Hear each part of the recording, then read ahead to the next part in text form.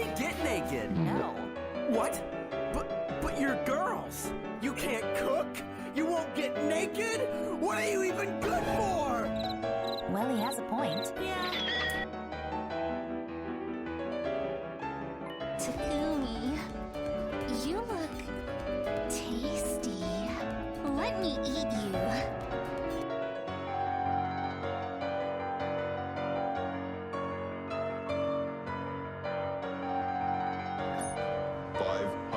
Cigarettes. I feel as if I had been standing my entire life and I just sat down. 500 cigarettes.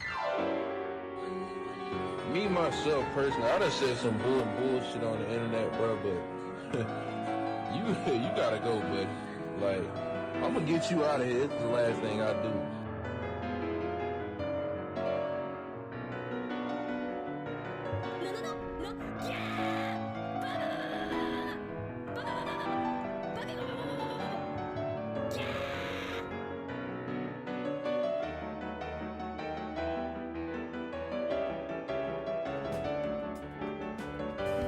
Enjoy.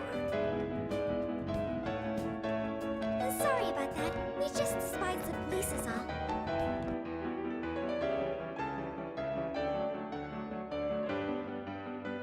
Making my way back home. It's been a long day. Time to see my fluffy dog. Fat bitch!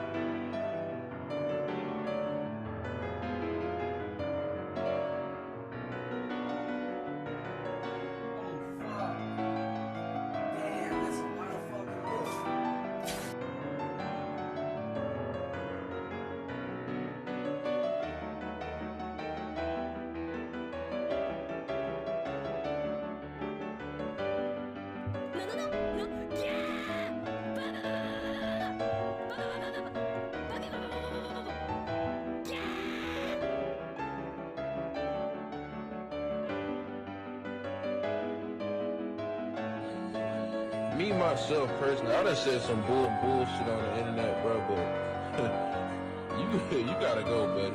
Like, I'm gonna get you out of here. It's the last thing I do.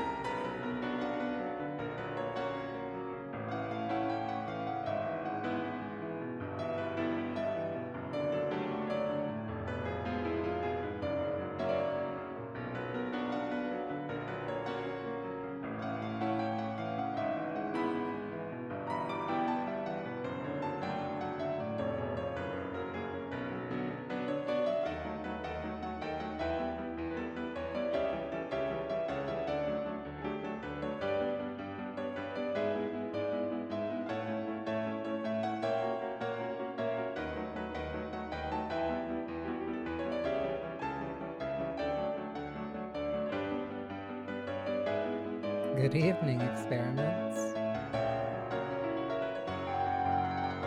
There's a level of irony in that this is partly meant to be like a chill week, and as genuinely excited as I am to get back to the Fata Morgana, it dawned on me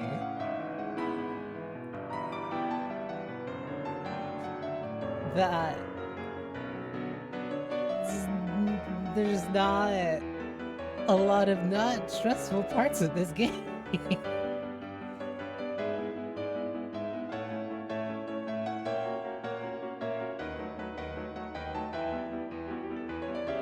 Like, I'm having a good time reading it because it's an incredible story and it's really good.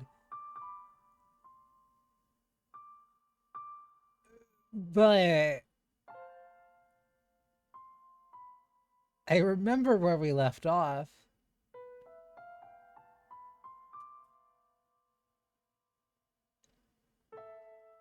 And I don't think it's gonna get better. So, yeah, this is gonna be fun. Parentheses. But, Jimbo, thank you for the follow. All customers are welcome to the atelier. Congrats on the first, Lou, and thank you for the check-in. I hope you enjoy your potion. Like you. And thank you for the check-in, 7-Eleven convenience store. I hope you enjoy your potion. Like you.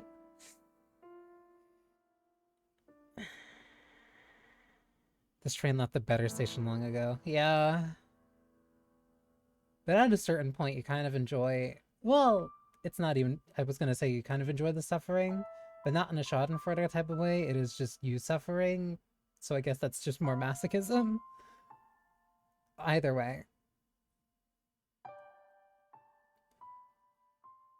Right. We're in the middle of the beast. Or... beast from Giselle's perspective.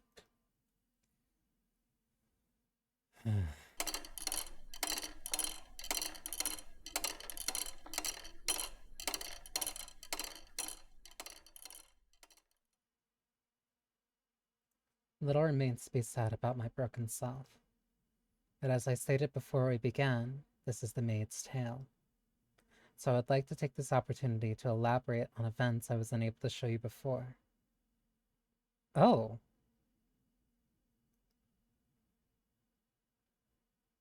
That is, if you can bear listening to such a dismal, miserable story.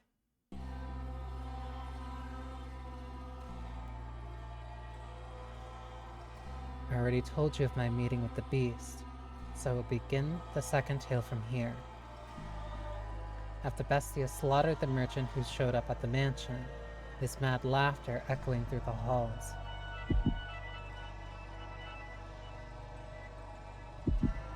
Yeah, and skipping all pretexts and just using Yukimasa.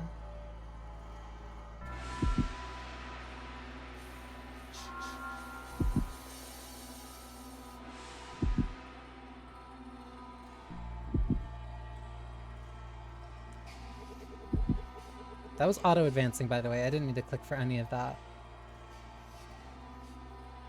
Hey, did you hear that? Did you hear his screams? He said I was a monster. The mutilated body lay sprawled across the living room floor. As you can imagine, that was my first time ever seeing such a bloody, mangled corpse. I could not look directly at it, so I averted my eyes. Right, because even when Michael died, they took the body.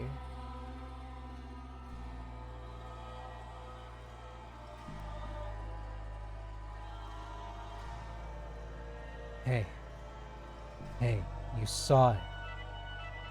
I just proved that beasts are stronger than humans. It's also...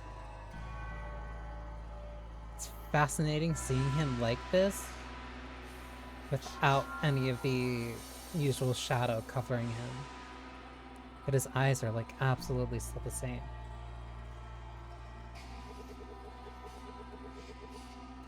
Indeed, he did.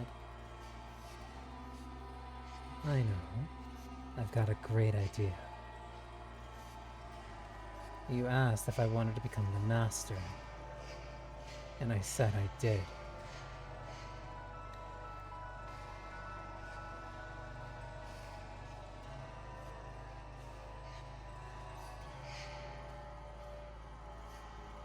Which means you work for me, isn't that right? So you'll do whatever I tell you to do, won't you? What would you have me do?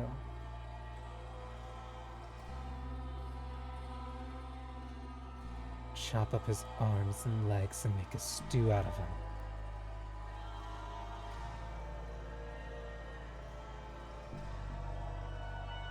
And don't you hesitate, or you'll end up like him.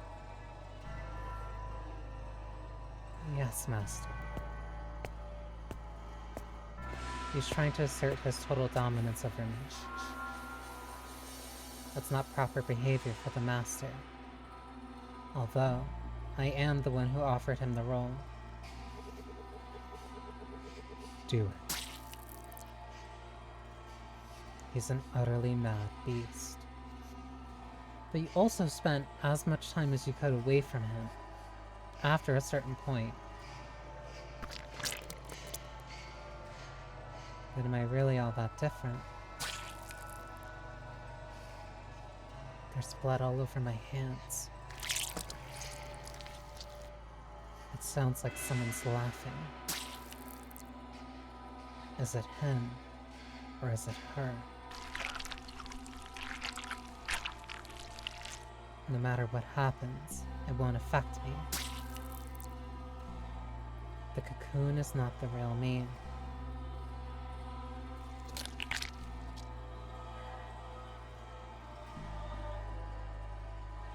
I was looking down at what could only be described as a pile of human debris. Ugh! That's... I had done this. But that fact did not register with me. I felt nothing at all. Not regret, not anger, not sorrow or despair. Put it on the fire. He said he traded in spices. That should give him a very unique flavor.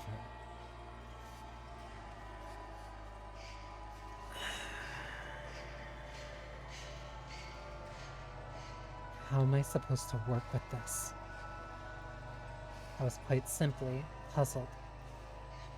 No one had ever made such a request of me in my hundreds of years at the mansion. That's all I was. Puzzled.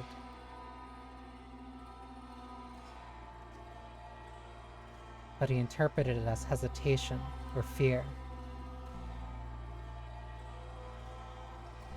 She was extremely quiet for probably very good reason. But not only that, she was like hardly in this story at all. She admitted to the fact that she was hiding away from him.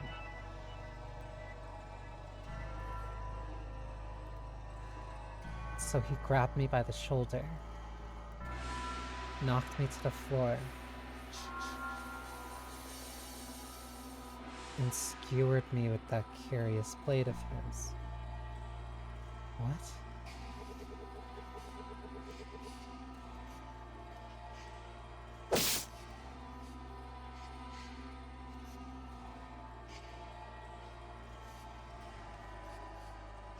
For the first few moments, he wore that deranged grin on his.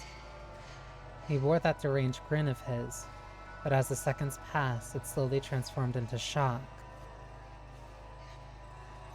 Not a drop spilled from my breast. In the instant he realized it, I saw revulsion in his eyes. Him, of all people.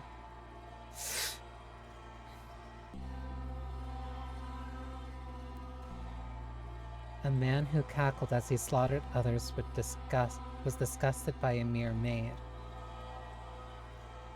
It was absurd. So much so I almost wanted to cry. You... Is that all, Master? Are you not going to dismember me? You could try stabbing my face, or my neck, or my stomach, or any other part of me. Maybe then I might die. Oh, now, don't look at me like I'm some exotic creature.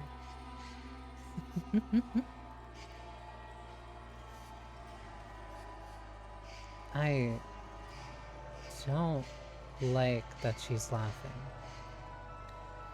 Stop that. Quit laughing. Hi, Hunter. Also, hi, Saidaku.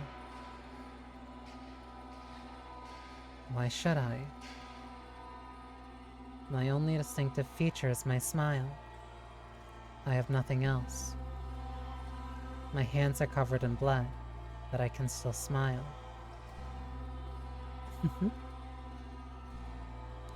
It's ridiculous. I get it now. You're the witch, aren't you?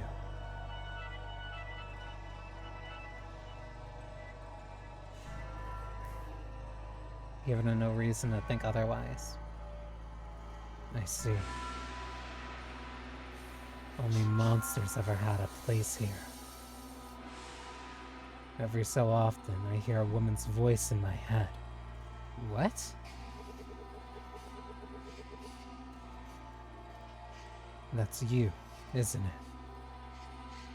You're the witch. Monster. Witch. Maid. What am I? Who is Giselle? Michael said she was spirited, true to herself, that she often laughed and cried and shouted.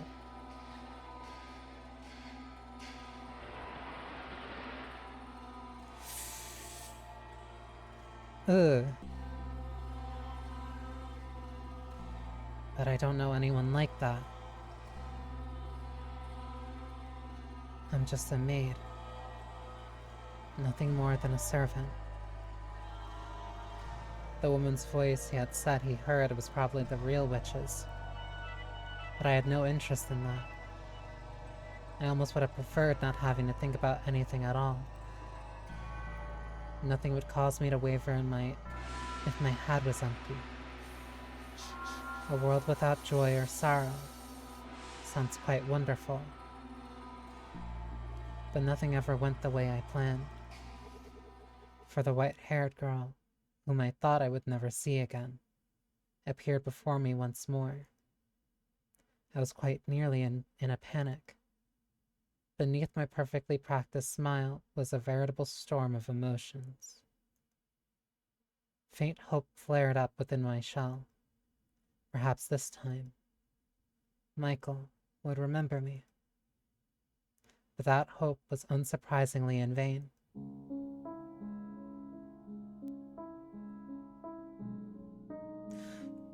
Oh. 'Cause she's blind.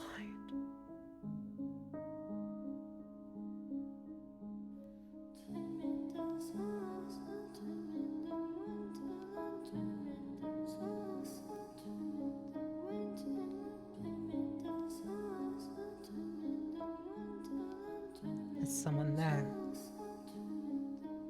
Yes. I came by to ask if there was anything you needed. I cannot offer you anything extravagant, not like before, but I'm here to provide you with anything in my capacity. I appreciate the offer, but I need nothing. Being allowed to stay the night is more than enough. Do you work here in the mansion? Yes, indeed I do. I have been here for a very, very long time. A very long time. You might think this an odd question, but have we met before? Something about you seems familiar.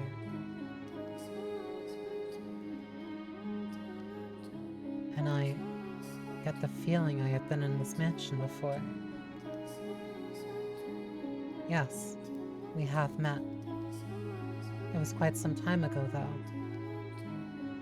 When was it?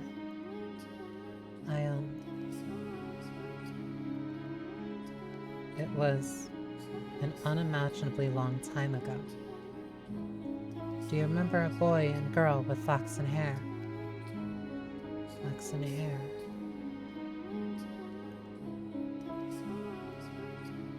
I apologize. My memory fails me. Do you not remember me either? I was afraid of this. She doesn't remember anything this time either. But I will not be so pushy this time. I could not bear to be so blatantly rejected again. I see. You should probably not push yourself to remember them.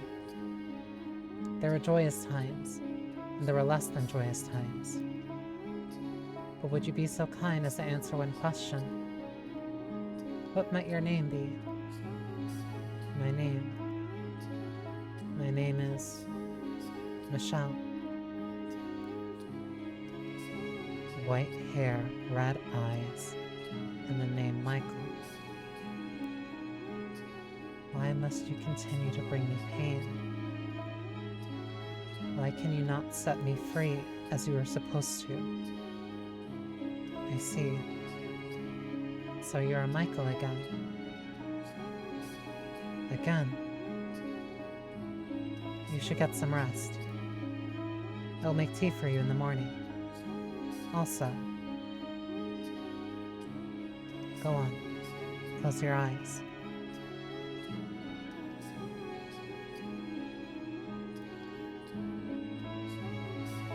The white-haired girl lay so quietly in her bed I could not tell whether she was asleep or awake. Even the sound of her breathing was too faint to hear.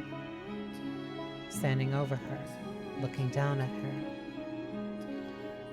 the locked-away despair and wails of lamentation I thought myself no longer capable of came bubbling back to the surface.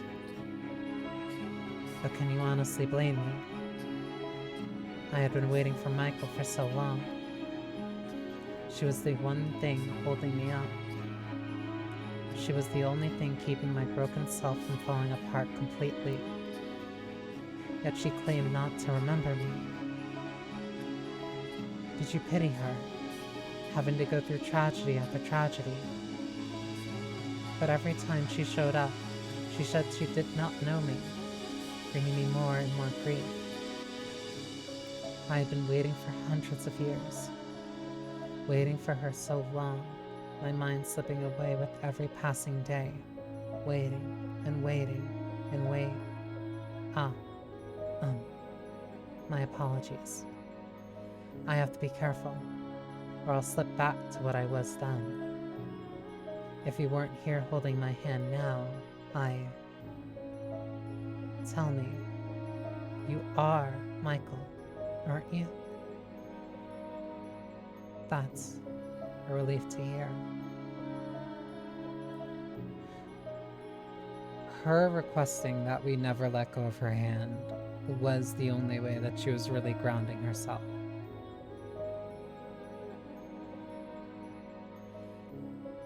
It's... how do I put this?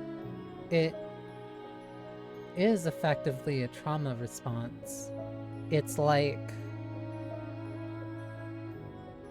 it's a small version of it, but if somebody is reliving a very traumatic kind of moment of their lives, it's not terribly uncommon for someone to want to either be held, like, so that they can just get through it. Like, that's basically what she's requesting. That's basically what she's been requesting this entire time, even if we didn't know it directly.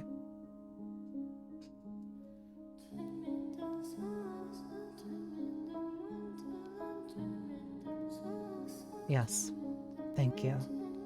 I'm alright. Do you think I'm as muddled as I feel? Let us return to the tale then. You don't know what it feels like. You don't know how much it hurts for someone you've waited so long for to say they don't know you. You have no idea how much it crushes me. Rather than feel like this anymore, maybe I should just end it all with my own hands.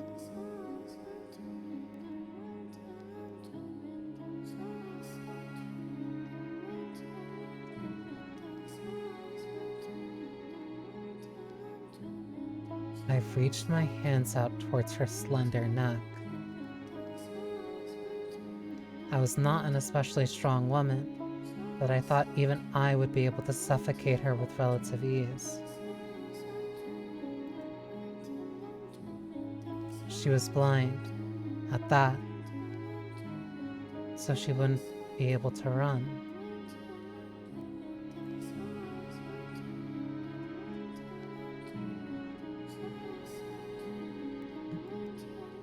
However,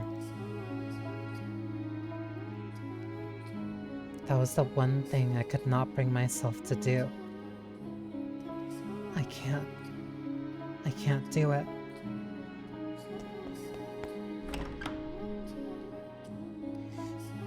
She got that close, though.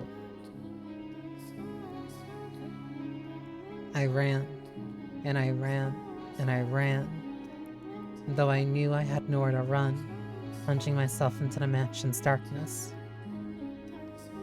I did not want to be there any longer. I did not want to have anything to do with her.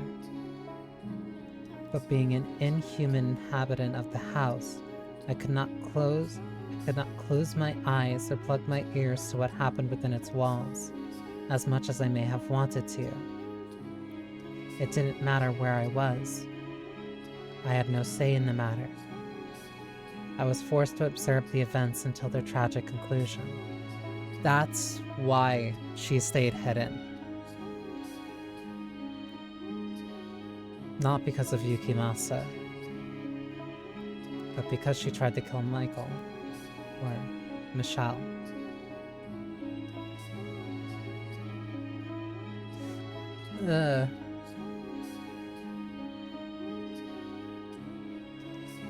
It's...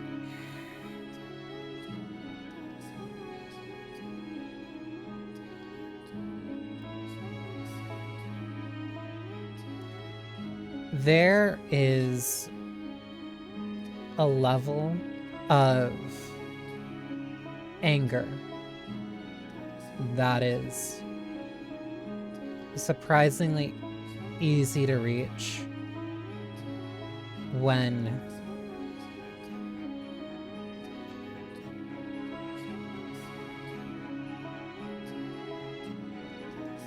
someone or something you want can't come back to you.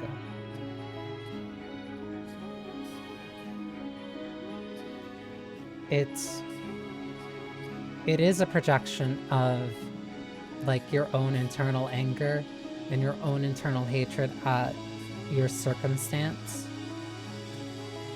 It's effectively the same as if I can't be happy, then why should you?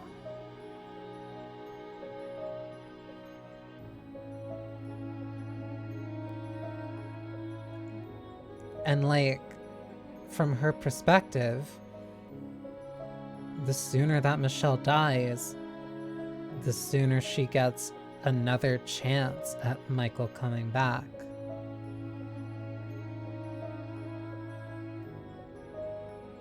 Like, there is a logic in that, as cruel and as absurd as it is. And after the point of her already dismembering a body and realizing that she can't be hurt by anybody, she was stabbed through her breast. And all she could do was laugh, because nothing was coming out. And she's forgetting who she was. The cocoon is becoming who she is and not the larva inside of it.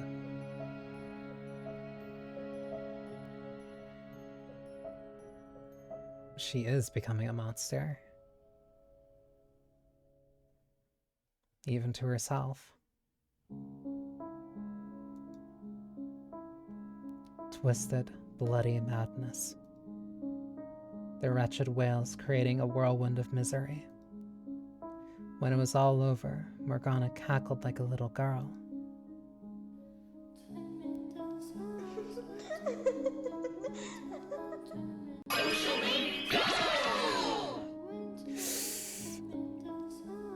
Hi, Fig. One,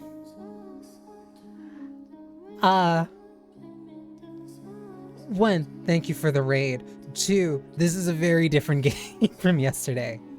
Thank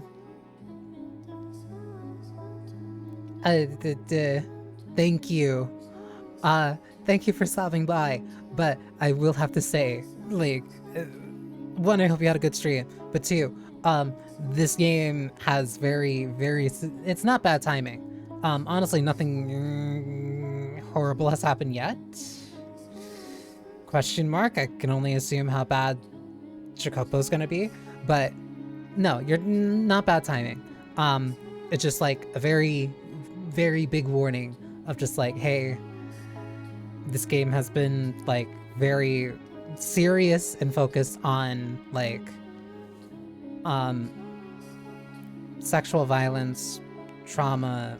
There's been multiple torture scenes at this point. Like it's a very genuinely mature game, not mature in the way of like GTA, mature as in like these are very serious types of topics and discussions. I'll look into games when I'm not familiar with them. Well, I mean, I really enjoy this game. I've been really enjoying it. It's been fun. I'm just like, I just don't want it to like, I just don't want people to kind of be blindsided when a four-letter R word kind of comes up, because it has come up multiple times and is kind of a very big factor in how a character is kind of responding to situations right now. But no, I hope you had a good stream. If topics of like torture, sexual violence, a bunch of other stuff is not your cup of tea, then like I perfectly understand if you don't want to stick around here. But if anybody is interested and wants like to kind of jump in like fairly deep into this, this is the house in Fata Morgana. I really like this game. Thank you for warning everyone. Because it's because I can't imagine what it'd be like to kind of like get a very intense total whiplash like this. If I'm just not in the mood specifically right now. Yeah, that's perfectly reasonable and understandable. But no, I still appreciate the raid and I hope you had a really good stream. Yeah, I just wanted to make sure. Also, there are like some scenes like that are just like, it'll go from like a white screen to a black screen to a white flash. So that's why there's the photosensitivity warning. But yeah. Thank you for spending time with me.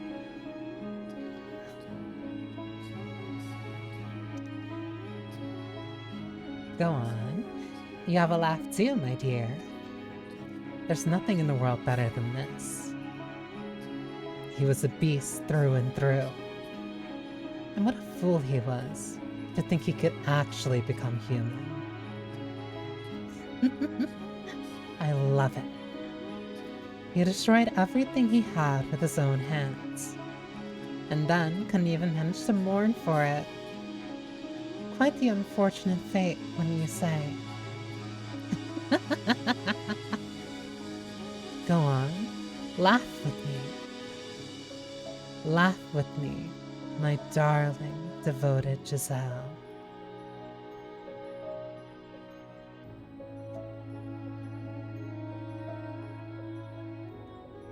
Michael is dead too, though. The warning is mandatory. Also, yeah, this is the extremely bloody murder of Michael.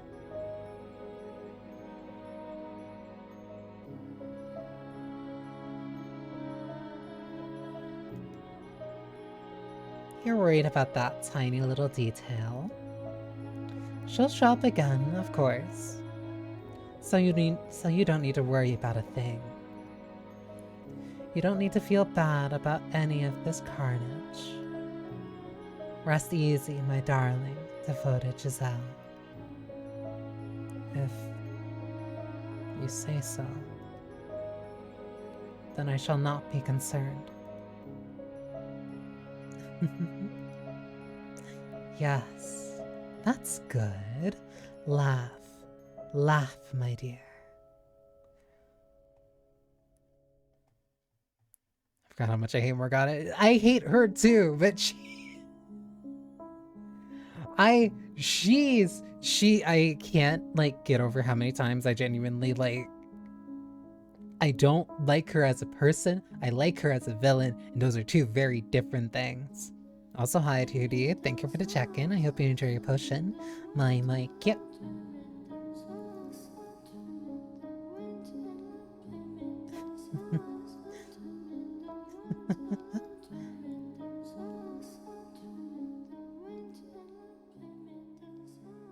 She's pulling her deeper and deeper into this madness. 1863.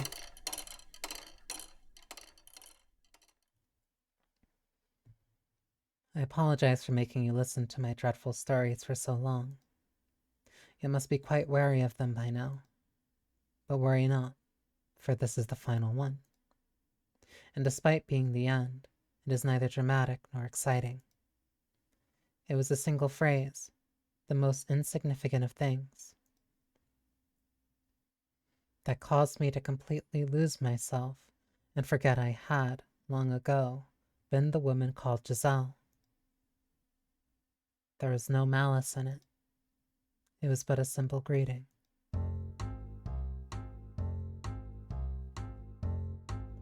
Do you remember how, the first time she arrived, Michael said I had a peculiar presence about me?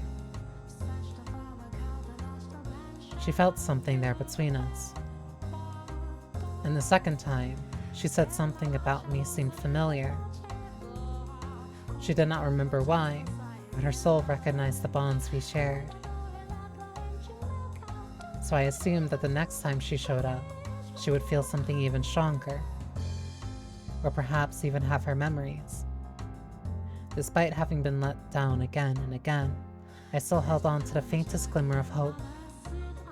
But when she appeared, she was someone else's wife. Jacopo.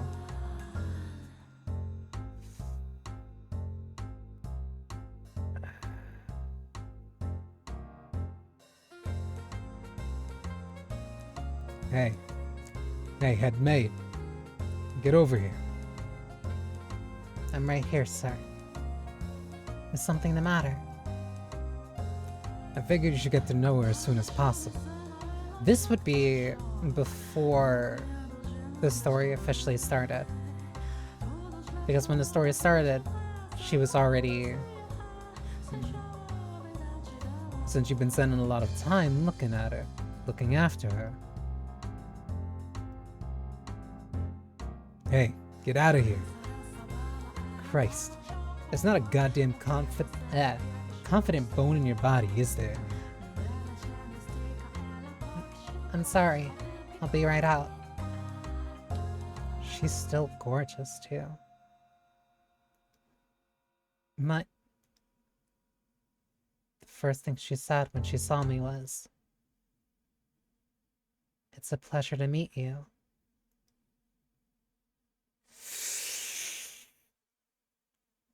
Oh.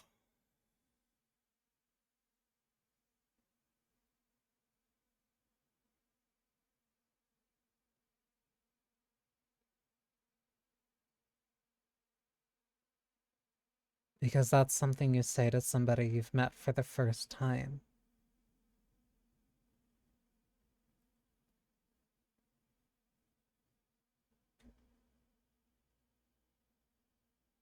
It's a pleasure to meet you. What had I spent all that time waiting for? It was all for naught. It was all meaningless. In this era, she felt nothing at me at all. She felt nothing at all for me. In retrospect, it makes enough sense. But for me at the time, that was the end.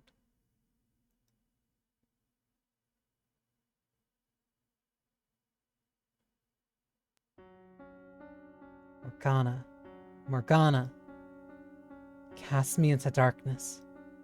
Make me a formless being like you. I don't want to be here another second. I don't want to look at her ever again. Morgana, Morgana, please, listen to me. I'm begging you.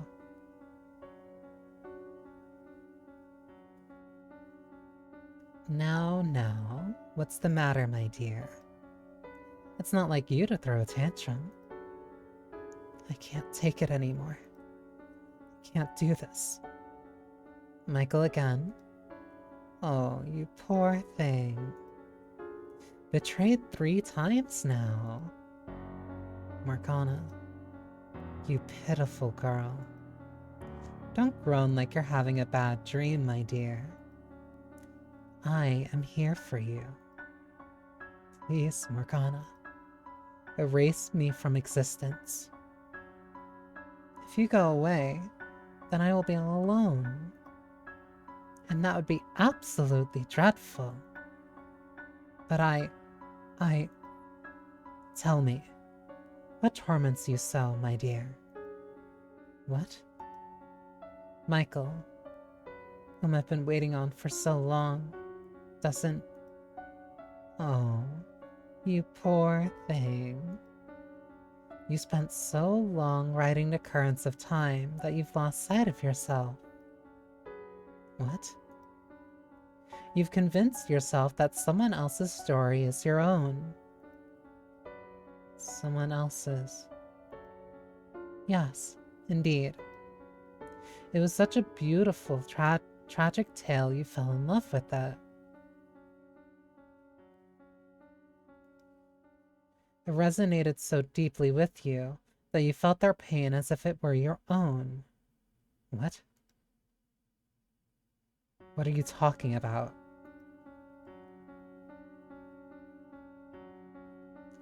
I wanted to tell you, my dear, but you were so convinced it actually happened to you that I couldn't bring myself to take it away.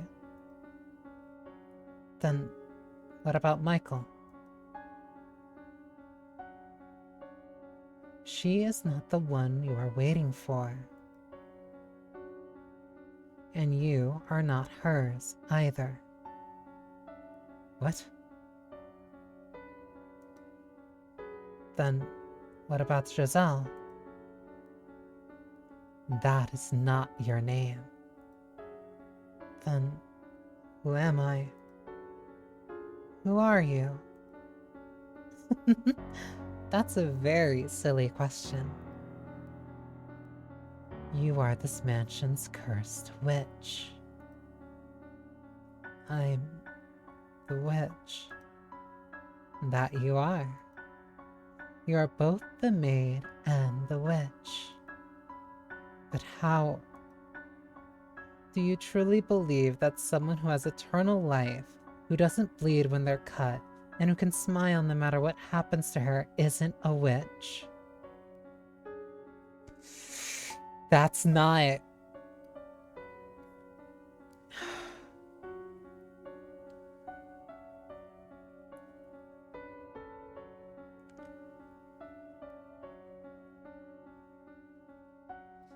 Do you truly believe that someone who keeps living,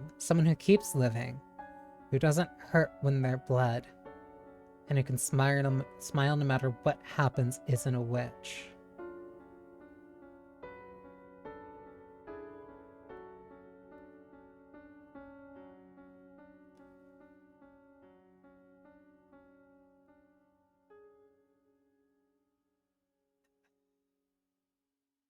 Like, that's the metaphor.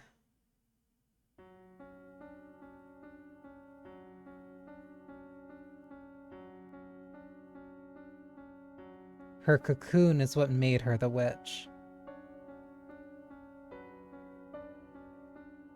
Which is similar to exactly what Michael went through. Michael's entire cocoon is also why Michael convinced himself that he was a witch. Hate is too weak of word for these feelings.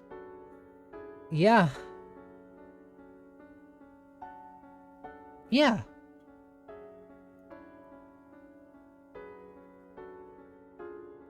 She's gaslighting her.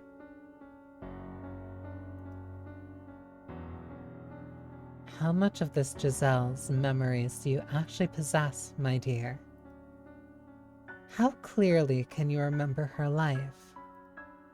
You can't, can you? You don't know what kind of story Giselle and Michael wove. And you wouldn't, because you were merely an onlooker. Much like you are now, for this present tale. And by contrast, how much of the witch's story do you know? You should know it very well.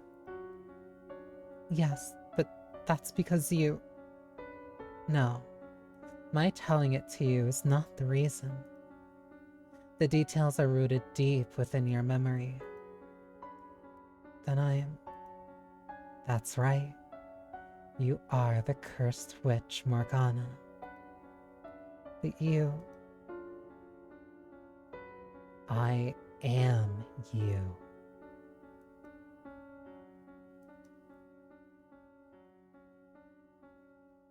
You split into two because you refused to accept who you were. Think about it. Have I ever shown myself to you?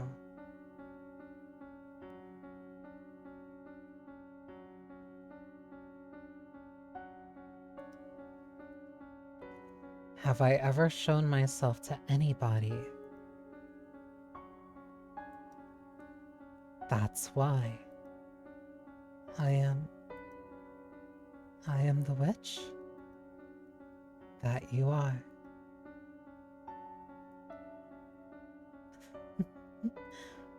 I see. It all makes sense now. No, it doesn't. Think about how Michael's coming back. Think about how much you're living. That's not...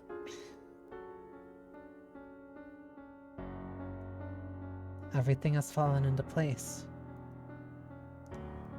There's one thing I still don't understand, though. The story I was so enamored with. Giselle and Michael's story. What kind of story was it? I would be glad to tell you. You look like you're ready to know the truth.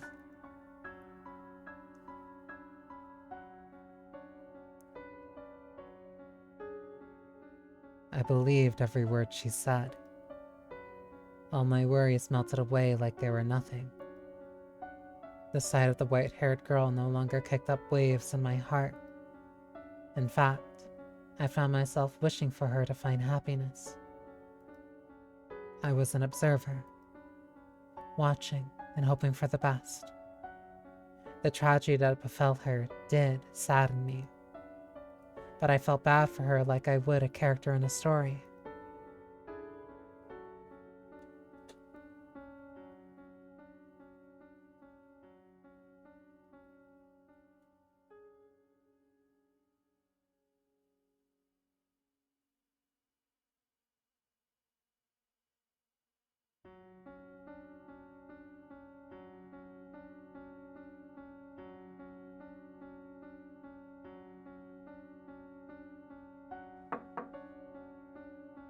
I brought you your medicine, Master. Thank you. Just set it down over there. Yes. What are you staring at? My apologies. I was simply musing about how much time has passed. I can hardly believe it has been 40 years since you were a bright young businessman. And you haven't aged a day. Why, thank you.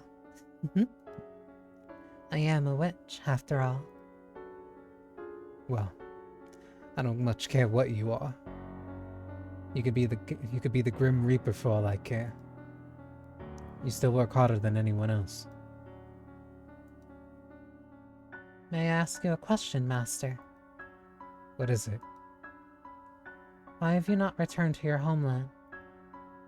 I thought it was a place quite dear to you. I can't wait for her. Back there. Do you still believe she will return?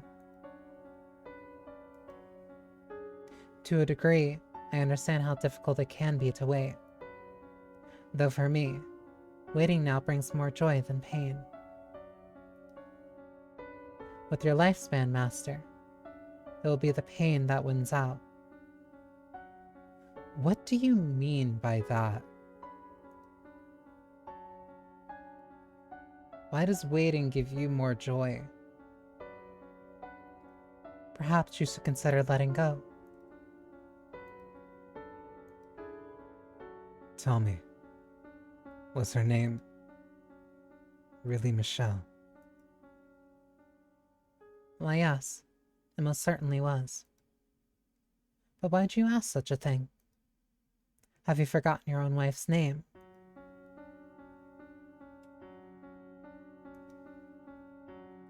You have waited so long that it would seem, like me, some part of you has begun to break down.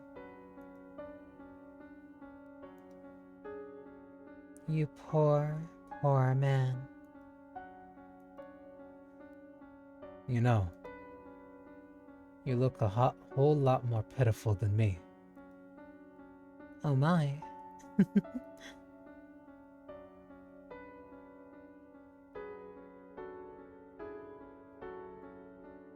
Oh, there you are. What has you in such a flurry, my dear? You are a noble servant. You must maintain your composure at all times. But the master, what about him? He was found deceased in his chambers. The doctor just came out. He said it was his ailment, and it would seem that Master knew his time was short before he left the will. Hi, Zuli. Thank you for the check-in. I hope you enjoy your potion. Well, I'm like, yep.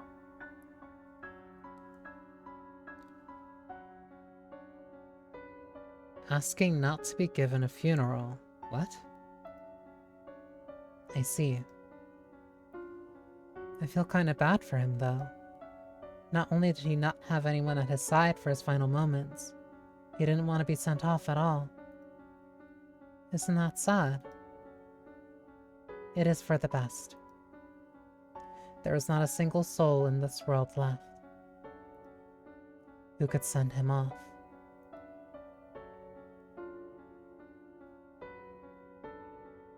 With your era drawn to an end, this mansion will soon return to existing nowhere in this world.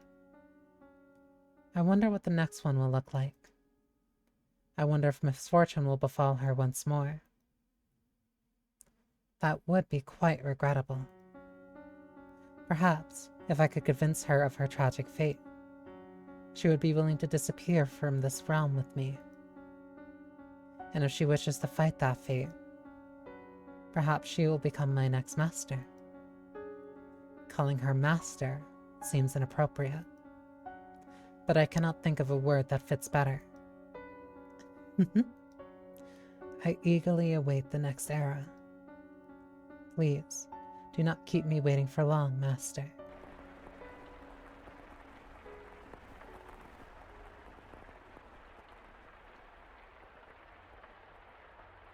Rain. Time pressed onward, and then, at long last, you arrived.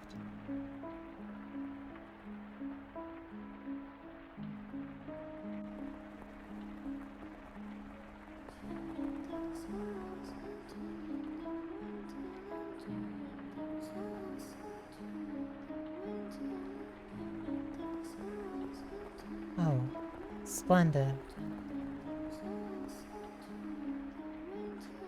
You have finally awoken.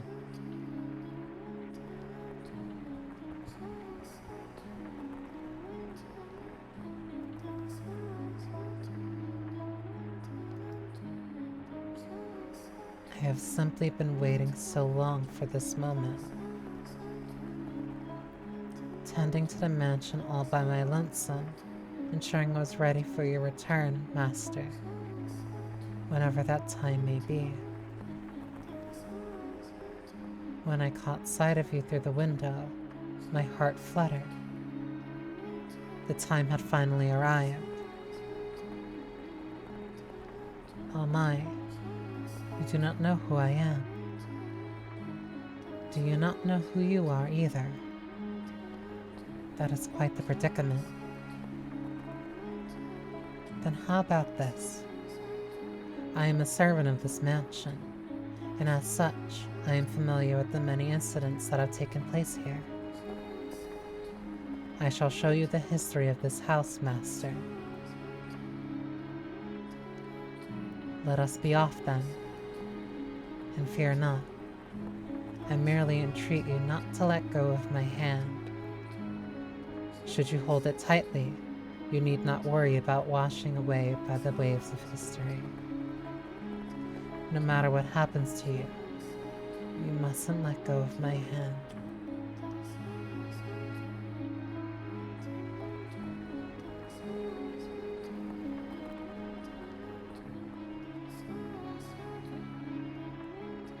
No matter what happens, no matter what you see, never again let go of this hand.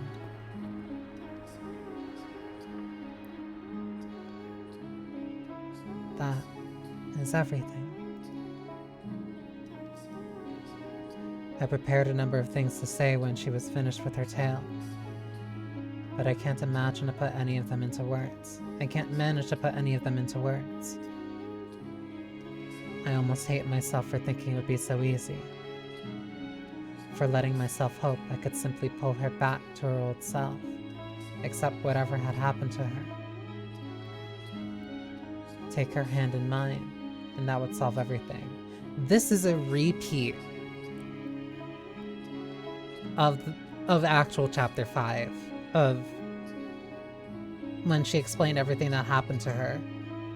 And Michael again couldn't,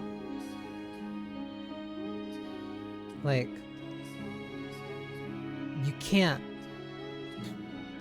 as nice as it would be, as nice it would really be if just one person could hold onto your hand and then wash away years upon years of trauma. But that's not realistic. There's not going to be a magic word that fixes everything and brings back who that person used to be.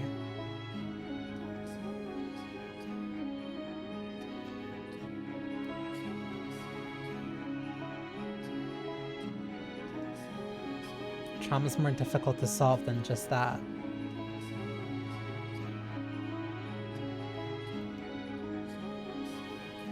The truth is so much worse than I imagined. So much more harrowing. She was subjected not only to her own terrible fate, but every single one of this house's tragedies.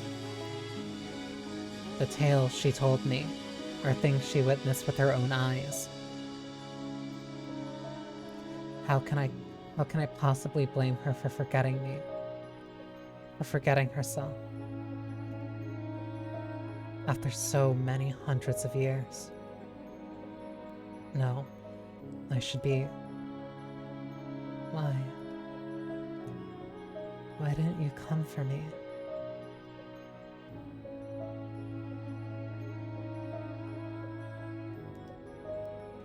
Why couldn't I have returned before she was so far gone? Why? Why did you show up now? Giselle. Because you opened the doors to my memories. Now I remember everything. But I didn't want to remember.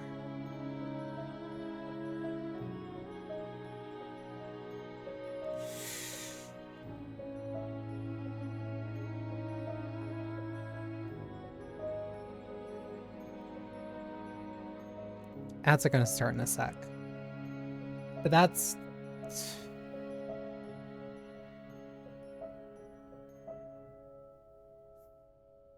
I don't have a response.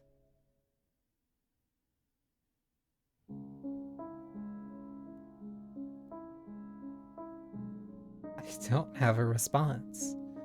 Like,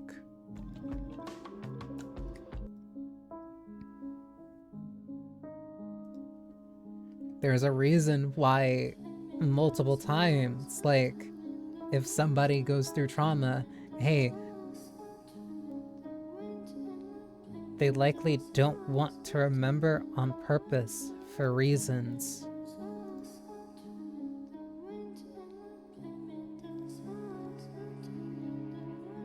Sometimes to remember is just to traumatize yourself again. Like, ugh.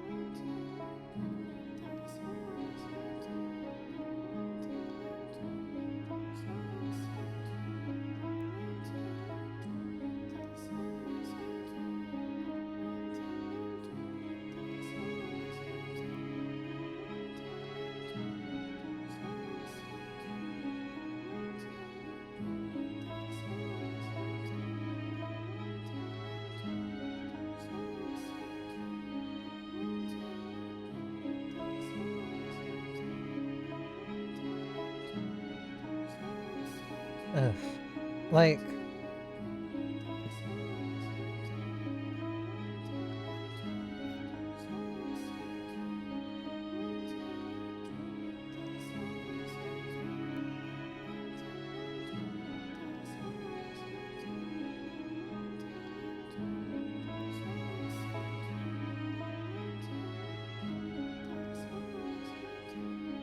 let me...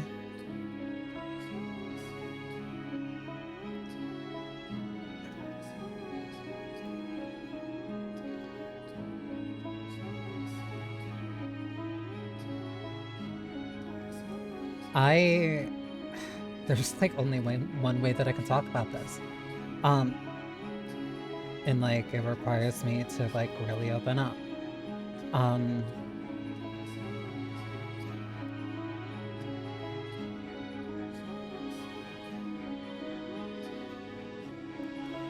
What she is going through, Giselle, the maid, the witch, however she wants to identify or how she even understands herself. She is a victim. One, she's just a victim. Two, she suffers from complex post-traumatic stress disorder. Like, a lot of people know about PTSD, and typically in North America, um, only really PTSD is like talked about, and PTSD is like is one specific like instance. It's a one specific problem, or not one specific problem. It's a multitude of different problems that stems from like typically a singular, highly intense, traumatic situation. Complex PTSD is when you go into when you're in situations like that again and again and again and again and again. The problem compounds. And that's what she is going through. It takes a very long time and a lot of hard work and a lot of effort for somebody to recover from PTSD, from a singular super stressful and traumatic event.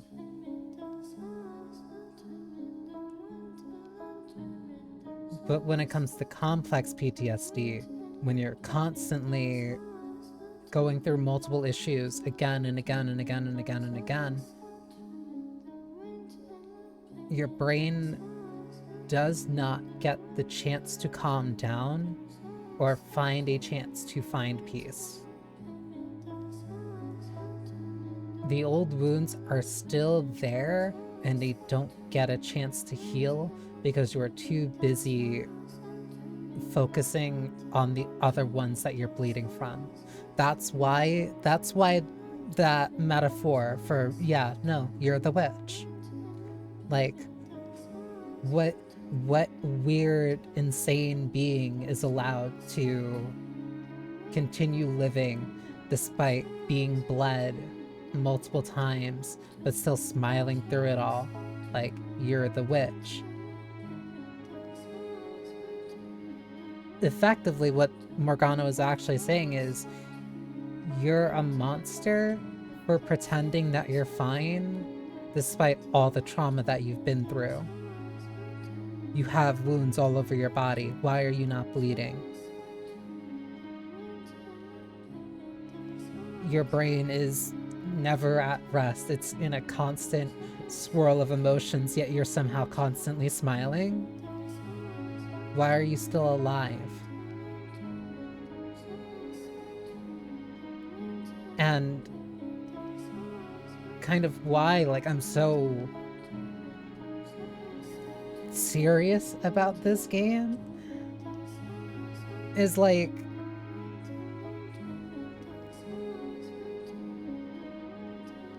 because that's me. Like, I've alluded to it a bunch of times, but like, I have complex PTSD.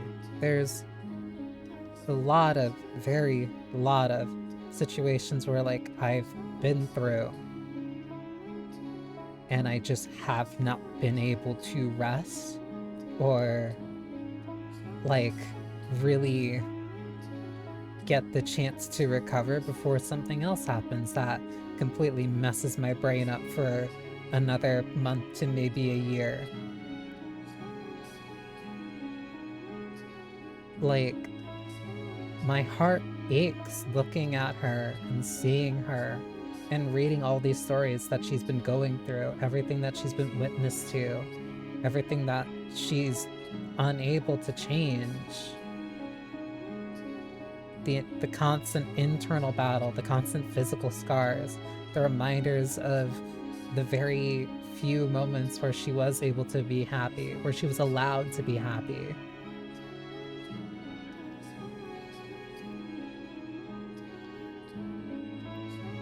Every single one of the masters that she dealt with, every single painful memory, and the gaps of years in between, longing and hoping that the next time would be better, but instead it is somehow worse.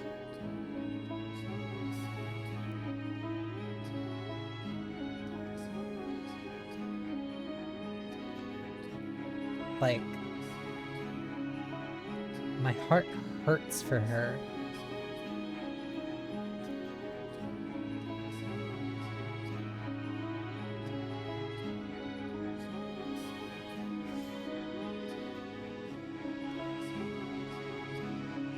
There's not an easy fix. There's not a fix for the physical scars, and there's not a fix for the emotional scars.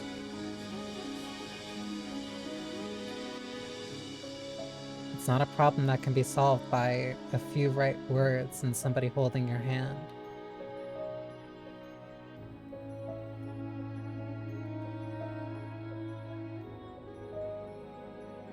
I didn't want to be reminded of all those empty years, of the people who passed on, leaving me behind, of you, who refused to show up no matter how much I begged.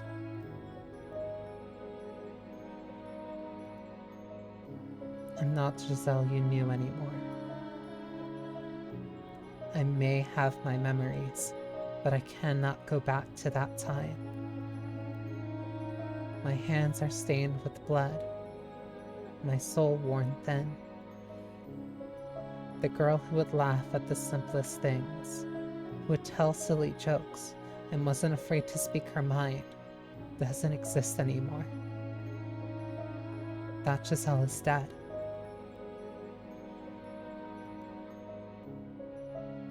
How can you say I'm the same girl?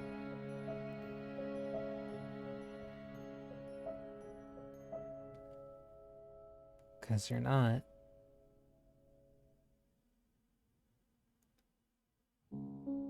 How can you say I feel the same way I did? How can you be so sure that even now, I still love you? Can you deny the possibility that I no longer yearn for you? But the white-haired girl, can you deny the possibility that my love for you has transformed into hate?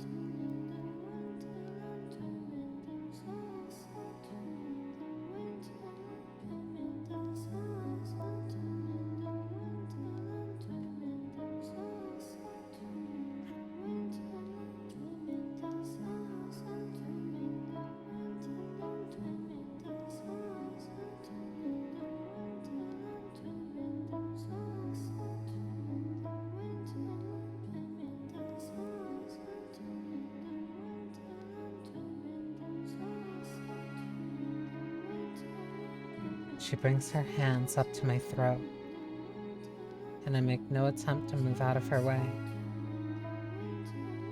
When her fingers brush against my skin, they feel as frigid as death itself. Far colder than anything I have felt for her thus far, from her thus far. If she were to wrap her hands around my neck, she wouldn't even have to squeeze to stop me from breathing. This is the fork in our road. One word will decide everything. I don't have much time. I have to say something before the cold robs me of my voice.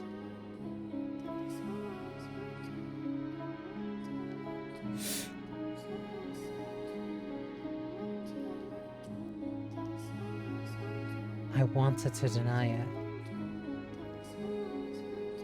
She may have forgotten me, but what she felt still remains, as evidenced by her attraction to the white-haired girl, who had many physical similarities to me. Her feelings are still there. I sincerely believe that. But her arctic gaze caused me to waver for the briefest moment. Perhaps I only wanted to deny it for my own selfish reasons. It was only a few short seconds, but those seconds decided it all. Farewell, Michael. She slides her slender fingers down my neck and gently shoves me back. Giselle. I'm falling, sinking into my own darkness. I reach my hand out, but I cannot grasp anything. Her hand, the hand I felt for all this time is so far away. I try to shout, but nothing comes out. I can neither answer her original question, nor say her name. Down and down, into the infinite void. Darkness consumes everything. My voice, my hands, my very being. In her gaze, my consciousness slips away. Why? Why did I hesitate? I wish I could have at least told you that I still loved you, even if you did not love me.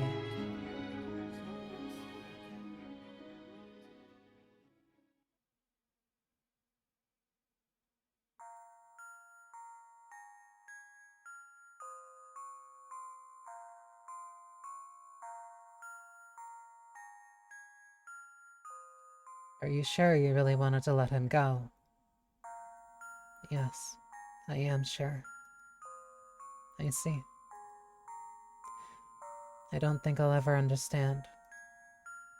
If you hate someone, you should chain them down and torture them for all eternity. It was the perfect opportunity to trap his soul. I do not hate him. Oh, is that so, my dear? After everything you said, I simply assumed. I could never come to hate him. I could never want to see him dead or tortured. Oh, then why did you say what you did?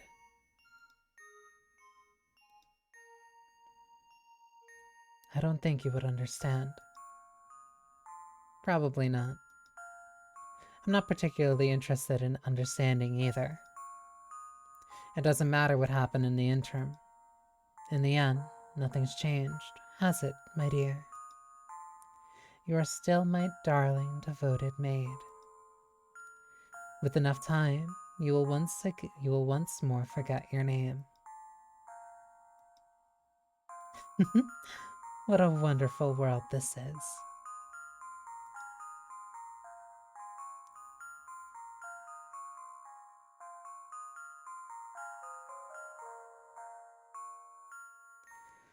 A moment of hesitation.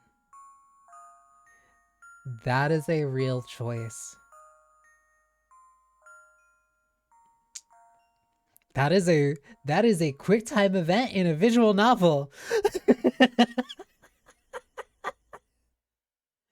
You have to click on that choice. And like I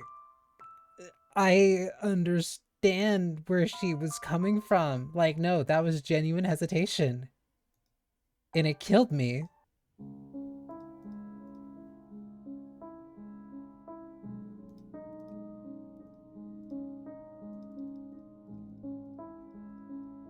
I have to pre-position my mouse. She brings her hands up towards my throat. That's a real choice. That's a choice that you have to do quickly. It is. I don't think. And it's so interesting. It's so interesting seeing this, like, after having played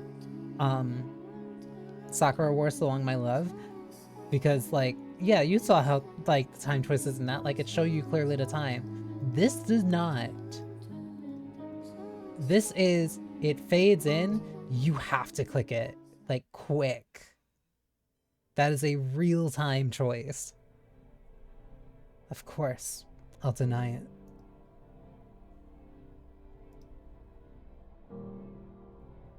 While I was floating in the darkness, I heard a voice.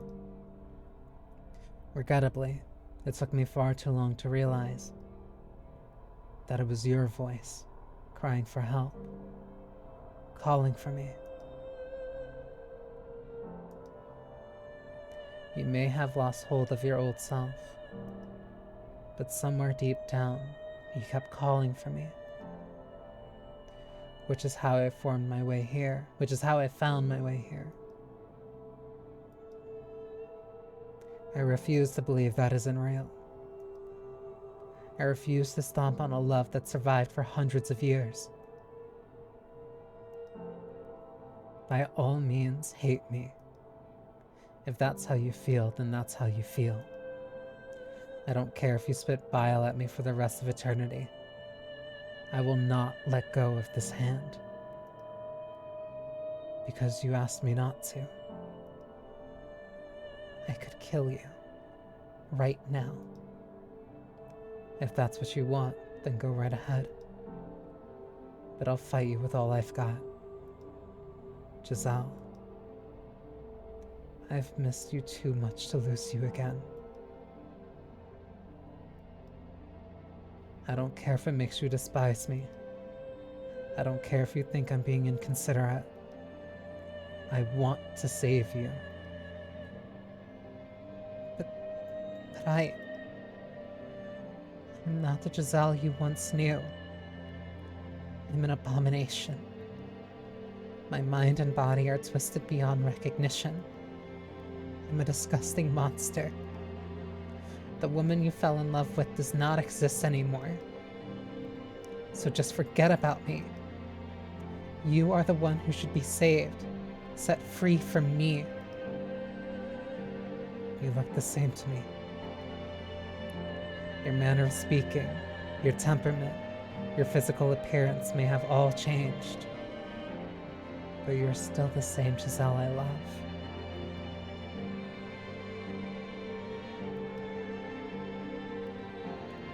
You should never have done anything for a foolish girl like me. You gave your life to save mine, and I hated you for that.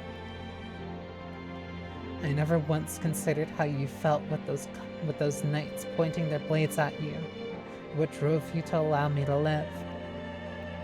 I should have, but I didn't. I was the one who trusted the witch, and yet I complained when you never showed up. I unfairly resented you for it. I am a horribly self-centered person.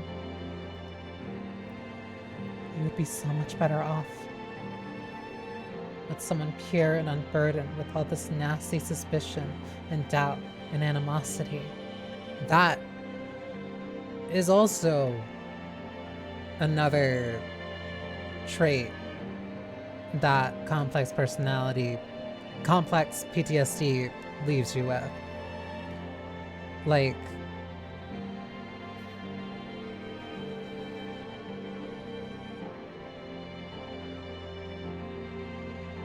you internalize a lot of that hate and a lot of what you went through, and you rationalize it as, I'm the only constant in these situations, therefore I clearly am the problem itself. And I am unfit to be around other people. Because everything I've been through has made me worse than them. It has made me suspicious. It has made me doubtful. It has made me hateful. Therefore, I am unfit to be with somebody else. And I am unfit to be shown kindness.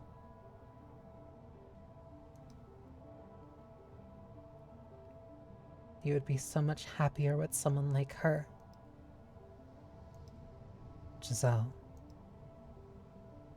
You've been paying attention, haven't you? You were there for all the tales I told you. For everything that has happened up to this moment. So you should know just how loathsome a woman I am. Too weak to even keep herself together. No, Giselle. I'm nothing compared to her. Giselle. See? You haven't changed one bit. You still get louder and louder the more you lose your temper.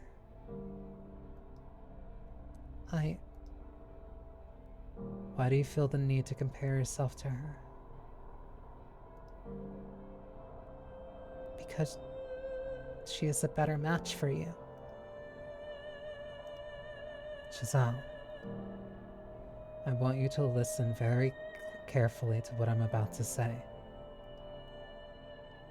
I am so sorry for keeping you waiting. And I want you to believe me when I say that I dearly missed you from the bottom of my heart. I wanted you back, and that has not changed. Believe me, I love you. I missed you so much too.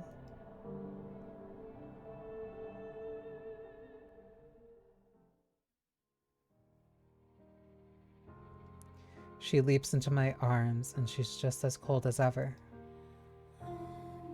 Her warmth-deprived body feels like the embodiment of all my mistakes. I wrap my arms around her, and I'm immediately filled with unparalleled relief. Even as she sobs into my chest, her body cold as ice. And then, the darkness parts.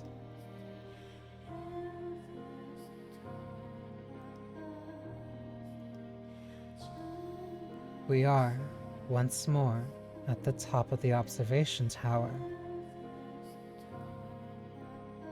It's still shrouded in a miasma of shadows, but we're back in the mansion now. We have emerged from the darkness in her heart. Michael. Yes. I'm sorry. For what? I never should have erased you from my memories. Yours are the memories I needed to hold on to tightest. I was so glad to hear you say you still loved me, even after learning the truth about me. Thank you so much. I'm incredibly relieved. As I watched, it felt like you were slipping farther and farther away from me, Giselle. It terrified me. Maybe it makes me a coward, or pitiful. But I was truly afraid of you coming to hate me. I would never hate you, Michael. Ever.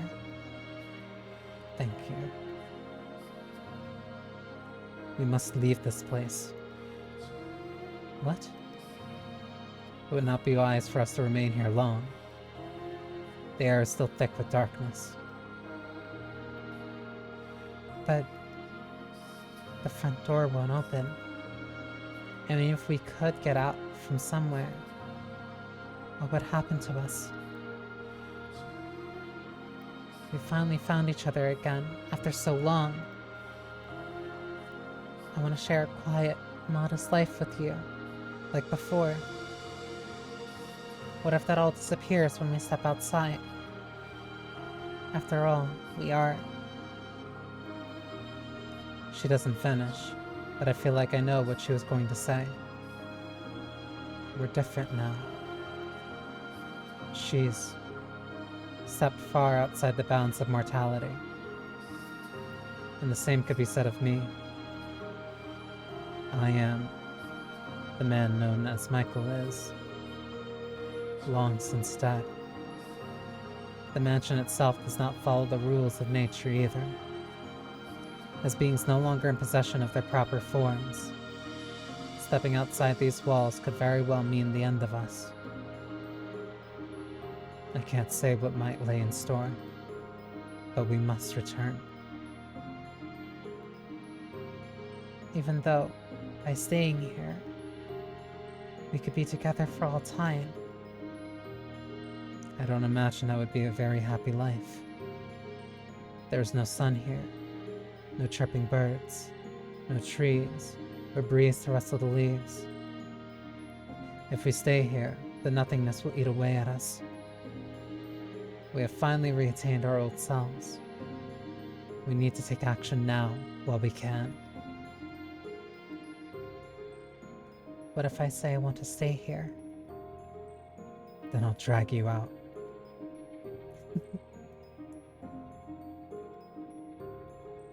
It's almost like we've switched places. Back then, it was you who wanted to stay. It's also kind of funny hearing you speak favorably of the outside, and especially the sun.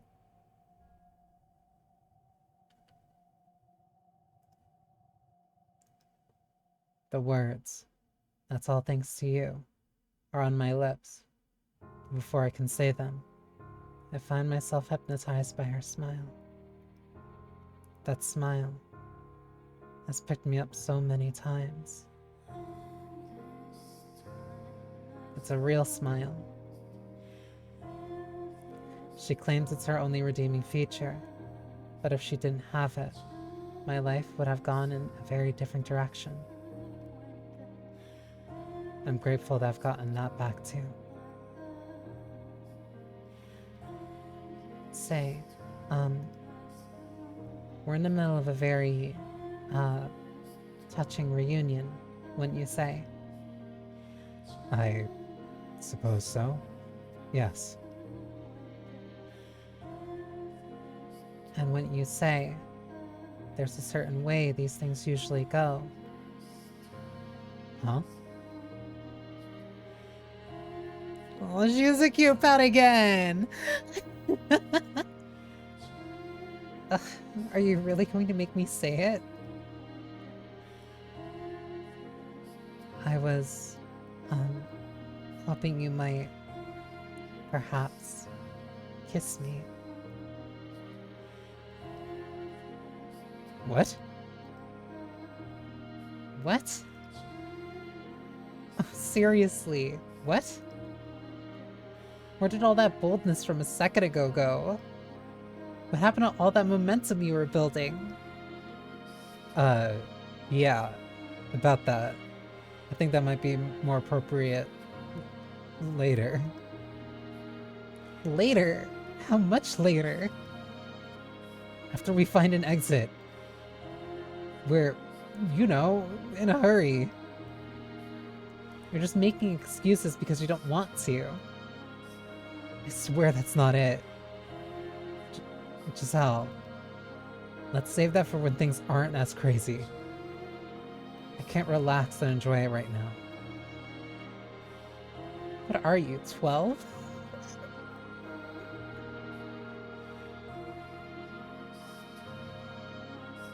Wait.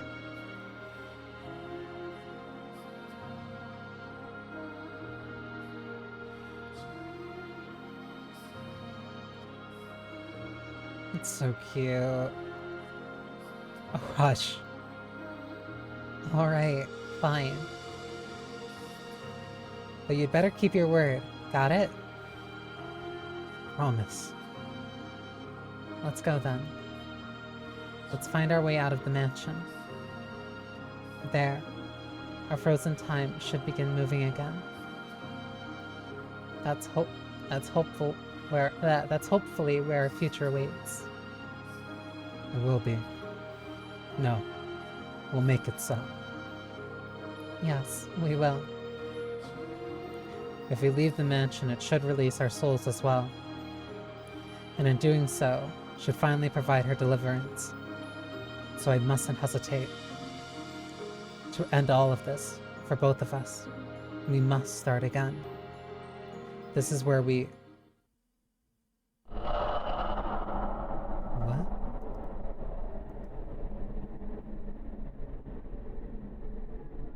Darkness. It's a blackness purer than anything I've experienced in this house. Not a trace of light anywhere to be found.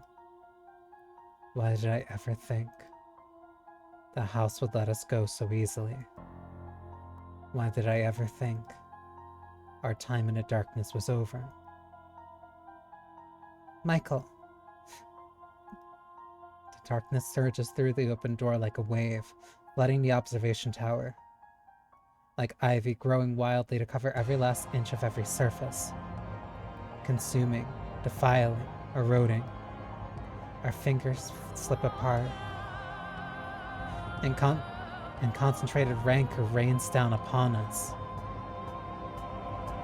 How hideous a world this is.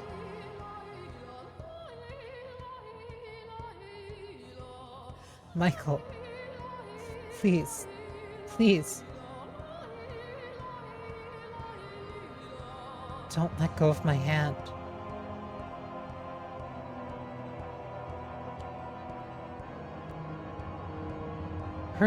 The color is completely different. Giselle. Michael. I said I would never let go of her again. I said I would get her out of this place. I swore I would. But as hard as I try to stretch, I can't reach her hand.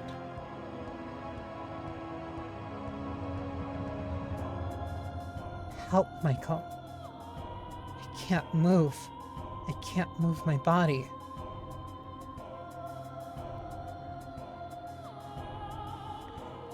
Wait, this isn't even... I went out of my way to give you a beautiful tragedy. So why must you so stubbornly insist on this ugliness? The more you struggle, my dears, the thicker and more palpable your filthiness becomes. Ugh, it's sickening. Wouldn't you agree? She always spat her bile with a song-like cadence. Singing like a little girl, chirping like a morning bird. She celebrates misery. And she watches for the worst possible moment to let out a cackle. Morgana.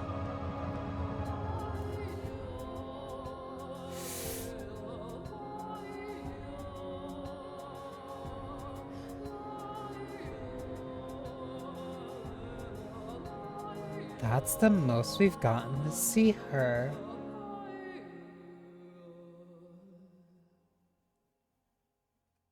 I swear, you two are hopeless. I pity you.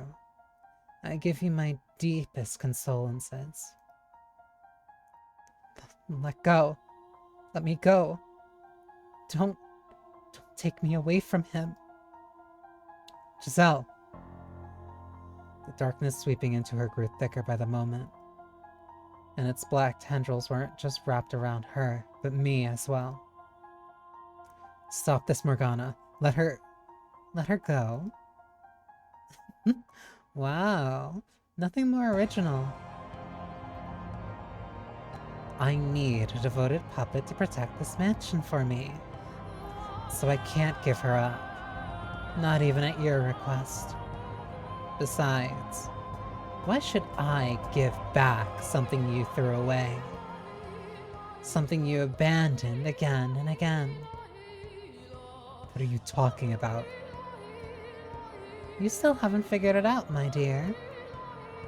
Or are you just feigning ignorance for your own convenience? You always did like to withhold anything that might prove disadvantageous. Michael. Giselle, give me your hand. Reach harder. Reach as hard as you can. Grab my hand. I can't do it. It's like I'm tied up. I can't move at all. She's right there. She waited so many hundreds of years for me, finally managing to reclaim herself. And she's right there. So why can't my hand go any farther? Why can't I reach her wrist, her hand, or even a strand of her flowing hair? Why can't I get her back again? Michael.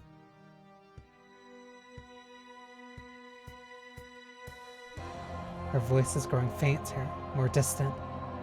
The darkness shrouds her, taking her away from me. Her arms, her fingers, the hand she led me with, her smiling face, her once glowing grin, and her now more modest smile. The witch's darkness is stealing every last bit of her,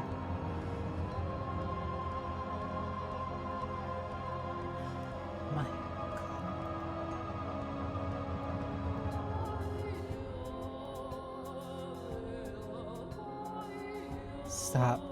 Please don't do this. Take me instead of her. Why?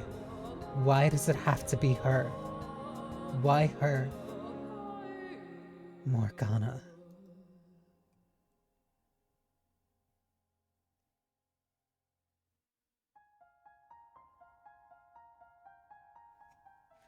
Why? Because your work is done, my dear. By all accounts, as the one who resurrected me, you should have become my guide as well. But you let a silly woman emotionally manipulate you, and you gave up on cursing others. And then, you threw away your life, deluded into thinking you were protecting her. Morgana. You already gave up the position once. Don't think you can just walk up and ask for it back. Set Giselle free. I'll do anything you ask. If you need a puppet, I'll be your puppet. If you want more from me, it's yours for the taking. But I can't leave her to remain in this cursed house any longer. You certainly have your obsession for this girl. You certainly have let your obsession for this girl take its toll on you. I much preferred the old pessimistic, cynical Michael. It wasn't until I met Giselle that I truly became human. She'd made me into what I was supposed to be. I can't lose her again. Is that so? Well, you'll come to a harsh realization soon enough. That everything you saw in her was just a facade. Was not. Alright then. If you want her back so badly, you can have her. But in exchange, I want you to entertain me. Will you endure maddening agony for me? Will you know pain enough to make you howl? Will you face despair again and again and again? If you need her that badly, you can bear anything, can't you?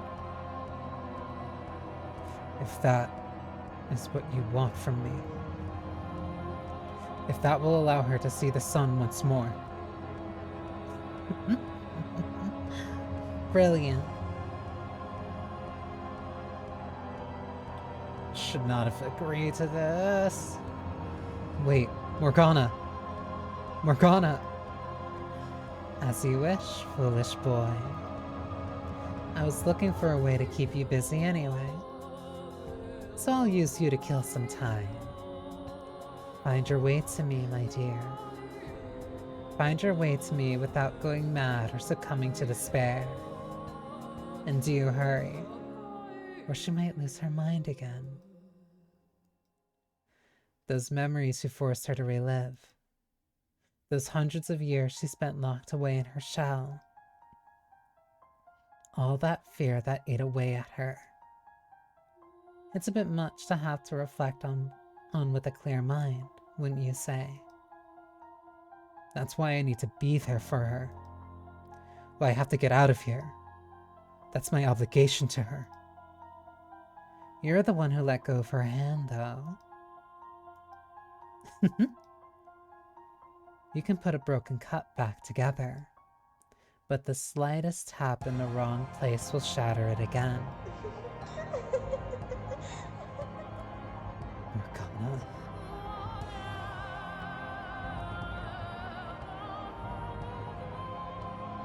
The witch's cackling fades into the distance. My outstretched hand is completely enveloped in the shadows. I can't even make out the faintest outline of it. And I can't tell if I'm sinking, floating, being pushed along some invisible stream, or falling with incredible speed. My eyes are open, but they can detect nothing. The complete lack of sound is almost painful. Nothing. Anywhere. Anywhere. Void. My consciousness begins to drift. Vague remnants of the feeling of her hand in mine are my only link to reality. My one and only landmark. Giselle. I must get her back. She waited, enduring for hundreds, no, almost 1,000 years. And now, it's my turn to act. I have to hold that resolve, hold it firm, so that I never forget her again, so that I never lose myself again, even if I'm consumed by the darkness. I must never back down. You must never look away. You must never lose her.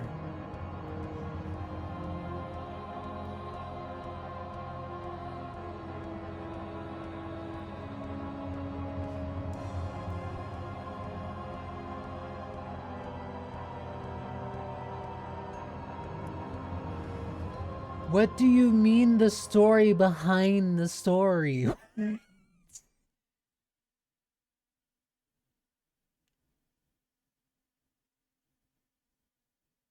What? New beginnings? What?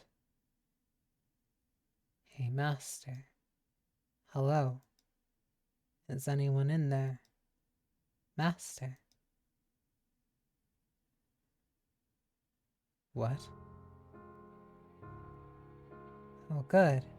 Welcome back. What's gotten into you? Oh. I thought you had fallen asleep with your eyes open. I'm not accustomed to people needing my attention. Or, I suppose, talking face to face at all. What? What is this? This is my mansion. Giselle's right in front of me, smiling like she always did. Smiling for me. You're not hurt, Giselle. You have been alone for 10 years, but now I'm living here with you. So what do you say we do a little practice conversation? Practice conversation? What exactly do you think I am? Yeah. No offense intended. I just thought it'd be nice if you had more back and forth skills. So in short, you're saying I'm such a poor conversationalist, I need training. Hey, don't get so snippy. That's not what I meant. I'm saying we don't talk enough, and I want to talk to you more. It's fun. No. This is an old memory. From when Giselle first returned to the mansion. When we were just starting our new life together. When we were still feeling around in the dark. What is going on? What exactly would you like to talk about then? Each other, of course. I have nothing to say. No, let's not be rash. It can be anything. Things you like, things you don't like. Start with something small, insignificant. Does that serve any purpose? It does, yes. The more you know about someone, the closer you feel to them, and the better friends you can become. Is that how it works? Now that that's out of the way, ask me something. Ask me anything, and I'll gladly answer. Her eyes are lit up like a child's. Is she really so eager to converse with me? I don't believe it.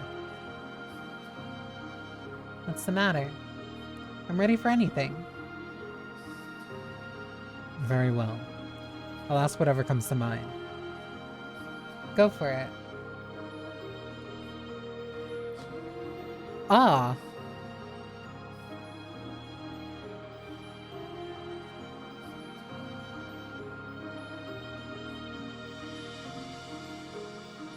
What?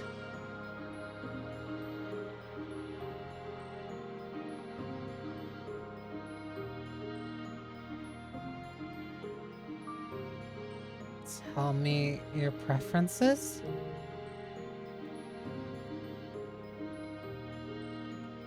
Wow, very forward of you. Wait, huh? My taste in men is the last thing I expect you to ask about, Master. I don't recall specifying people. Now, don't fret the details. It's only natural to be curious, so let's make it about that. That's the last thing I wanted to talk about. Alright then. Tell me about your first crush, Master. And I have to start? I never had one. What? No, I'm not buying it. You were living at home until 10 years ago, weren't you? Surely there was someone who caught your eye. There was not. Without missing a beat. Oh, fine. Then I'll go. My first crush was the son of a blacksmith. You missed the part where you asked what kind of guy was he? This is such a pain. Since you asked, he was a huge muscular fellow. He was so tall he would always hit his hat on the doorway whenever he came to our shop to trade. Oh. Nice beefy guys are great, huh? They make your heart get they make your heart get all fluttery and tight. Are you trying to imply I don't have a chance?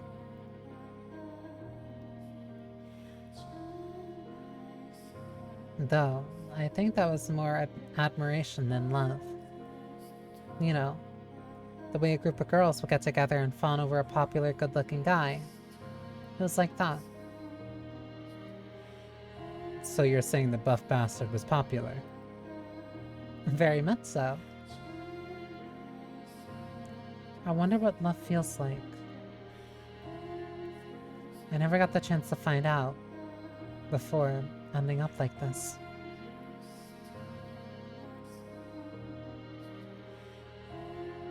Oh, I'm so sorry. I didn't mean to get all dark on you. Say whatever's on your mind. I don't deserve your consideration. It was my family to put you through that, after all. Perhaps it is my reticence that caused her to watch her step around me. That causes her to watch her step around me. Damn. Need to come up with something to say.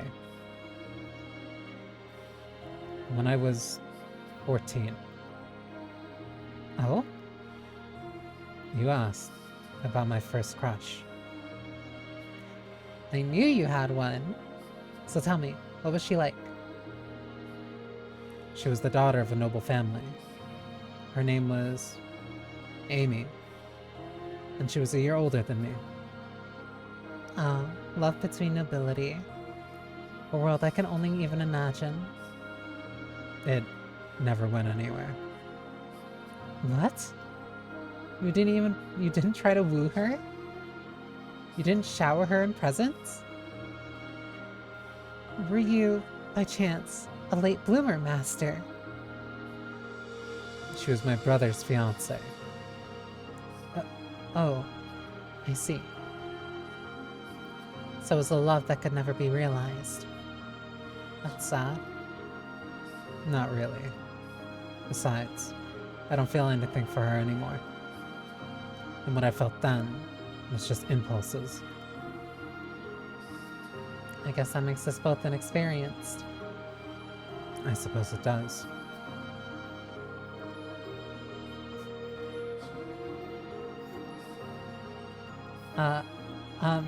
Okay. I think that's enough of that. So it is. And it goes back to the other topics? Wait, okay. Playing a visual novel for 30 hours, and I'm surprised that I finally get a choice. You haven't told me your age. My age? Take a guess. I thought she would tell me anything.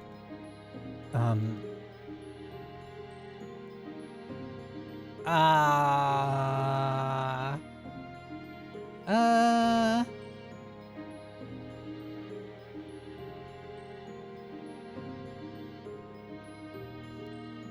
25 feels like the safe bet. 25 maybe? If I say, no. If I say, 20. 20.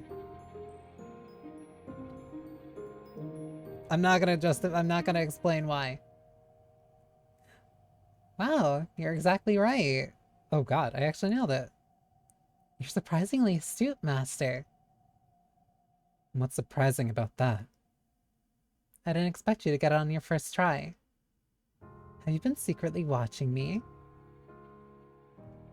Oh, Master, you're making me blush. Why the silent death stare? I'm struck with an overwhelming urge to hurl you out a window. Why? You're no fun. Okay, it's your turn now. How old are you, Master? As I recall, I should be 27 this year. Oh wow, you're much older than I expected. What did you expect? You are very mellow, like I would expect of an older man. But every once in a while, you get the impression of a teenage boy.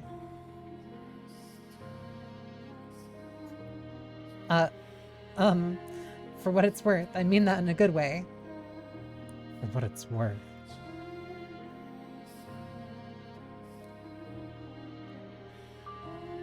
Do you tell me about your family? I'm like genuinely awed that I'm getting choices here. Want to know about my family? We're pretty normal, I think. Not much interesting about us. We have been able to get citizenship in the capital, but we weren't super rich or anything. In fact, it was because we were having money troubles that I ended up here. It's not easy for 3 women to make it on their own. You didn't have a father or any brothers? No. We lost my father to a plague when I was young. And since then, it's been me, my mother, and my older sister. But they're both bright, lively people. Our family motto is, a smile can make anything better. Maybe that explains why she can still smile now, even after nearly succumbing to despair. I've always kind of wanted some brothers, though. Men are more suited to physical labor, yes. Not quite what I was going for. I feel like, I don't know, the kinds of things you would ask a brother and a sister would help with are different. I'm not sure how to explain it, but a guy with broad shoulders and muscular arms is someone you can look up to, for instance.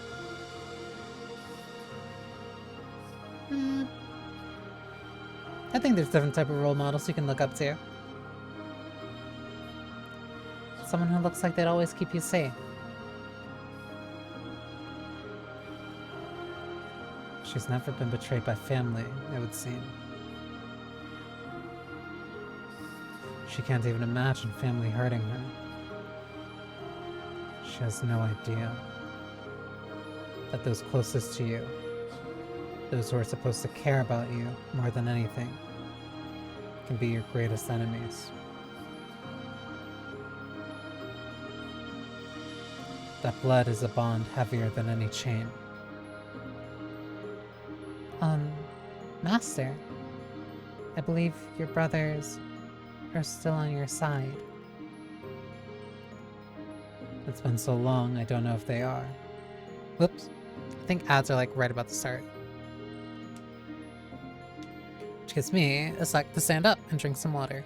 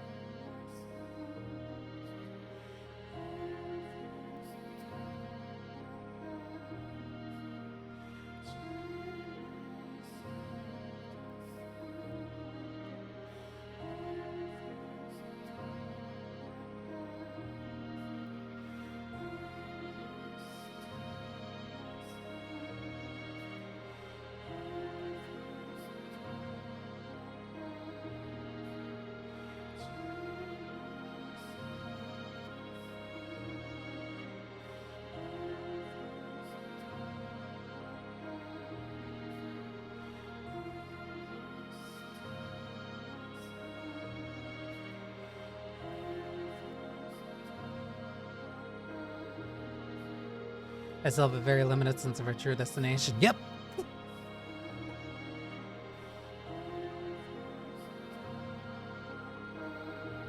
I got no idea where this is going anymore. I am simply on the ride. I am simply on the ride. I have no idea where this is gonna go. To have gotten like another title drop.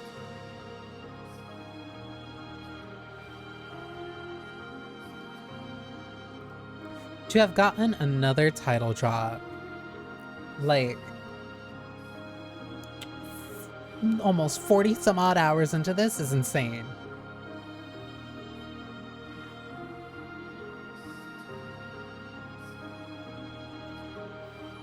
It's been so long, I don't know if they are. I don't know what they think about me anymore. I'm sure they're still your allies. You want to believe it too, don't you? You want to believe they're not enemies. Let's believe in them together then. At the very least, we knew there was a hole in our knowledge. In the early parts of Michael's story. So here we are. We are here! But I have a feeling that this isn't gonna be the only part of it. Because the witch was very happy about making us suffer, and I don't know what that entails. Anything you want to believe, you should. It's such a better way to look at the world than the other way around. You have to be positive, or one day you'll crack. Always remember to have faith so that it doesn't happen. I don't understand. She's honest about her emotions in a way I simply cannot be. She's the exact opposite of me in that regard. And yet she can still read me. I don't get it. How can she understand me like that? It's like she can read my mind. If only I could just tell her everything. Make it all another page in our mindless chatter. Get everything weighing down on me off my chest. Is something the matter? You're cruel. What? I said you're cruel. I'm sorry. Ignore me. In preparation for the day you can finally go back home. You're going to have to stop being such a picky eater. Where did that come from? Think about how terrible it would be if, when that day finally came, you went back sickly and weak and emaciated. You wouldn't be able to enjoy yourself. You're still alright, Master. You're doing okay. So let's try to keep you healthy.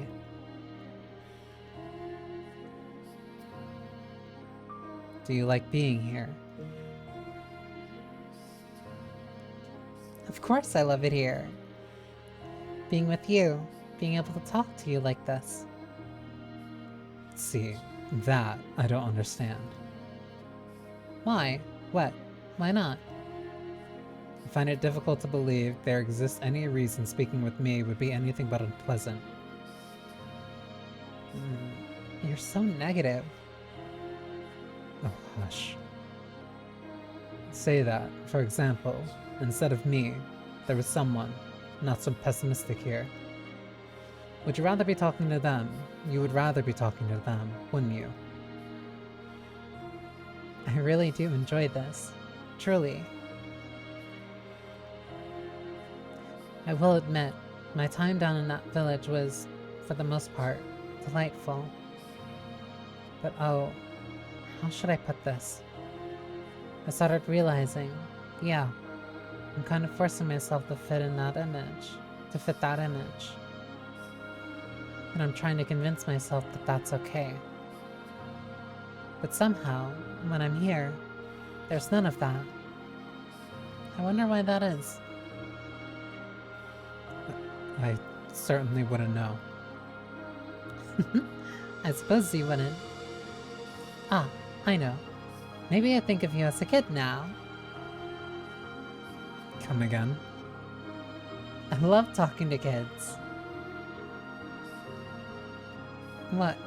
Hey now, don't give me that look. What I'm trying to say is, you're very sincere, Master. You're not going to smile and then stab me in the back when I turn the other way. I can relax around you, which is nice. I see. Aw, you just blushed, didn't you? You're blushing, you adorable little thing. It's alright, you're allowed to fall for me.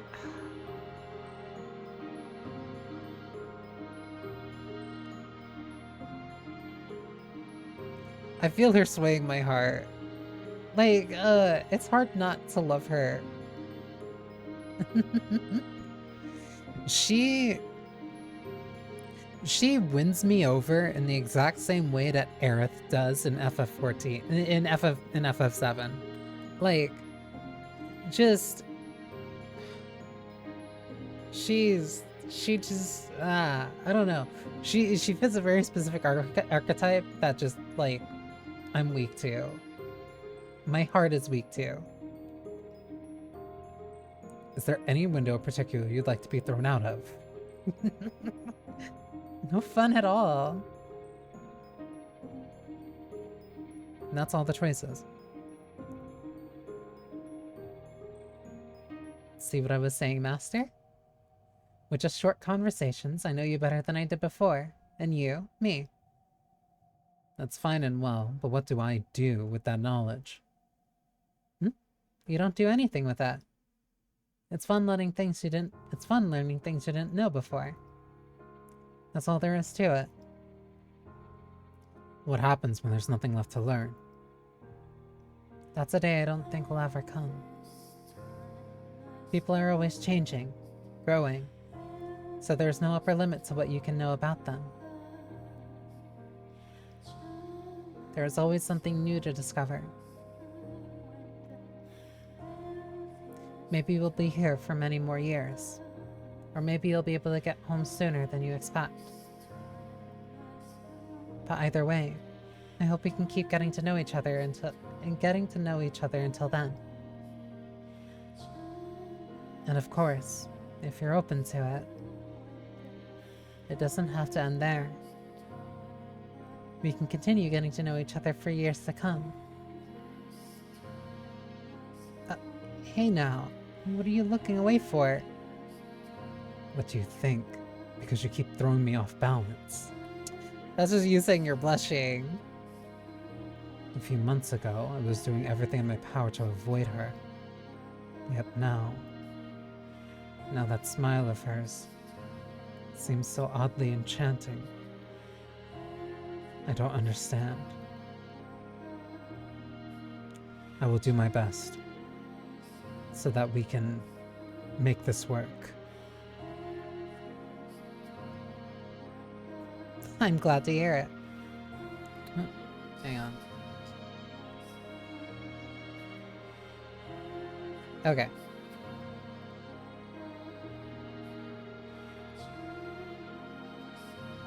Giselle, I was too awkward back then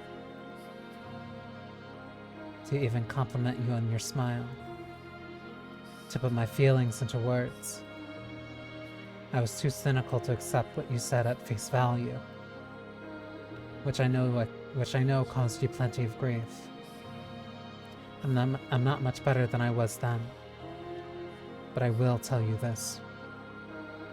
When I next see you, I want more than anything to let you know how much I adore your smile, and how much I don't want to lose you or it ever again.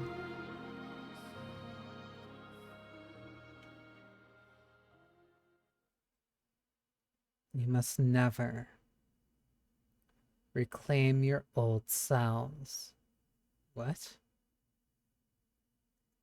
Become my loyal servants. Always at my side.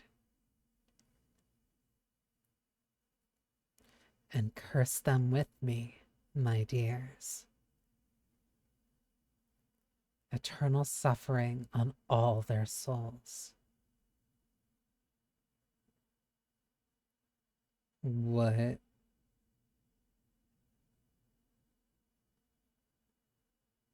My consciousness, wavering like a ship at sea, is slowly drawn back to the surface. With each new breath, feeling gradually returns to my fingers. I can hear the pattering of rain from somewhere, and the sound of a crackling fire. Creak, creak, creak. Splurt, splurt, splurt. It takes a moment for me to realize I am in the very same spot where I first awoke. I don't know how I got here, but I'm sitting in a rocking chair, hunched forward. My head feels like someone filled it with rocks, and I'm having difficulty focusing. My joints are creaking, and I feel like I'm going to vomit. A suffocating odor hangs over the room. What is this? Giselle! Giselle! Everything comes back to me at once. That's right. I watched Morgana kidnap her. I watched the witch drag her into darkness, unable to reach her hand. Where are you, Morgana? I know you're there, cackling as you look down on me. Say something, witch. I will find you, and I will take her back. What on earth? There's a pool of liquid at my feet, rising just short of my ankles. It's sickly and uncomfortably warm. What? Every step I take makes splat, splat noises. This is blood. How is there blood flooding the mansion? The mansion has taken on a very different face from when Giselle was leading me through the halls. Blood of unknown origin not only covers the floor, but also streams down the walls and drips from the ceiling. I'm speechless as I behold the dreadful scene. Every breath I take tastes and smells of rust. It's all so unreal. Beyond my comprehension. All I can do is stare, aghast, feeling like I might pass out. Giselle, are you seeing this? The same twisted nightmare as me. An image of her floating alone in a vast sea of blood flashes through my mind. The vision kicks me into motion. I promise, I will come for you. So please, just hang in here for a little longer. I begin walking, or more accurately, dragging my heavy feet forward. The constant splashing of blood against my ankles grates at my already taut nerves. Morgana told me to find my way to her, and I can think of only one place where she'd be. She and Giselle must be there. How is the mansion flooded with blood? The stained glass window is splattered with blood too. It creates trails like streams of tears running down the Archangel's face. I give the window a brief glance before making my way to the door leading to the observation tower. However, why won't it open? There shouldn't be a lock. So why? Lustrous black chains seal the metal door. What? I can recall no such obstruction present during either my life or my time hereafter. What on earth is going on in this house? No, that's not important right now. What matters is making it through this door. Damn it. I pull and I push, but the chains won't give an inch. They feel sturdy enough to that I probably couldn't cut through them either. There has to be some way. I consider giving up here and scouring the rest of the house, but I'm convinced the tower is my best chance. The fact that it is sealed now when it hadn't been before feels like a challenge more than a deterrent. I trace the length of chain with my hand, and at the end of it I find a peculiar looking log, into which ends of several chains have been fed. There are 3 keyholes. Morgana fashioned a custom lock just for this. I need to find 3 keys to open the door then. What? But I have no idea where to begin my search. I lived here for more than 10 years, and yet it feels like I stepped into a strange land. No, it's not the same house. Searching blindly is only going to waste time. And the longer I take, the more danger she's in. I met someone before who had a key. It was before I had reclaimed myself, when I was exploring the mansion alone. Think, Michael.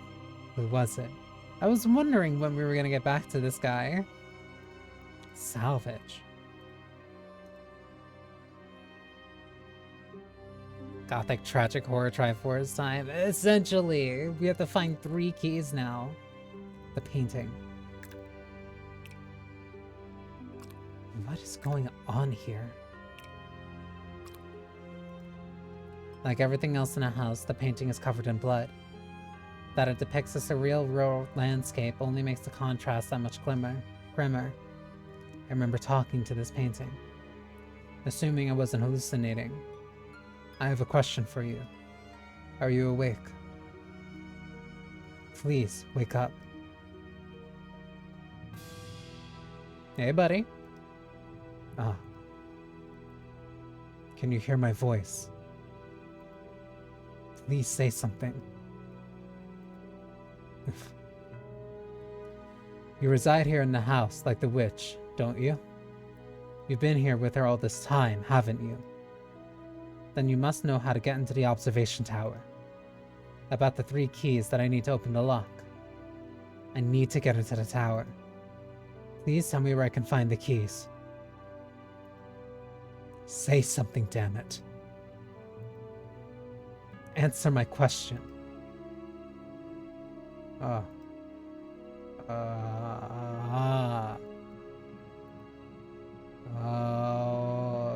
is someone there? What? What's the matter? I feel kind of strange. Did the witch do something to me? Please get a hold of yourself. Everything's all red. I can't stand it. I don't remember using that color. I reach my hand up to try to wipe as much of the blood off the canvas as possible. But I can't even smear it with my sleeve, let alone get it off. You're wasting your time. But it's thought that counts. At least he appreciates it. Anyway, you had a question for me. Go on. I'm listening. I guess the painting isn't on the side of the witch then. The door to the observation tower has been locked. I need to gather 3 keys, I think. That's my assumption, since the lock has 3 keyholes. Do you know of any such keys? And if so, could you tell me where they might be? Keys. Keys.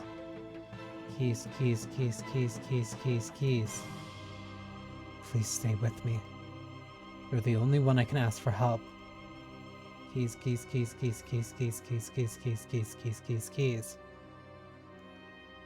I'm guessing this is probably in some way likely in some way connected to her past. Her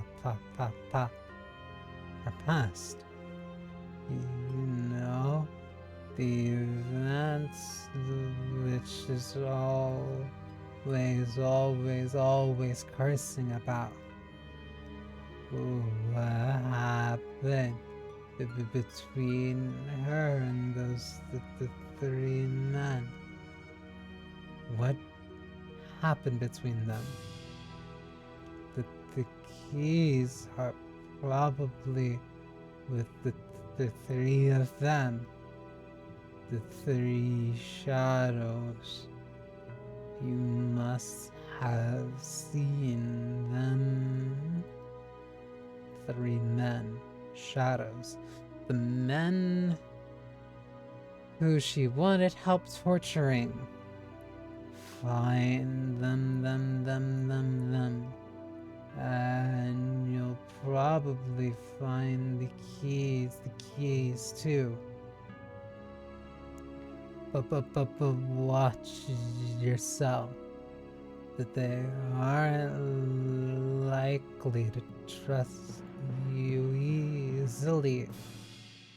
That the depths of their sins grows greater. That the farther you go. Visit them in order. In order.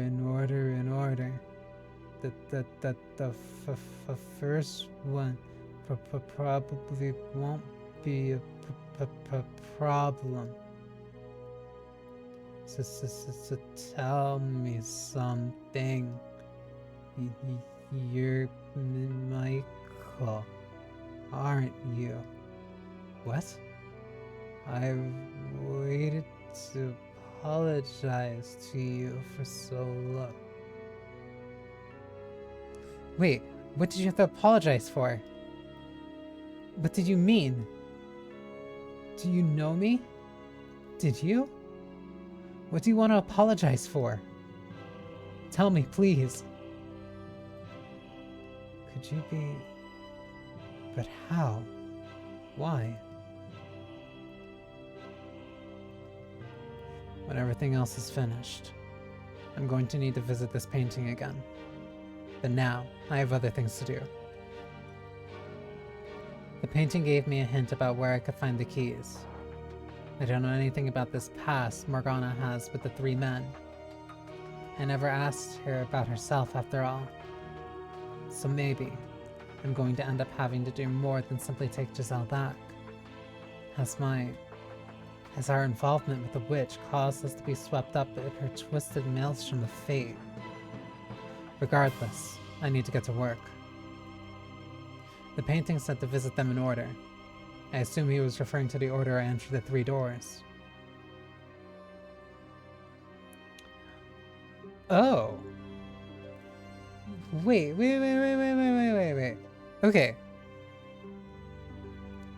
Den is Jacopo, that's 3. Cellar is 2. So in order it would be Rose Garden, so Rose Garden first.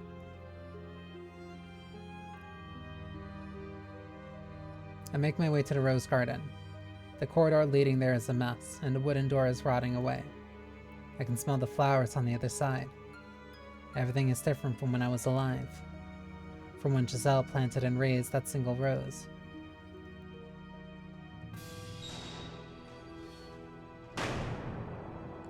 A scene from the past spreads out before me. The field of once proudly flourishing roses is now withered and grey. Knowing how beautiful it had once been only makes it that much harder, much more dispiriting. A bitter breeze brushes past me. Solitude hangs over the garden like a thick fog eating away at me. This isn't what I wanted. Someone, get me out of here. Oh God, tell me that I'm not the bad one here. Young man's shadow stands off on the side, muttering listlessly to himself. Because they were active shadows. Jacopo was still in the house. All of them are still here. I recognize his voice. Do you have the key? The boy and I have never met, but I feel like I know him quite well, like we have been acquainted for many years. I know how polite and mild-mannered he is. I know how kind and how vulnerable, how human his heart is. However, very little of that boy seems to remain. This isn't what I wanted. Oh God. Please, answer me. Someone get me out of here. Tell me, I'm not the bad one here. Answer me, Mel Rhodes. I know that's you. Huh? As soon as I say the shadow's name, it turns to face me. I still can't make out much detail, but he seems slightly less tenuous now. Who are you? How do you know my name? My name is Michael. I once lived here in this mansion. Michelle. I know that name. I know it very well. But something's not right. You look different from the Michelle I remember. I'm not the Michelle you know. Our names simply sound the same. Oh. I don't believe that. Just flat out. That makes sense. She would never come see me. I have a question for you. Do you have the key to the observation tower? I do. Would you please give it to me? I need to get into the tower. And what do you need there? There's something I need to find. That's all. It may not sound like much to you, but it means a great deal to me. You're not one of her prisoners, then? No. I came here of my own will. To find this person. Exactly. Then maybe you can help me. Help you how? Set me free. Convince her to release me from this place. I'm begging you. The anguish emanating from the boy's shadow is so thick it causes me to recoil. There's a thread of dark desperation in his voice. He has been in prison here for hundreds of years. Has he been in prison here for hundreds of years like Giselle? Promise me, you'll get me out of here. Am I even equipped to judge whether that would be a good decision or not? All I know of him is his time in the mansion during the era of roses. I know nothing else of his life. I don't even know if he would be capable of keeping such a promise. If I would be capable of keeping such a promise. Do I have the strength to save anyone other than her? Do you absolutely need the key? You won't agree to help me without it, will you? What? I dropped it. Over there. Huh? The boy is pointing to a thick bramble of roses. Despite the flowers themselves being wilted, the thorns are still sharp. It was an accident, I swear. But I didn't want to scratch my arm, so I left it there. It's not my fault. There are so many thorns. I really want to hit this boy. Why couldn't you have just said so? Because I thought if I didn't have the key, then you wouldn't help me. There's only so much I can do, regardless of whether you have the key. I cannot promise you anything, nor can I be the judge of you. I see. I do not have enough information to make such a decision. Cheap promises and superficial kindness will only serve to destroy the both of us. Now, if you'll excuse me, I'm going to retrieve the key. What? You'll never get it out of those thorns. I don't care if it's at the bottom of the ocean, I will have that key. You're wasting your time. I approach the bramble, reaching out with my right hand. From behind me, I can sense the boy watching. First, I attempt to spread the tangled thorn-riddled stems so I can put my arm in without injuring myself. But they seem to be made of iron rather than plant, and my efforts prove mostly fruitless. The only opening is barely large enough to fit an arm in and resembles the toothy mouth of a beast. Looking around the garden, I can't find anything that looks remotely useful. I guess my only option is reaching in. That's not going to stop me. I lean down, inserting my right arm into the thorny cavern. Immediately, they begin ripping at my sleeve and gnashing at my flesh. Blood spills down my arm. I'm long since dead, no longer human. But the pain is still agonizing, still very much real. Giselle. She doesn't bleed. She doesn't feel pain. Am I not the same as her then? That doesn't matter right now. Focus on getting that damn key. Streams of crimson spread through the steel-like tangled gnawing at my arm like a ravenous animal. Where the hell is the key? The thorny stems are twisted and layered so thick I can't see inside at all. As I dig around blindly, I start losing feeling in my arm. It's an endless deluge of pain. Hey, cut it out. You're going to lose your arm. I will not stop until I have the key. Don't ask me for help. I wasn't even considering it. I collect what remains of my gradually fading sensations and focus into my fingers, praying even one of them will brush against the key. Damn it. But as much as I search, as much as I dig, I find nothing as so much as resembling a key. Which means it must be deeper than I can reach my arm. Even so, I cannot give up. Hey, please be quiet right now. I need to focus. I'm sorry. I do have the key, actually.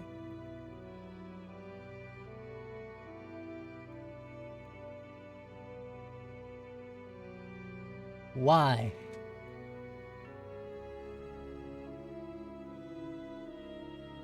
You have a very limited time frame to justify why the fuck you just made me do that.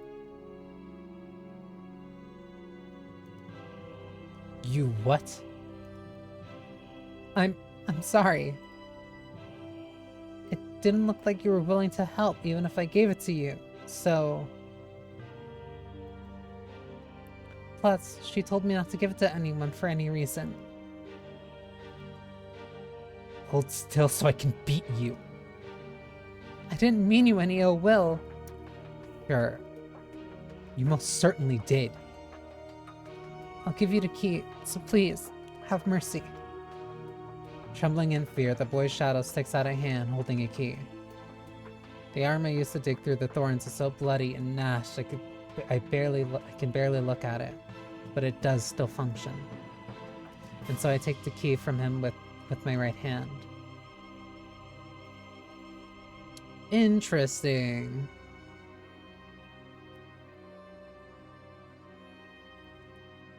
Why couldn't you use your other hand? That's gross. Are you... Right now you're still only concerned about, like, your hand being gross because I did the thing that you told me to do? That's the idea. You're kind of a jerk, you know? And you're a spoiled rich brat. That's a laugh coming from you. Do you have any idea how much that hurt? You know, I'm sorry, really. But hey, you're alive, so no big deal, right? But wait, can you actually say either of us are alive? I don't even know anymore. I do appreciate you giving me the key, though. Seeing as it seemed to be rather important to you, too. Hey, is this person you want to get back really worth going through all this for? She is. She's the one person who ever loved me. And she's waiting for me. I see. You know, I had someone that meant a lot to me too. My sister.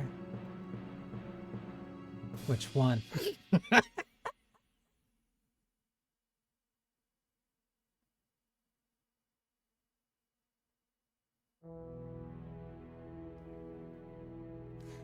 Lightning fast on that one.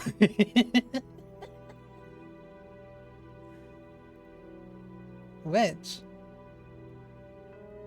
The one with flaxen hair, like me.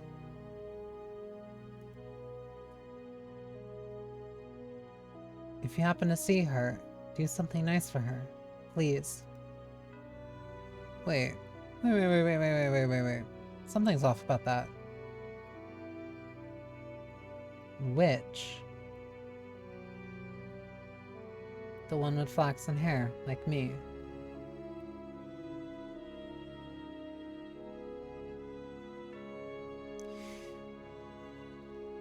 Michael is no nonsense at this point. He's tired of everybody else's bullshit.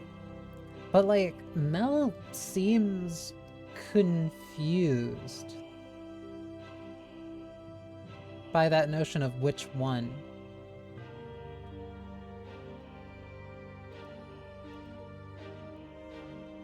That, I would say, is your responsibility. Yeah, you're right. But I'll keep it in mind. Thanks. In the tale I witnessed, the boy pushed his sister away. For an understandable reason, admittedly.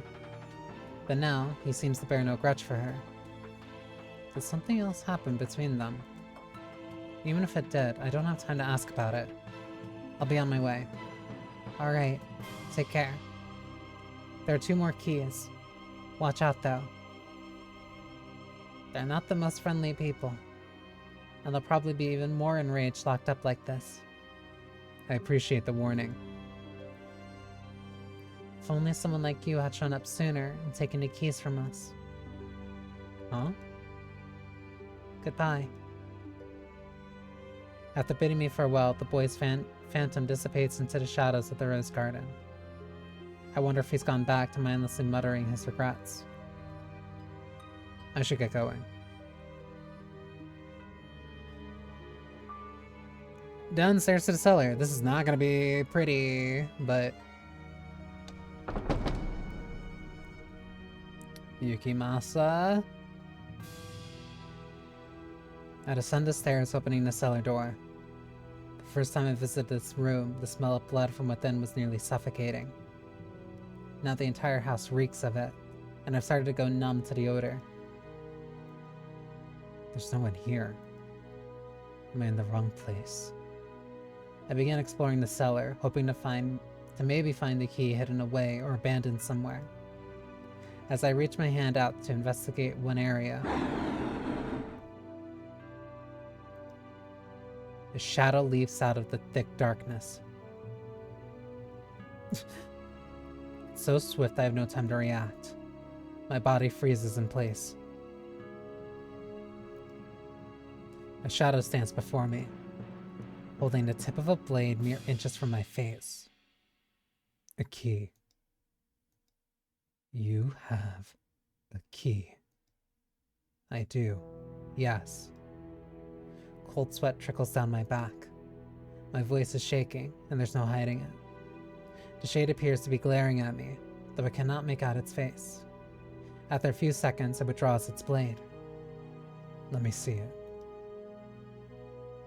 Wait, so this actually reacts to the order in which I do it. The boy's key. Did he give it to you? In the rose garden, yes. Are you 2 acquaintances? How could that be, though? You were from a completely different era and country. Who are you? No, never mind. Who are you is irrelevant to me. Are you human now? If you are speaking of my nature, then no, is the only answer I can give you. You didn't kill me, though. If you wanted to, you could easily skewer me where I stand. If that's what you want, I'd be happy to oblige. What did you come here for? For your key. He came to ask if he would give it to me. You mean to open that door? I need to get into the tower, yes. I see. Take it. Really?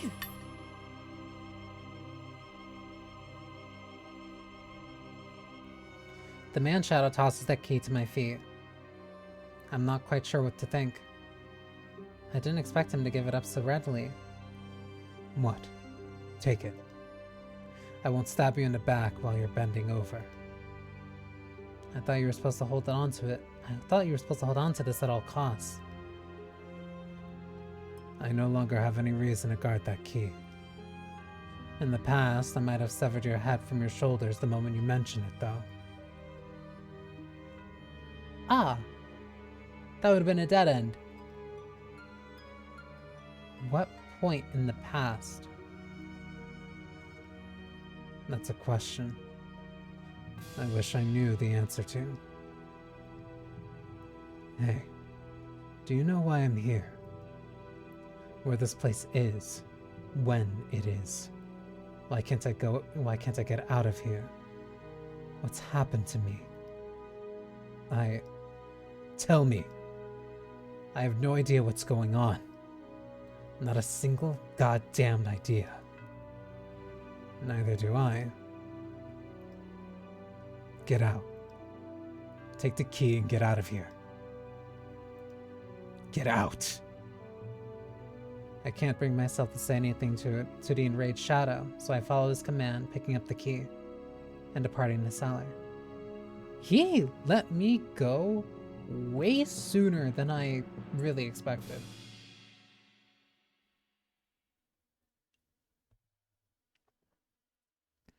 But I guess the trade-off is if I didn't actually listen to what the painting said, he could have killed me.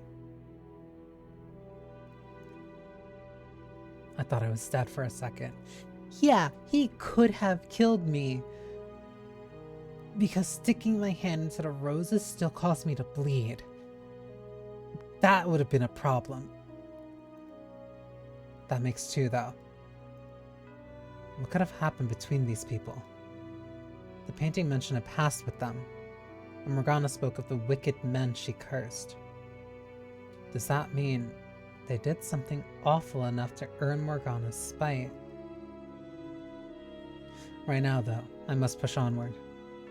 If I'm not mistaken, the final key should be in that room. The room with the billiards table? What is billiards, anyway? I should get moving. It's a pretty cool game. You could probably pick it up if Jacopo isn't a bitch. Once I have this key, I can get into the observation tower. I'm almost certain Morgana is waiting for me there, with Giselle. So I gather up my resolve and hurry to the last room, not wanting to take even a second longer than necessary getting her back.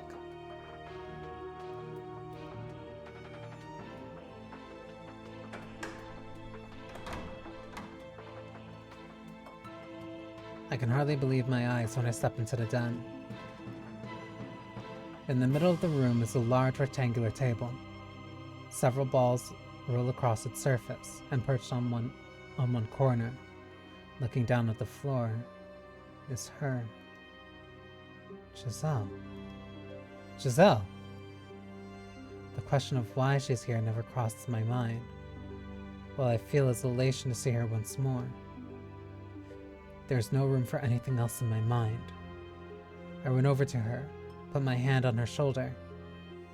Thank goodness you're all right. And turn her toward me. What?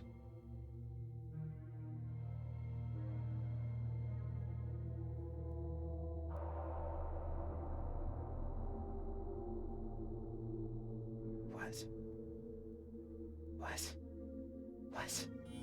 What?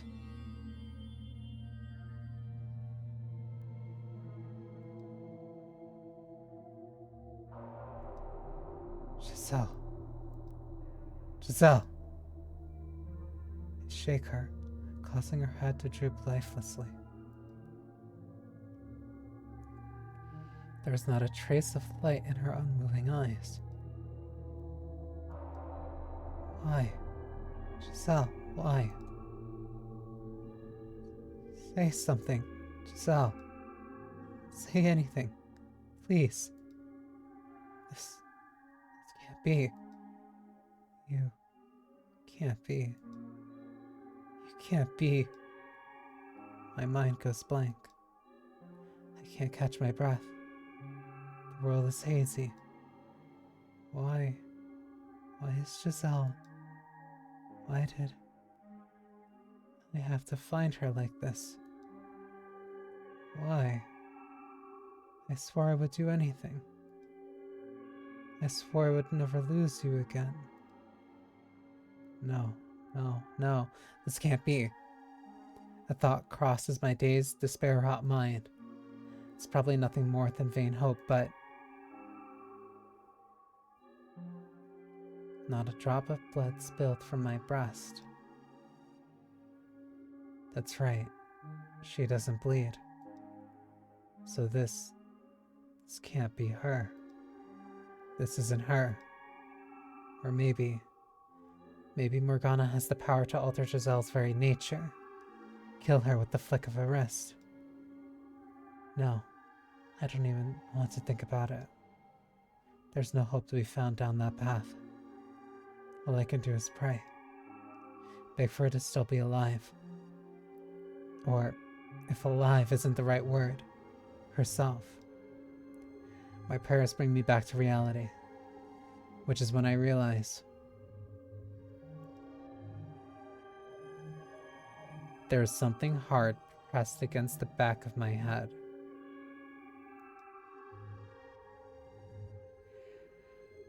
I hear a harsh metallic clink. Jacopo?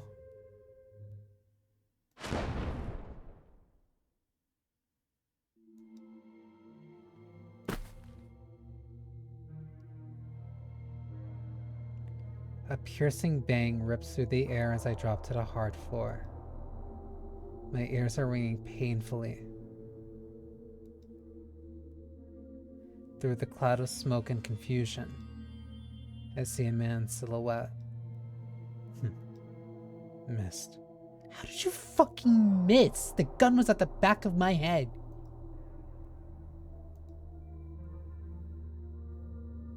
It takes several moments for me to recognize the object in his hand as a gun. Not only because it's draped in shadow, but because I've never seen one with my own eyes. Had I not witnessed what they were capable of through the stories, I would not have understood how terrifying they were. Not a problem, though. I'll finish you with the next one. Now, you hold still, boy. Start running around like a rat, and I can't guarantee you a painless death. Wait, hold on a second. What are you trying to kill me for? Because you make too much goddamn noise, that's why. Don't tell me. You're the one who... What? I turn my gaze toward the large table. Giselle isn't there. It must have been an illusion after all. The realization sends a wave of relief through me. I still have a gun in my face, though. Curious man you are. Does the table want your attention more than me? I have a request. Can you give me the key in your possession? That's all I need, and I'll leave and stop making a racket. I'm not sure you understand your predicament, boy. Because if you think you're in any position to be asking favors, you're dumber than you look. First off, I don't even know what key you're talking about. I don't believe that. The other two had keys. You telling me They gave you the keys. It sounds like they do know each other. So if I did not go in this order,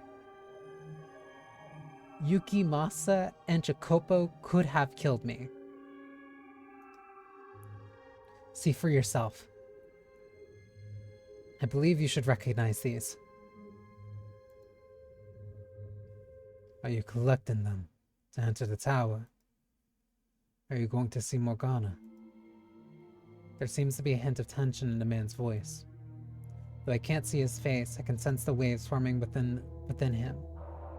I brace myself for either rejection or hot lead. But the apparition gives me neither. Take me with you. What? You have the other 2 keys, don't you? Then you can open the door. Bring me to the witch. Wait, slow down. What are you planning to do when you see her? What do you think? She has to... She has to... He's gone. She has to... What? What was he trying to say?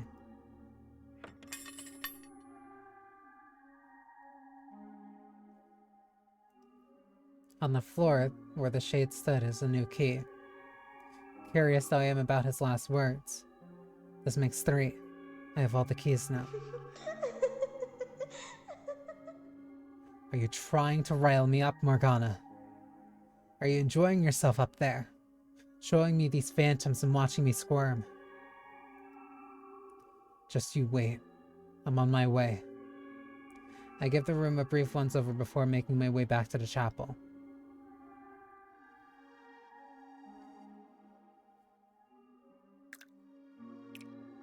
That means that would have also been Michael's first experience with tinnitus. The keys fit perfectly in the openings on the lock, and when I insert the last one, it clicks open. The chain sealing the door falling to the floor. They're waiting beyond this door, at the top of the stairs. This feels too...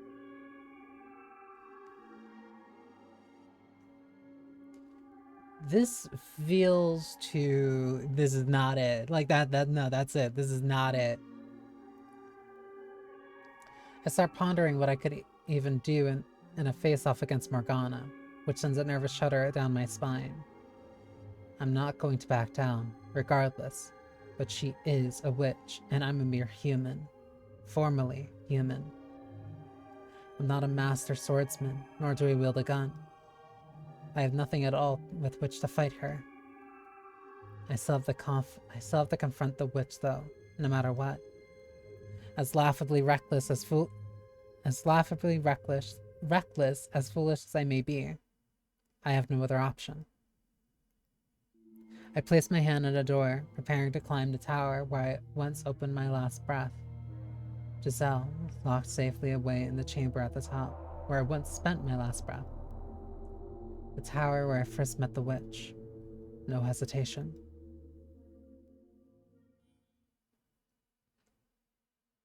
This is 100% a scheme. Something horrible is gonna happen here.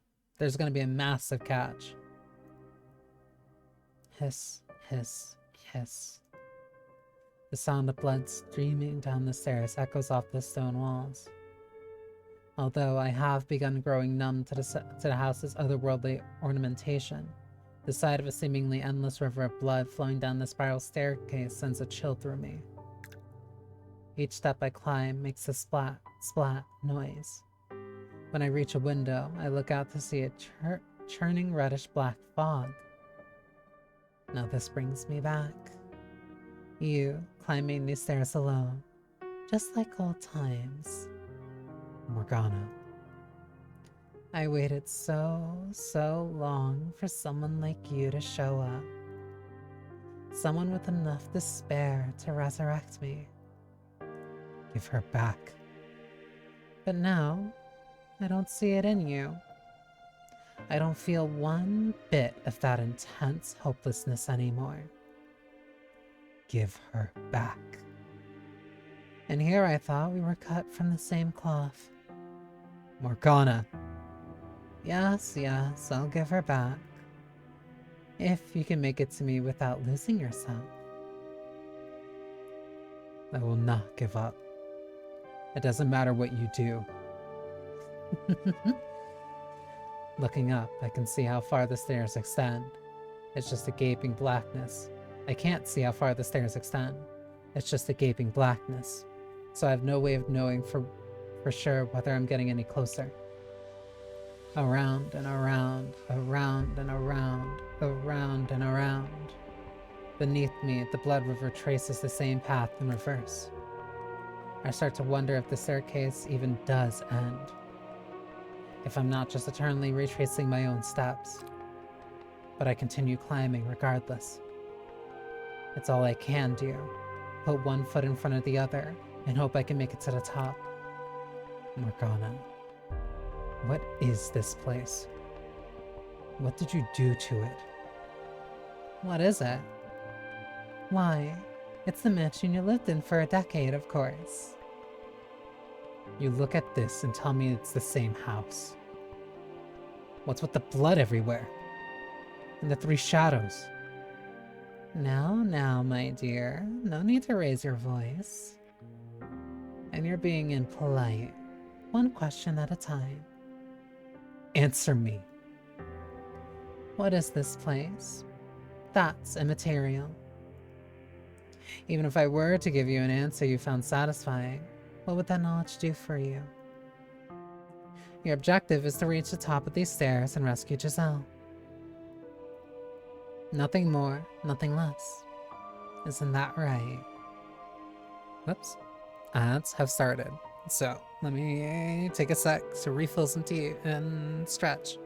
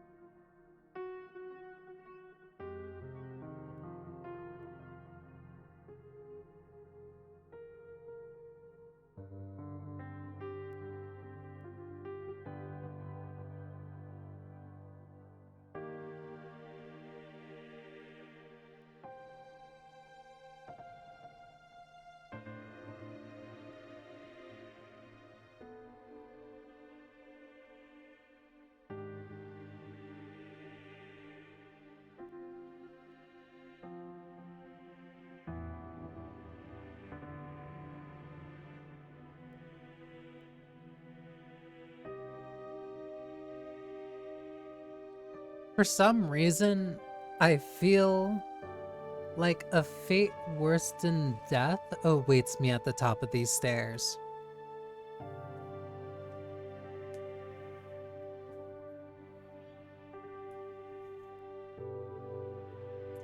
I don't know how bad it's going to be. I just know it's going to be very bad.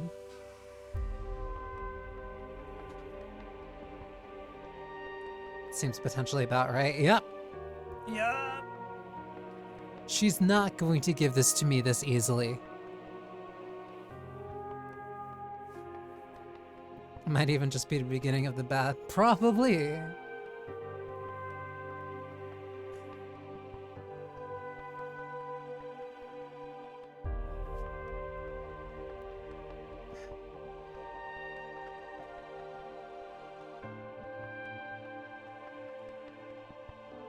Smiling nervously, how bad could it possibly be?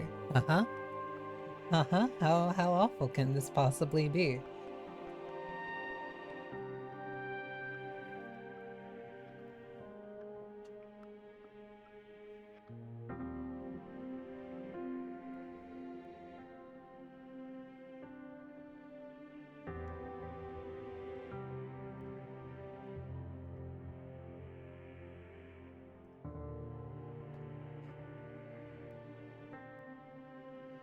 Or, by chance, have you taken an interest in me? Despite never once asking me about myself before. My gut tells me that without knowing what this place is, without even the briefest glimpse at its nature, I won't be able to safely get her back. Without knowing what I'm up against, I don't stand a chance. Please tell me about this mansion, Morgana. About yourself.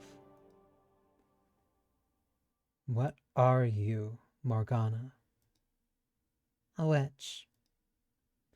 No, that's not what I'm asking. That also recontextualizes...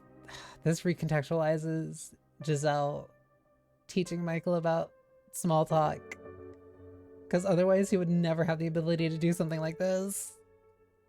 And he's using it to save her. No, that's not what I'm asking. Why do you have the powers you do? What are you? Yes, I get it. Humans feel the need to attach names to things, to phenomena they don't understand. I understand that feeling very well. Which is why I'm sure you'll be rather disappointed when I reveal the truth. What do you mean? What I mean is, I'm an ordinary human. That's not possible. You expect me to believe a human created this illusion? And then, are you saying I'm a magician or a wizard like you might see in a fairy tale? I would believe that over you being human. Think back then, would you? Recall our time together. Did I ever once use magic? Did I control fire or wind? Did I create illusions? No, I did none of that. Because I could not. To you, when you were alive, I suppose you could say, I was not but a simple ghost. What? A rather mischievous, but otherwise powerless spirit. And I was nothing more to those three men either. The witch, Morgana, was never anything but a wretched phantom haunting this old house. But then, how do you explain this? Michael, my dear, we're not the same beings we once were. We're different than we were in the realm of light, the era of the living. You figured that much out though, haven't you? That you're already dead. Yes, I know. I know it couldn't possibly be alive. Yet still, you view this world through the lens of the living. You make no effort to see it as the land of the dead. Tell me, why would you think that the realm of the living and dead are the same?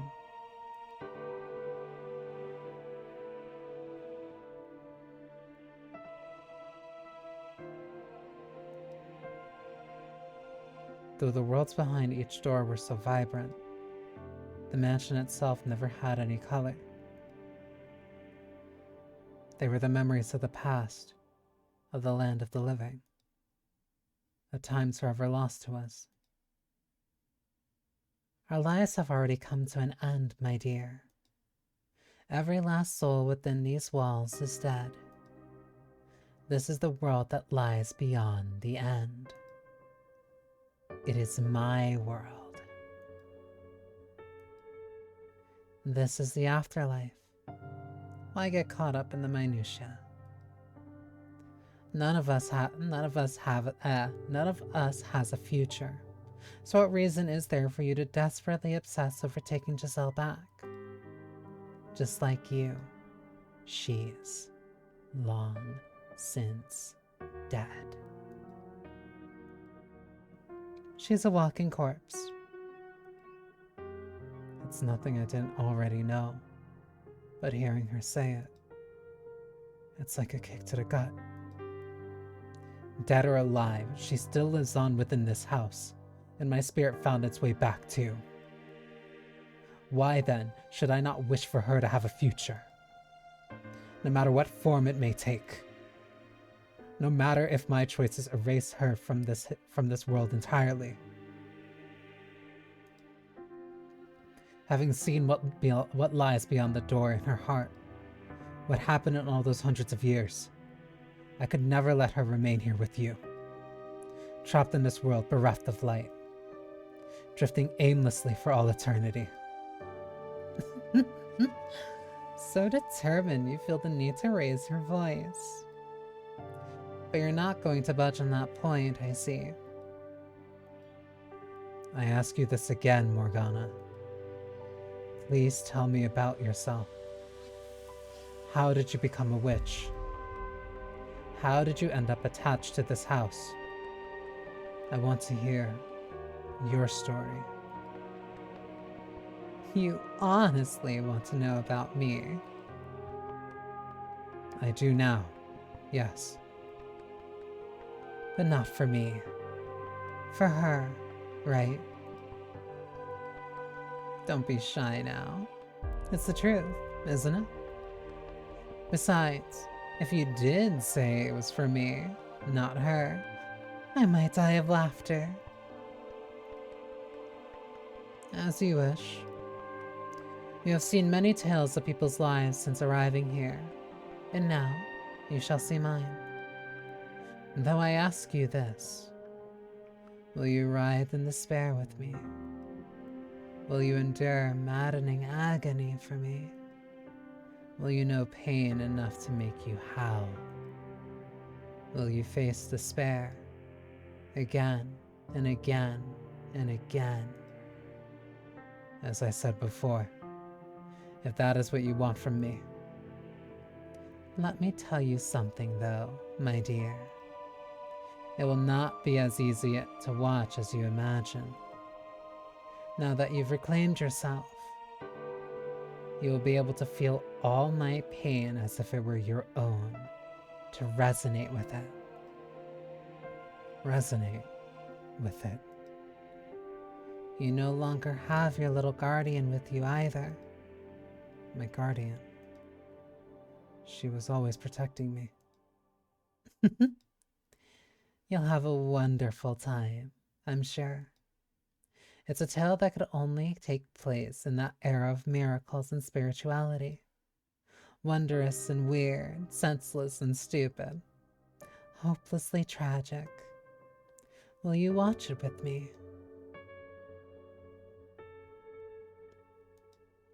As soon as the final words leave her mouth, I'm engulfed in darkness, not even given a moment to brace myself.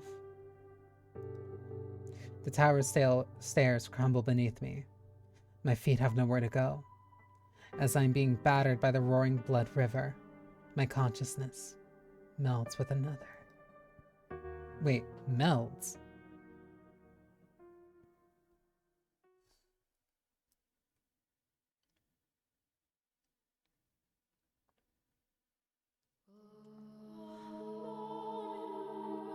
I carry within me the child of God. That is where it all began. Oh, let's go! Classic VN time.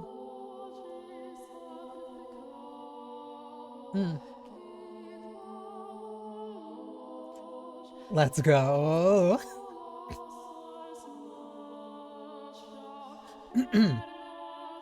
The words of one foolish woman determined the course of my entire life.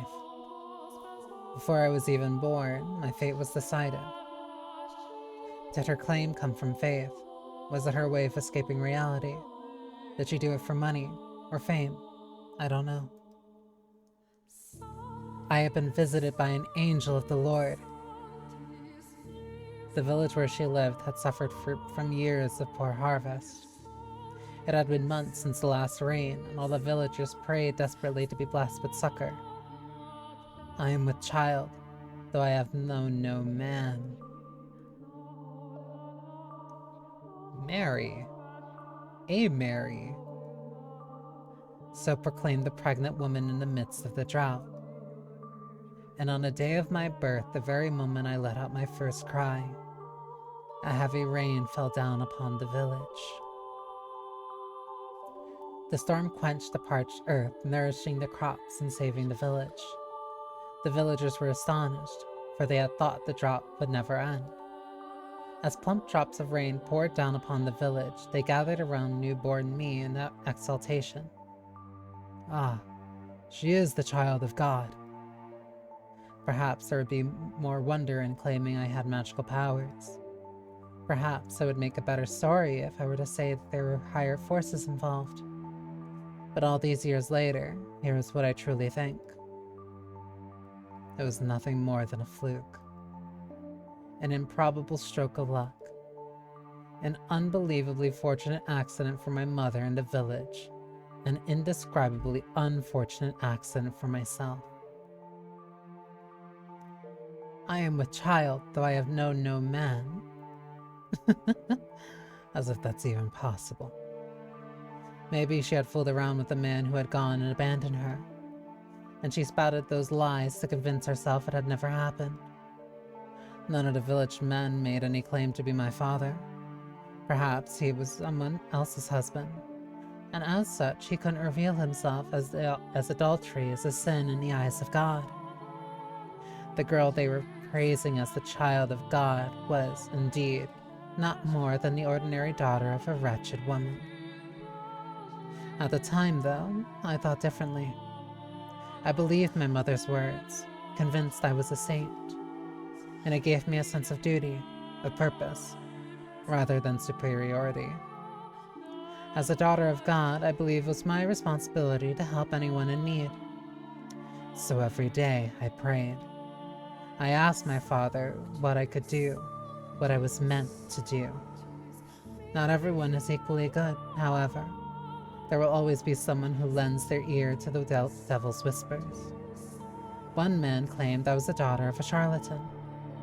He shouted for all to hear, "If you really are the child of God, then perform a miracle for us." Could he have been any more unreasonable?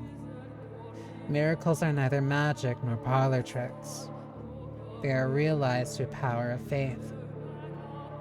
A lowly villager has no place demanding God prove his own divinity. It is the height of arrogance. But the man refused to heed my words.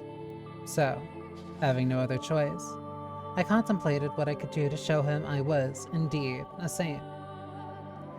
And blood was the spark of my inspiration. Michael. The time when I lived and the time when you lived were not so different. Our views and beliefs about the world were very much the same. So you should understand that in our time, blood was seen as unclean. It was a dreadful thing, ridden with diseases, which is why we drained the blood from animals and purified the flesh before consuming it. This is true. This is also why bloodletting and leeches were seen as a way of curing ailments, because it was like, hey, you gotta drain out the impure blood. Because draining out the impure blood was the only way to make your body whole, or to make your body holy. So you did that, and then your cold would be gone. But being a saint, my blood would have been different. Like the blood of the saints who came before me, mine would be blessed. I believed it would be able to cleanse people's impurities.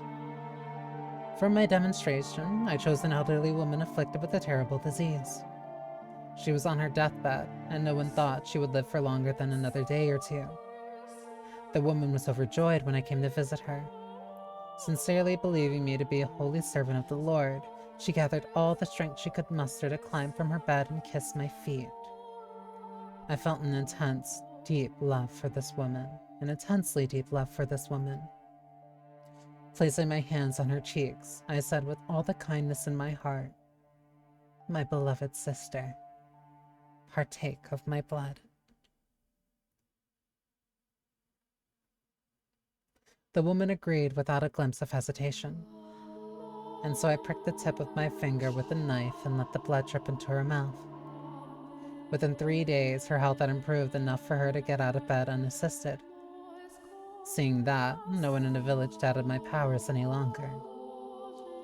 In fact, the man who had accused me of being the daughter of a charlatan was subsequently punished for his sins. He received much deserved retribution for challenging the daughter of God, for mocking her. But of course, being a saint, I forgave the man. He, in turn, repented and changed his ways, worshipping me as the true child of God. Now, I'll be honest with you. I was ecstatic, utterly elated. I felt like I was on the top of the world, and I reveled in it. The villagers showered me with adulation. They revered me, the daughter of God. Anyone who didn't was punished. And on top of that, my blood could cause miracles. Tell me, do you look down on me for feeling the way I did? The actual child of God would never let herself be consumed by such base emotions, would she? But if you would give me a chance, I would like to explain myself. I was but a young girl at the time, and to a child, her mother is the world. Anything she says is the absolute truth. So when my mother's claims so happened to coincide with a lucky miracle, my young mind was set in stone. I was a saint. My blood could heal the sick, and nothing would convince me otherwise. After all, I was but a girl of 6 years old. It is not my place to decide whether my blood truly had miraculous powers or not. If you think it did, then it did. And if you think it was all happenstance, then so it was. Miracles are brought about by faith. So the elderly woman who was healed was done so by the power of her own belief. Baseless hope and desire can, at times, make the otherwise impossible reality.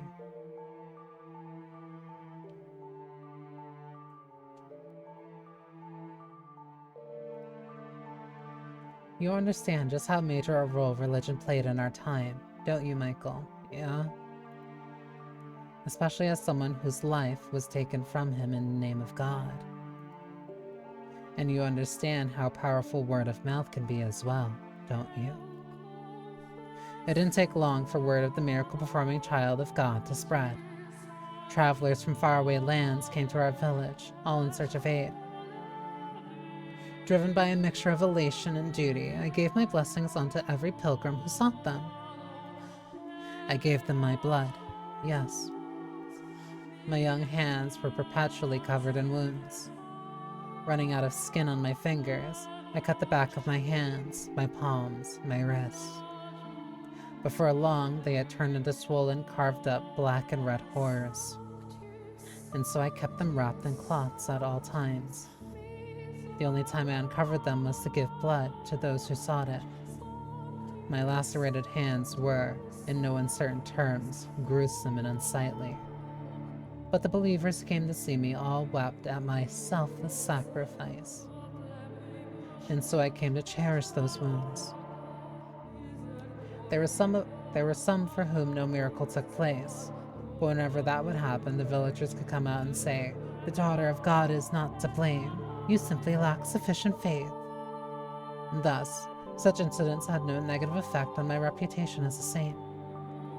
For 3 years, I continued doling out blessings.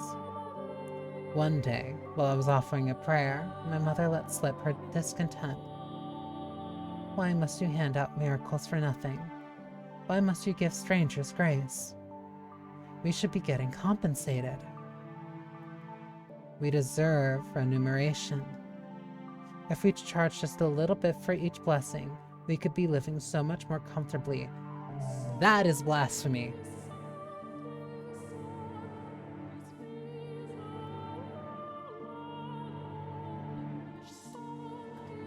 I was dumbfounded. How could the mother of a saint say such things? Helping people was my divine calling, and she expected payment.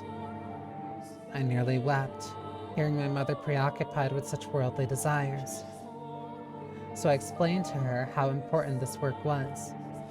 I taught her that we were not to covet material wealth, that we were to dedicate our lives to the service of our fellow man.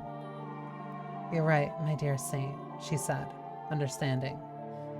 And I believed her. I fell asleep that night, convinced she truly understood and that there would be no more problems. But the next day,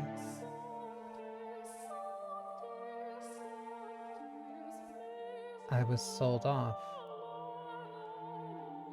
What?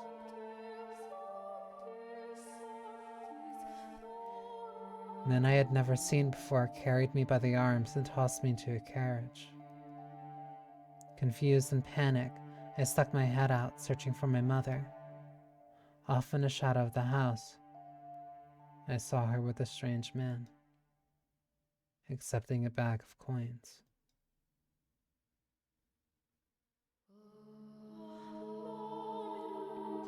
The carriage rocked back and forth as it rolled along a dirt road.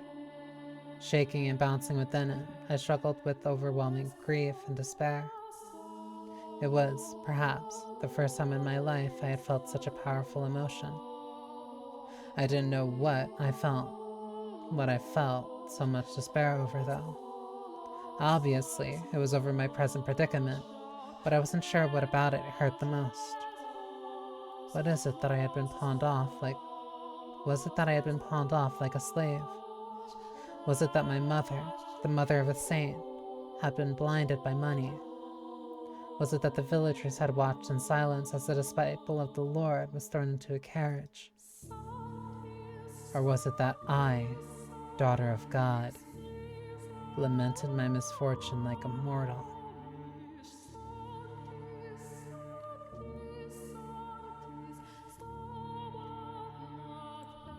And we come back to the idea of, is it worse if God exists and he simply chooses to do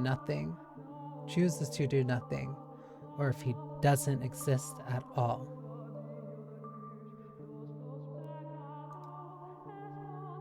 I decided it was a trial. My father, the Lord, was testing my worthiness of being his daughter. So I choked back my urge to cry and sat there in silent contemplation. For almost 3 weeks, I was rocked around in a carriage. The coachman treated me well enough, but I'm certain it was only because he didn't want his precious cargo dying before he could deliver it. He did not, by any means, think me the child of God. The 3rd week, the carriage arrived at a city. It was much larger than the village I had grown up in, with many, many more people crowding the streets. Something about them felt different too. They all spoke in a tongue foreign to me, which is when I realized I was far, far away from home. I was delivered to the lavishly decorated mansion of the region's lord. Brightly colored flowers bloomed wildly in the garden as guests laughed and ate extravagant meals. In addition to them, there were probably 4 times as many slaves moving about the grounds.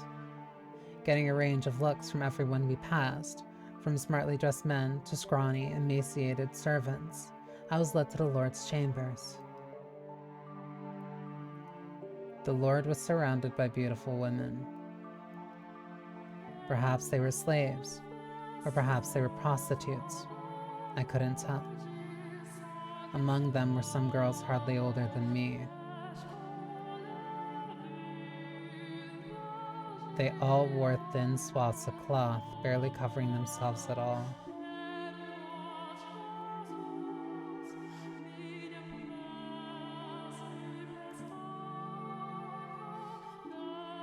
Yeah, that's literally the exact kind of emotion that my face just kind of sunk into. Um,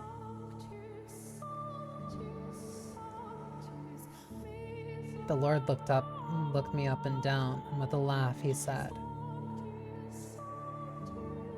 "Welcome, daughter of God. You'll be performing miracles for me now." Miracles are not something to be performed for one single person's benefit, I replied, shocked and furious he had just said something so utterly blasphemous. In response, he said, "I bought you. You are my property. You have no right to an opinion." But I would not have any of it.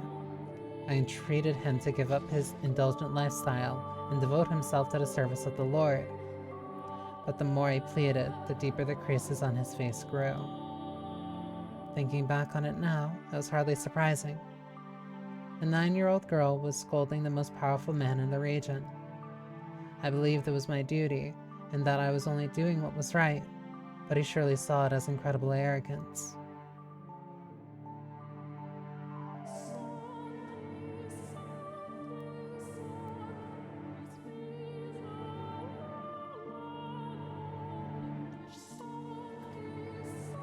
So the Lord forced his will upon me. Jesus Christ.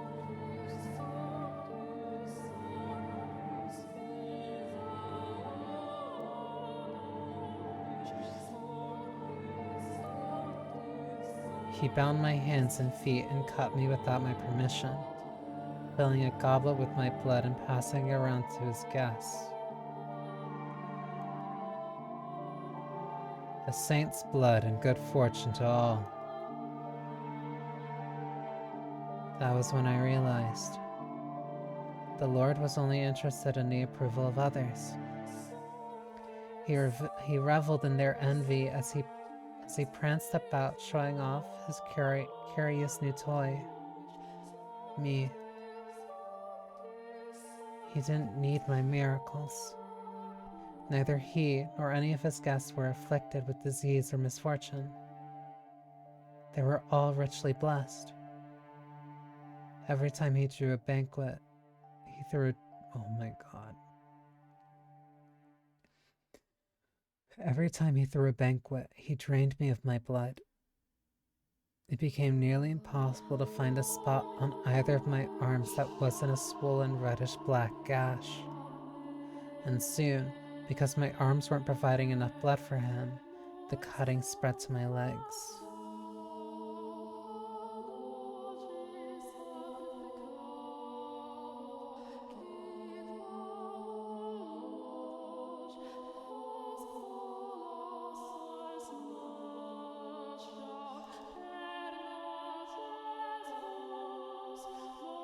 I lived in a haze of half-consciousness. Honestly, I'm amazed it didn't kill me, though perhaps the Lord was simply taking care not to take more than my body could spare. Watching the wealthy partygoers laugh and sip my blood through bleary eyes, another wave of despair came over me.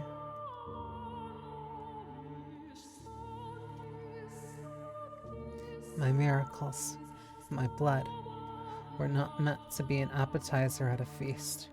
They were meant to feed the sick and the poor. But despite my wishes, the Lord persisted to squeeze me dry day in and day out for his own enjoyment.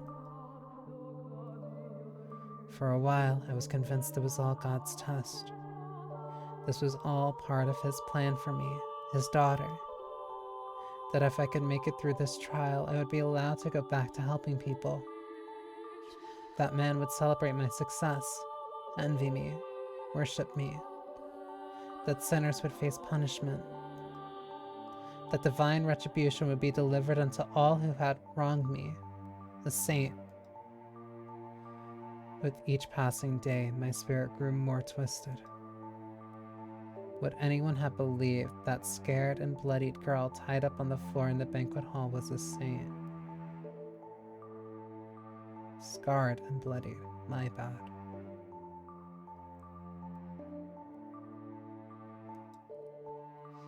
unlikely. This was no charitable gathering, but an unholy Sabbat. Perhaps it was caused by my corrupted spirit. Perhaps it was my heart's way of crying for help. Or perhaps it was the devil giving me my witch's mark. But no matter what the cause, during one of the bloody banquets, I underwent a transformation. I was half conscious as usual when one of the guests pointed at me and shouted something. His face went pale, as if he were afraid, which I found quite curious. The Lord then approached me, grabbing me by my hair and lifting my head. He yelled something, but I was too far gone to be able to make out what he was saying. Suddenly, I found myself released from my bonds. But my body had grown so weak from being tied up for so long, I didn't have the strength to hold myself up, and so I collapsed to the floor. I was trying to figure out what was happening when the Lord drew a sword, raising it high above his head. His words in that moment reached me with perfect clarity. You're a damned witch wearing a saint's skin. A witch? Why was he calling me a witch? I was the holy daughter of God. I had certainly never made a pact with the devil. What could have given him that idea? What was in store for me now? Had God performed some kind of miracle for him? Dozens of thoughts and questions floated through my mind as death hung over me. I couldn't comprehend anything, and so I didn't feel any fear or anger at my impending death. I was simply curious. What had happened to me? But before I had the chance to find that answer, the Lord swung down his blade.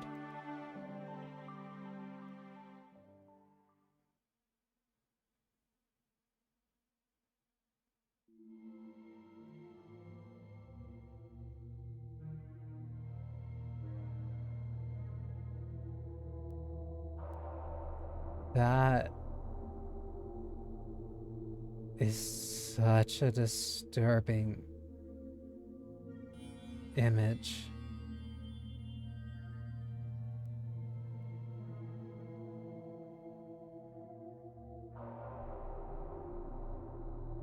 I can't linger on the thought.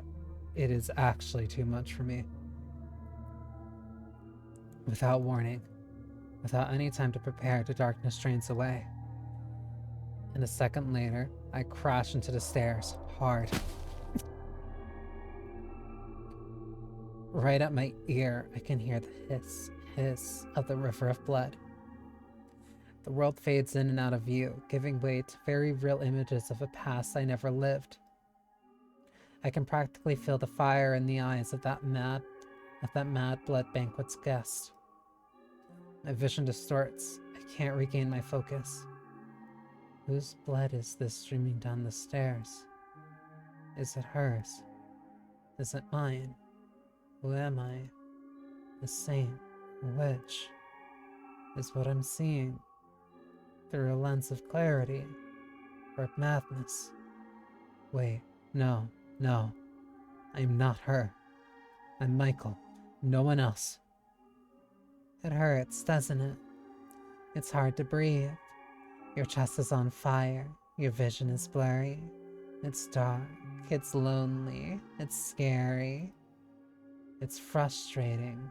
It's disheartening. It's exasperating, isn't it?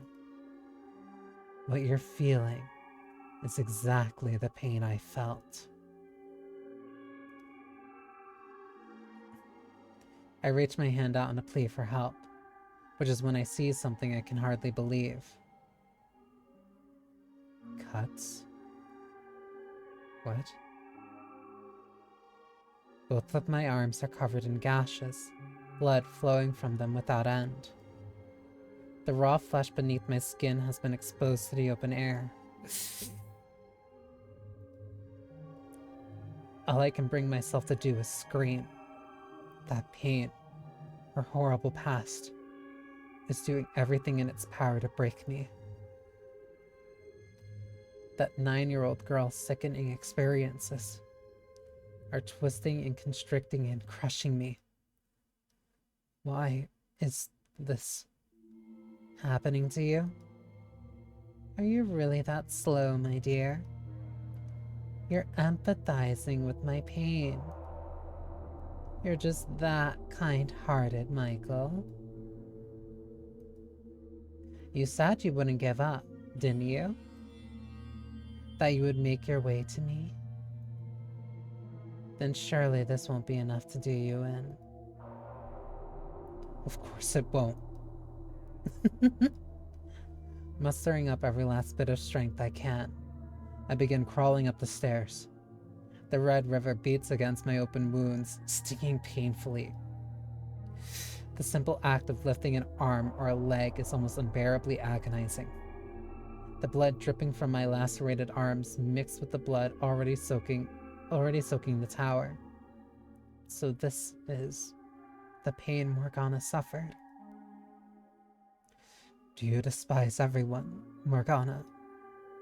Did your resentment at your mother's betrayal, at the people who came seeking your blood, and the Lord who took your life, turn into a hatred for all mankind? Your perception of me is still incorrect, Michael. My grudge is only against a select few. Think about it, my dear. Of the thousands, millions, billions of people living on this planet, my world is comprised of but a minuscule fraction of that. Hatred for all mankind. No, what I feel is not nearly so nebulous. Although, if I had died still believing I was a saint, maybe I wouldn't have such a well-defined mission. Are you saying the Lord didn't kill you? Oh my, did you actually think that was the end of my tale? Despite all your big talk, you're afraid of having to suffer through any more of that, aren't you?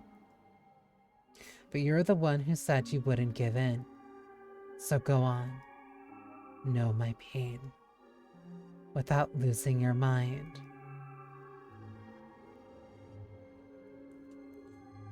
Also really glad that she used empathizing, because that is actually what that is, not sympathy.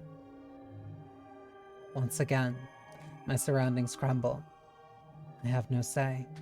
I have no chance to object.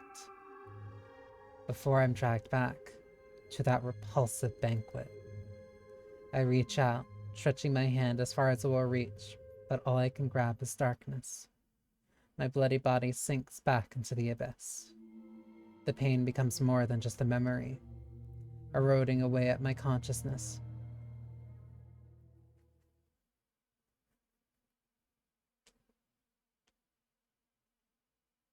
You're a damned witch wearing a saint's skin. Maybe if I had died then, I would not become the witch you know now. But that's all conjecture. Theorizing about what could have happened is an exercise in futility.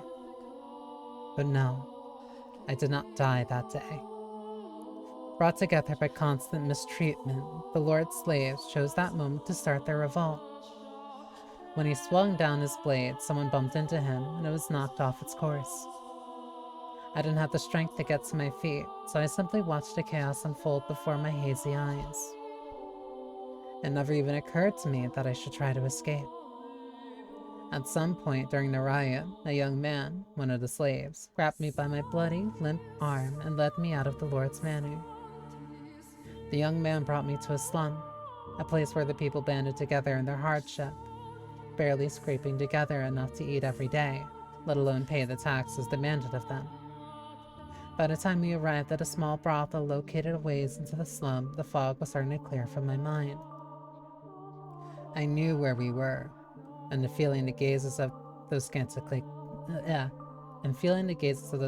clothed women, I trembled. In a sense, that was possibly the most frightened I had ever been in my life, despite everything else I had been through. The idea that I had fallen so far I would have become a prostitute scared me to death. After all, I was a saint, and saints were supposed to retain their purity. Spreading my legs for any man who gave me enough coins would shatter my very identity. As all that was going through my head, I probably shouted no in protest, because the slave gave me an exasperated look and told me he hadn't brought me here to become a prostitute. He said he knew someone here, someone I could trust, and that she would give me a room. I had trouble believing him, though. I couldn't trust a word of a prostitute. Someone who valued money more than her own body. It was all a trap, I was sure. One day they would tell me I had to work. Nothing he said would convince me otherwise. Apparently, sensing my mistrust, the slave gave me an apologetic frown and handed me a mirror, saying, "Even if I did, you couldn't get any work looking like that." I could not believe what I saw. That couldn't be my face. It had to be an illusion. There was no way. That was not the face of a saint. It couldn't be. It wasn't real. It wasn't possible.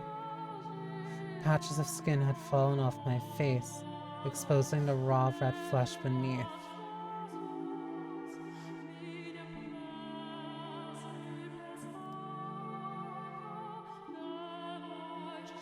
It looked quite similar to what had been done to my arms and legs, except my face had never been cut before.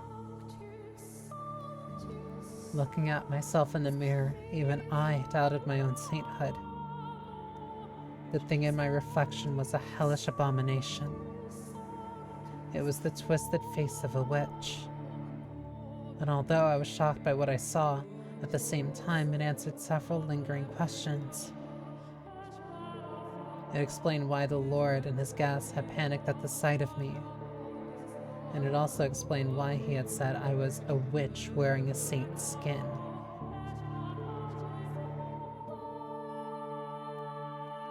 Over the course of the dozens of banquets I had participated in, my face became mutated, twisted into this ugly, sickening, monstrous thing. The sight of what I had become sapped the last bit of willpower from me.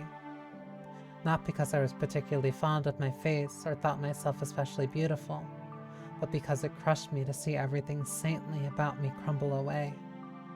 Test from God or otherwise, I didn't have the strength left to attempt to overcome it. Deciding I would rather be dead than struggle any longer, I begged the slave to kill me. Taking one's own life was a sin. If I did that, I would not be able to return to my father's side, and I wanted to ask him why I had been put through such tribulation. But the young man refused. He said, completely missing my intention, that if I persevered, good fortune would eventually find me. He said that if I lived on, I would eventually have a chance to get my payback. I had no such worldly concerns, though, but if no one would take my life, I had no choice but to live. I despised life at the brothel. The men who came to buy their services were disgusting buffoons, the kind of men who would think they could deceive God. And the women fawning over them were just as repulsive. That said, I had nowhere else to go, which meant I was forced to suffer that sickening place. But by the time a year or so had passed, my feelings about it had changed. The women of the brothel took good care of me, treating me like a sister. At first, it was just irritating. I was a saint, and how could a saint have prostitutes for sisters? But over time, I got to know them better, grew to appreciate their circumstances and hardships. Despite barely having any money to keep food on the table, whenever they had a little to spare, they would use it to purchase medicine, ointments to apply to my arms, legs, and face. And as a result of their generosity, my arms and legs started to look almost human, but nothing had any effect on my face. Occasionally, the slave would drop in to check on me. The other men thought me ghastly and wouldn't get anywhere near me, but he was different. And every time he visited, he would say, "One day, I'll show you the world."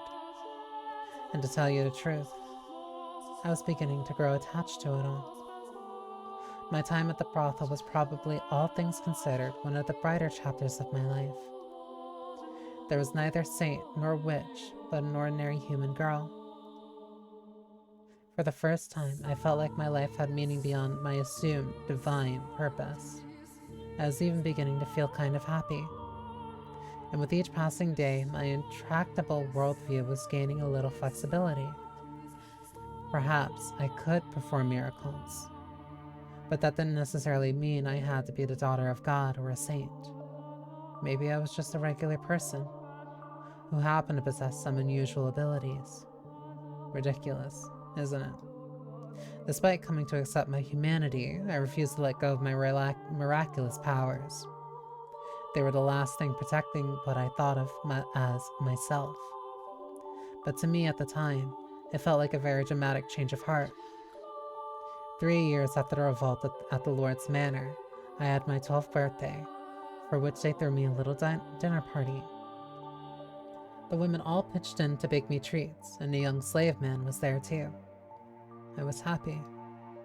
I thought that if life could continue on like this, I was fine with not going back to being a saint. But for some reason, happiness always seems to slip away as soon as you've got your hands around it. No one sincerely wants to lose it, so why must they? I certainly didn't mind being miserable. Let me tell you what happened that night. On the night of my birthday celebration, bandits attacked the brothel. Now, bandits were hardly a rarity in the time, so everyone was always on the lookout, and we never went out at night. They wouldn't stop at robbing you either.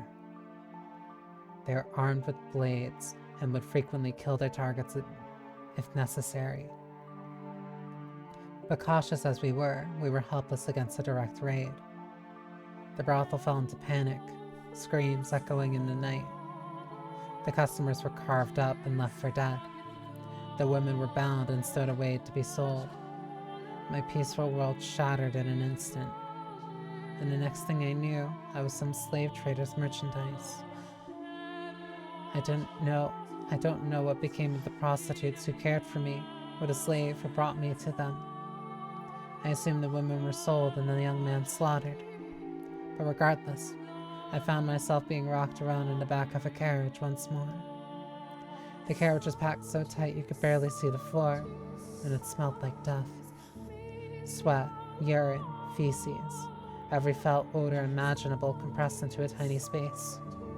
There were both men and women there, nearly all of them muttering and groaning or weeping. Everyone was young, ripe to put to work. It didn't take me long to realize what fate awaited these people, and me. And when I did, I just sat there in silence. Then, for the first time, I cried. I was experiencing, I believe, a very human emotion. I was sad. Hurt that I had been taken away from a place where I was happy. From the women at the brothel and that young man. It crushed me. And no longer did I wonder why such a thing was happening to the holy daughter of God. Something about my tears must have seemed strange to him, because one man saw me and said, "Why are you crying?" He was a curious man. To start, he looked very different from anyone else. The color of his skin, the length of his nose, the shape of his eyes. Everything about him was new and unusual. Hesitantly, I replied, "I'm sad because I didn't get the chance to show my gratitude to people very dear to me." The man fell silent, looking as though he was deep in thought. I had no idea why he had asked me that, but something about him made me uncomfortable, and I couldn't bring myself to ask. Several hours later, the man suddenly stood up. The guards had no patience for anyone stepping out of line, and they didn't look like they would hesitate to kill us either. So, unsurprisingly, one at the back of the carriage drew his sword and pointed it at the man. What was surprising, though, was what happened next. The man, his hands shackled like the rest of us, leapt for the guard, slamming his fist into his face and stealing his sword. The entire carriage was in shock.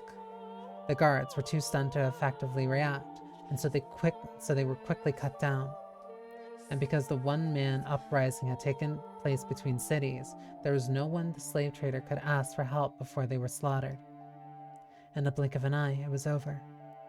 And there was nothing human about what I had witnessed. If I had to describe it, I would say as though a wild beast had attacked. The man ruffled through the slave trader's clothes until he found the keys, which he brought to me, ordering I unshackled him. And so I did as he commanded. Once they had had enough time to process what had happened, the would-be slaves applauded. The wretched souls had been saved, and for a moment, I believed so too. When the man's hands were free, he rolled his shoulders a couple times, made sure everything was in place, and then he began his massacre.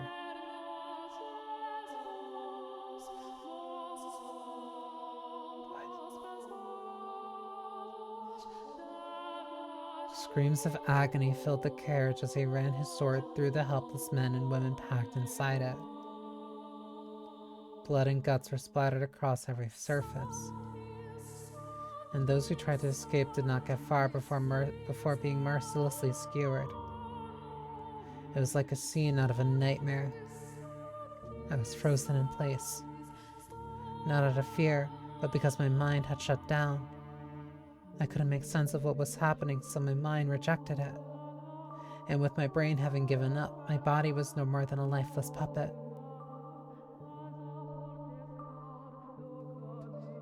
In short order, all the slaves were dead, and I was sitting in a pool of blood staring at the man. He pointed his blade at me, and with a little smirk said, "Why didn't you run?" In turn, I asked him, "Why did you kill them?" The smile vanished from his face, and before a few quiet moments of pondering, he replied, "Because I felt like it." "And why haven't you killed me yet?" I asked. To which he gave a curt, "I don't know," then withdrew his blade and wandered off into the distance. And then I was all alone, surrounded by corpses. I glanced down, and half of someone's face was looking back up at me.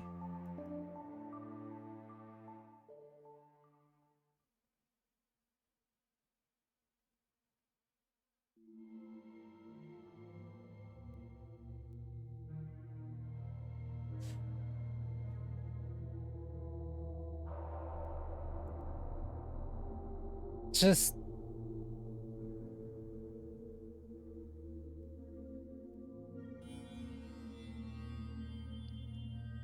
that's so much. Wrapped in absolute darkness. Warm blood spills onto my cheek, my hair, my skin. Chunks of human flesh rained down on me. Make it stop. Pitter patter, pitter patter. There's no end to the deluge. The smell of death fills the air. I'm struck with a wave of nausea so strong I can't hold back the contents of my stomach. But when my mouth opens to vomit, blood pours into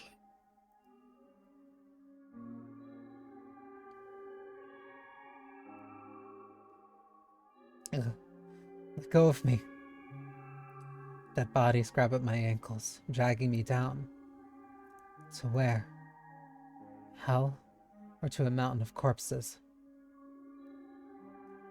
Now do you understand that there was a time, if but briefly, when I was happy, when I felt human emotions? But I wish I never had. If I had remained confined in my Daughter of God shell, then I doubt I would have felt so much terror at the sight of death. I can't say anything in response. I can't form words. I feel what she experienced, the massacre she witnessed, the limp flesh piling up around her.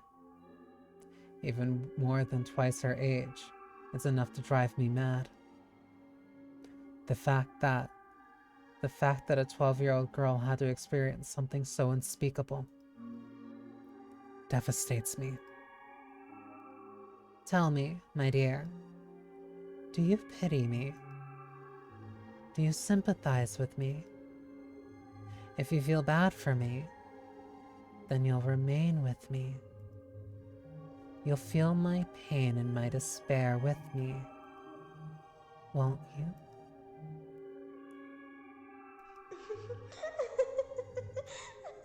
The witch's cackle echoes through the pile of bodies. There's not a speck of light, and hideous death lingers everywhere. Helpless to resist, I'm dragged down into a deep, dark ocean. An ocean of blood.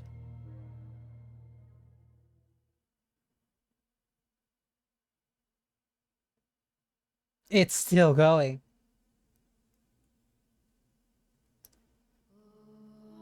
Now, on with the story. I was at a complete loss for some time after that.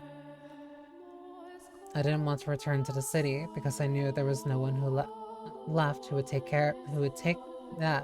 me in. There was only the Lord who had bound me and drained me of my blood. So I wandered the roads, no destination in mind, and nothing to defend myself but the clothes on my back. Frankly, I'm rather surprised I wasn't attacked by bandits. After walking for days without food or water, my mind was hazy and my exhaustion at a peak. In the distance, I saw a lake. So driven by my thirst, I turned my unsteady foot toward the water, not caring that it took me off the main road. And it turned out that that was the correct choice, because there was a small cottage beside the lake.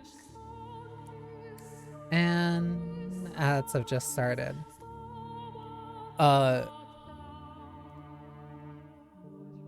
This is soul crushing.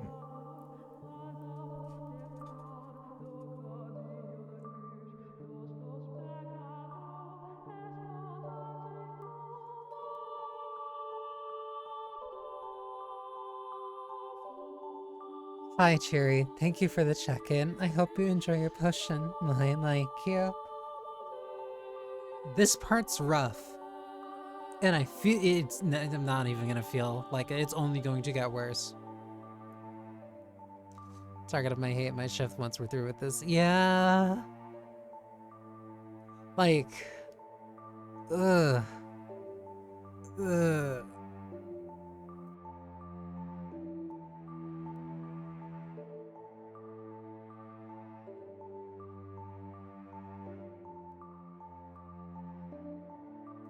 It's not gonna excuse anything that she has done, but like, fuck, man.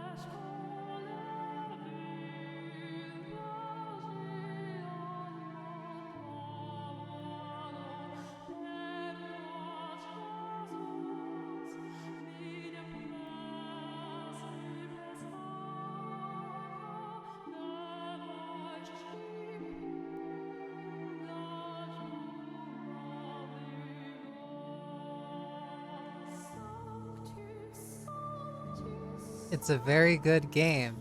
It has beautiful art and has beautiful music. And yeah, the road here has...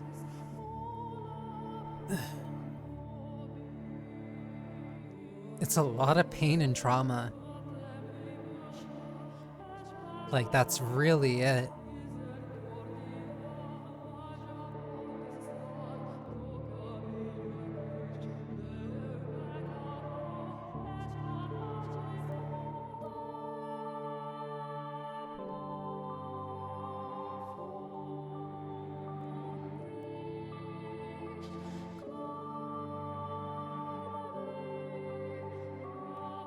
The road is unfathomable, yet somehow coherent at each step. Yeah. Like, I'm seeing... I'm seeing how it aligns with, like... between... I'm seeing how it aligns between Mel, Yukimasa, but like...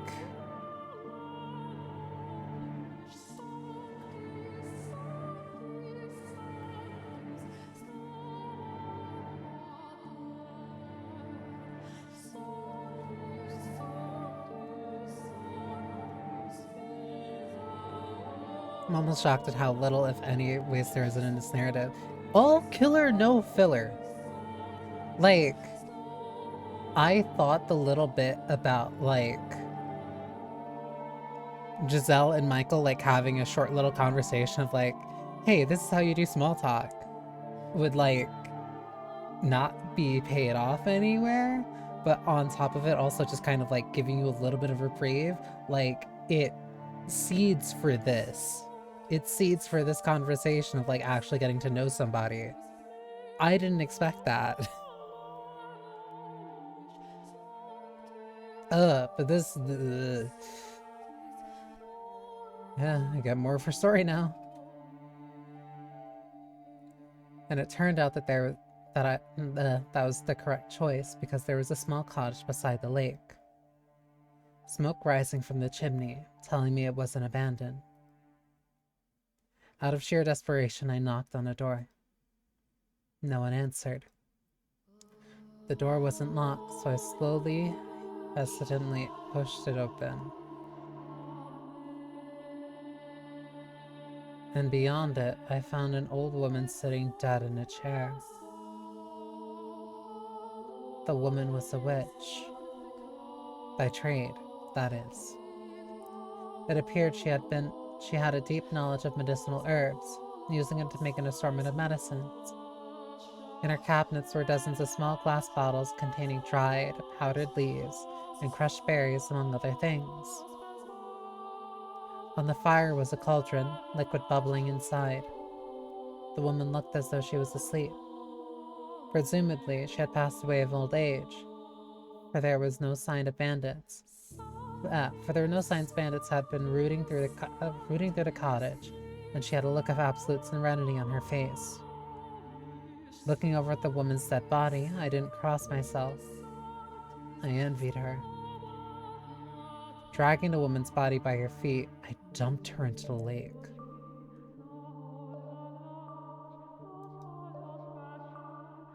Do you think doing so makes me a bad person? Makes me unsaintly? Well, I didn't have anywhere else to go, and the owner of the cozy cottage was no longer of this world. There was no reason I couldn't fill the home in her stead, was there? I deserved to have somewhere I felt comfortable, after everything I'd been through, didn't I?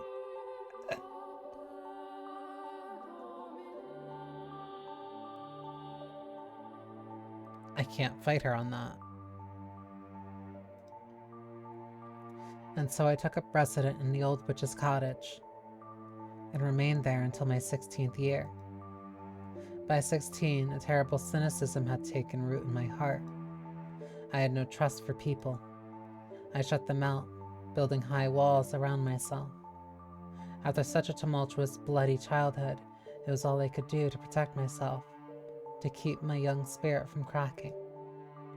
Nevertheless, travelers would, on occasion, pay the old witch's cottage a visit, seeking her medicines. Whenever someone arrived, I would cautiously crack the door open, telling them they could trade for whatever they wanted with food, and never showing my face. One day, a young man showed up at the cottage. My sister has fallen very ill, and she desperately needs medicine. He was very soft-spoken. There was a distinct kindness in his voice, which I thought unusual. Curious. What kind of person could he be? What did he look like? What expressions did he make as he spoke? To satisfy that curiosity, I snuck a peek at him through the crack in the door. He was a handsome young man with flowing flaxen hair,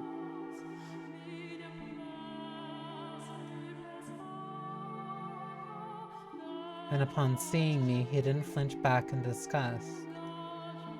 He smiled.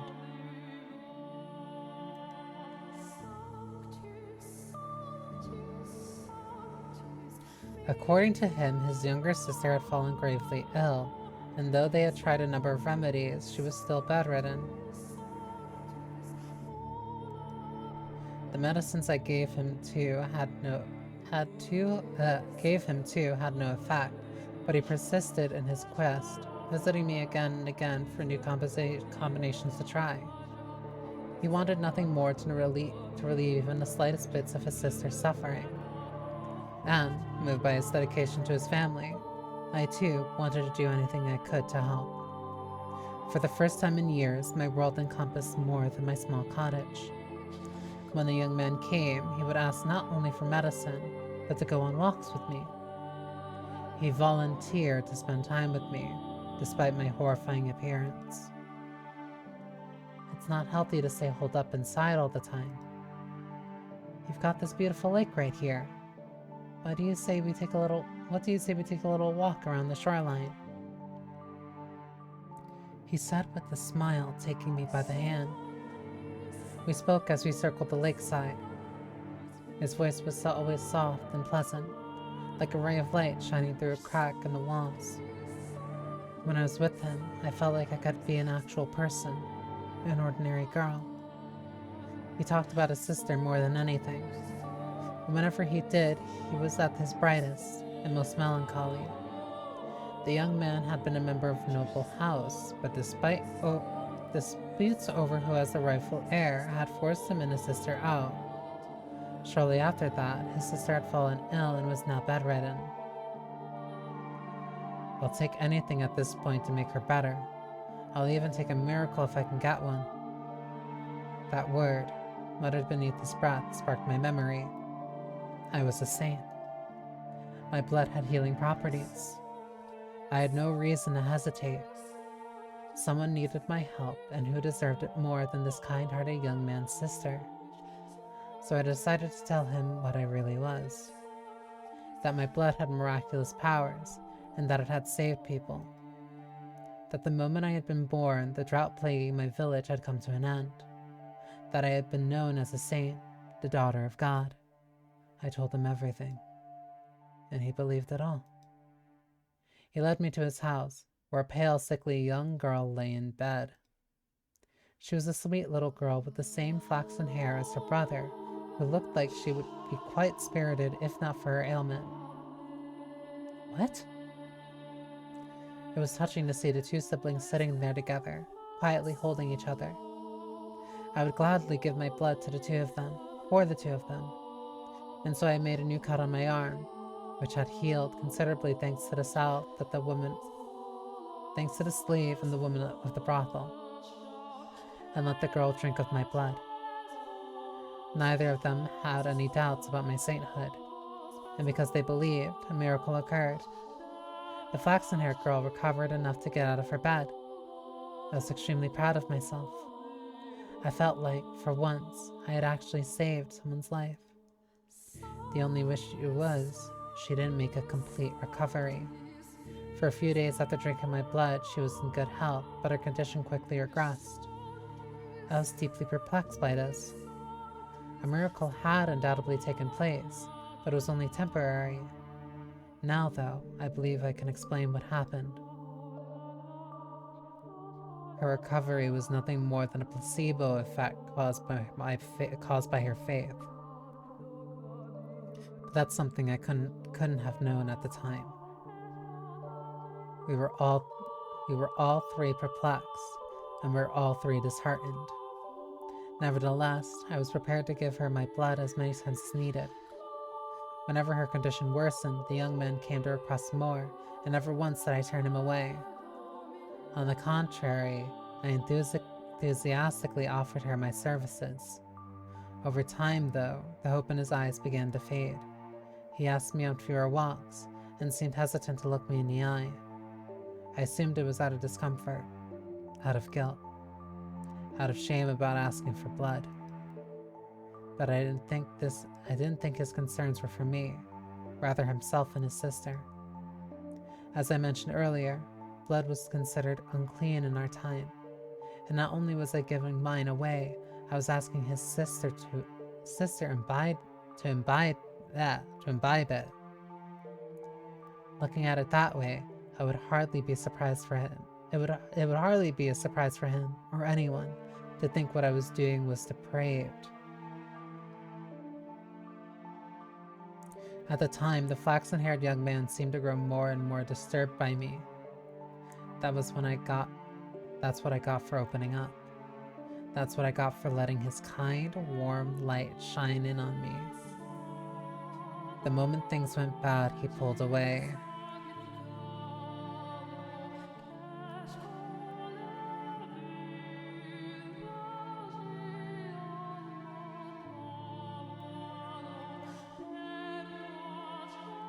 There were times when I thought I shouldn't have done anything in the first place, but regardless, I held fast to my original decision. I would put myself on the line for them. No one else. Just them. Even if he was afraid of me or had no interest in seeing me, I would continue offering her my blood. And I was firm in my resolve. One day, though, I received a new visitor. The young man was still the only one I would show my face to, the only guest I had let into my walls. So, as usual, I took the man's request from behind the cottage door, but I could hardly believe my ears when he began speaking. Are you the witch with the miracle blood? First, how did he know my blood had powers? Second, why had he called me a witch and not a saint? Third, why did he sound like the man who had slaughtered the slave carriage?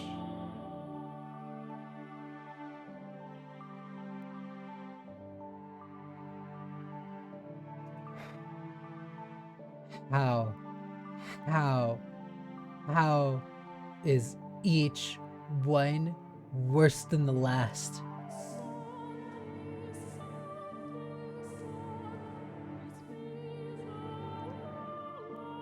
I told the man he had to leave, that I would not be opening the door for any reason. In response, he said, I am in need of your blood. Can you not spare a little? My blood was for the sick and the needy. I would never spare a drop for a murderer like him. And I told the man exactly that, demanding he leave.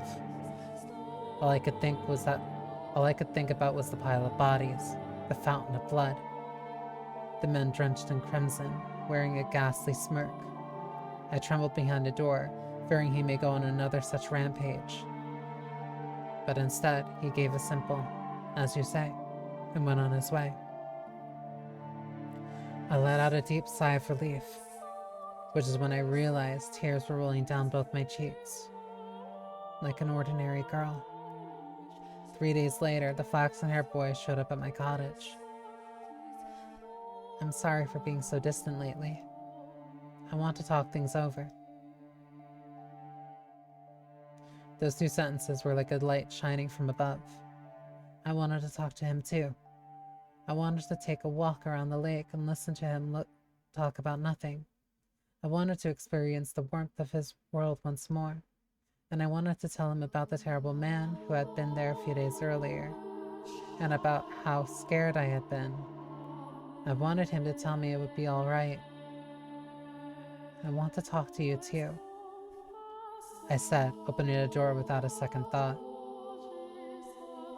The light of the sun was so bright all I could make out was his silhouette. I couldn't see the look on his face or the look in his eyes. A gentle breeze blew past, and my mind froze. How could this be happening? What did it mean? Why? How? What was that man doing, standing behind him? Why was he carrying a sword? Why was he coming into my house? And why did he swing it down severing my arm.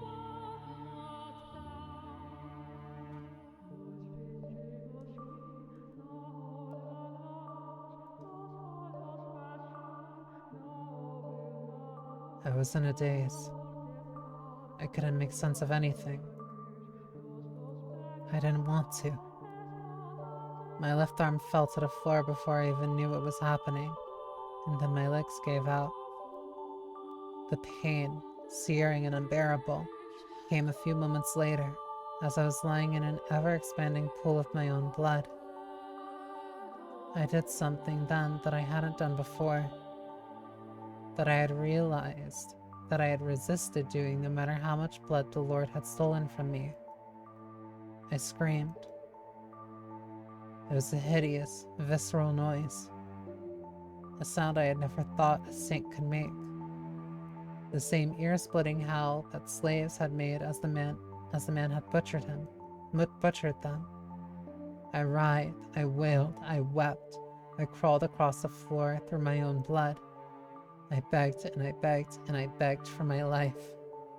The man walked over and picked up my severed arm, and then, shockingly, he tossed it to the kind-hearted young man. After which he said, "That's your share. Should last you long enough."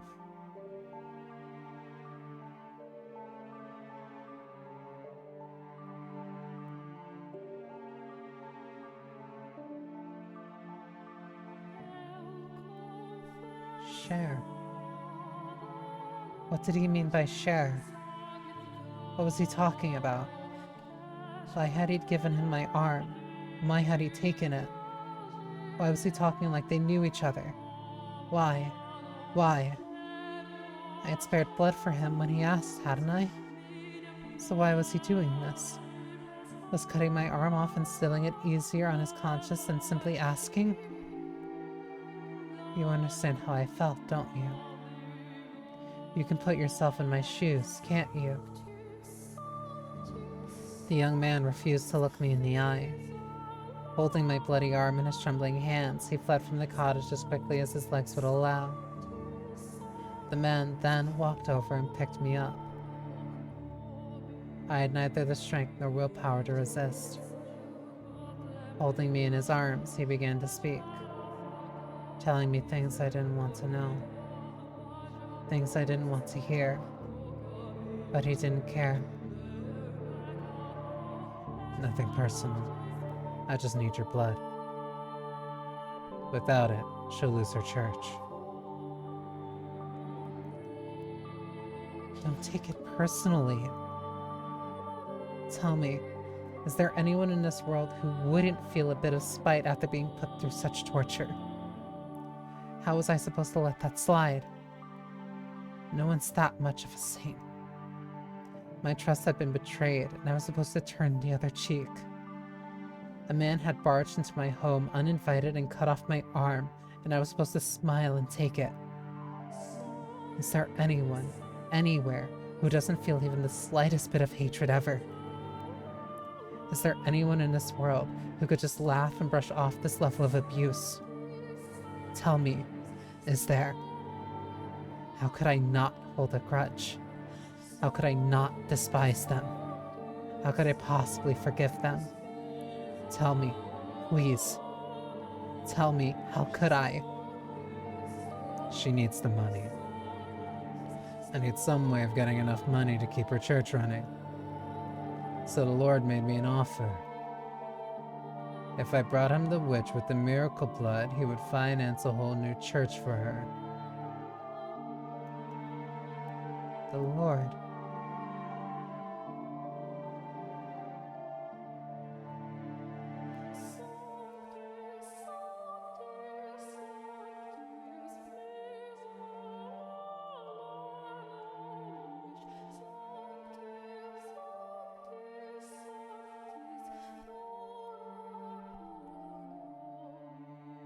Is it worse if God exists and he sits by and does nothing?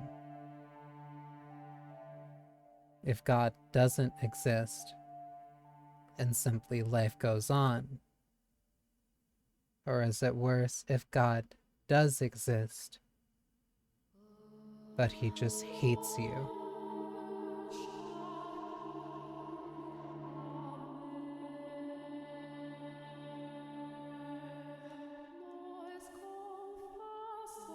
This is an absurd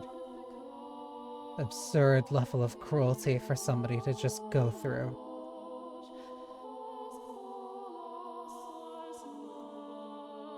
Why him again? Why couldn't he leave me alone? After trying to kill me during one of his blood sabbats, why was he after my blood once more? He learned it really did have miraculous powers and decided he wanted me back. You get to be the sacrifice. To keep her church from collapsing. To keep her world from collapsing. Sacrifice? Excuse me, what? What's this all about, keeping her church from collapsing? You murdered a carriage full of innocent people, and you're trying to protect a church? You! Are you out of your mind? Churches are where people go to commune with God, to speak with my Father. How dare you soil sanctified grounds with your filthy hands, you beast!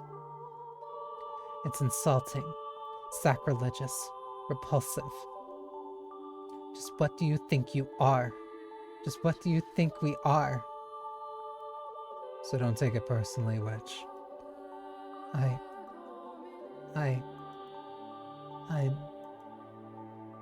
not a witch. I'm a saint. I was a saint.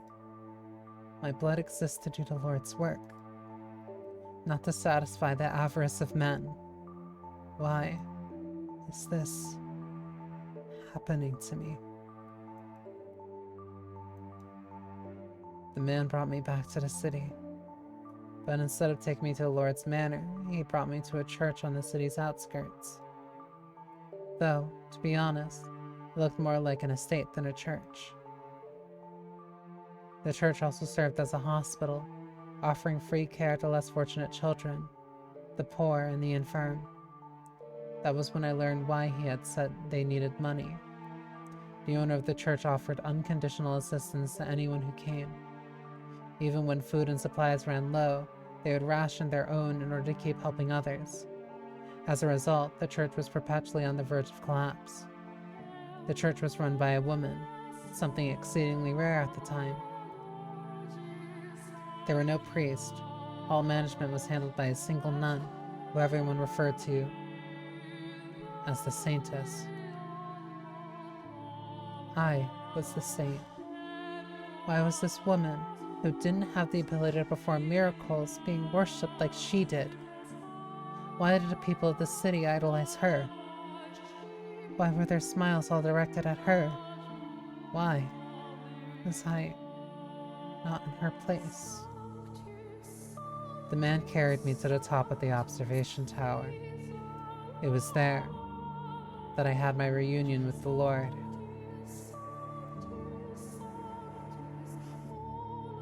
I was to spill my blood for the people of the city, but also for the Lord's prophet. He was not offering free aid, but selling it as medicine. He claimed it was a miracle elixir, telling no one that it was actually my blood. It was mixed with a beautiful red wine, and drinking it would cure you of all ailment. If they knew it was actually the blood of a witch, they would think it unclean. They would fear it.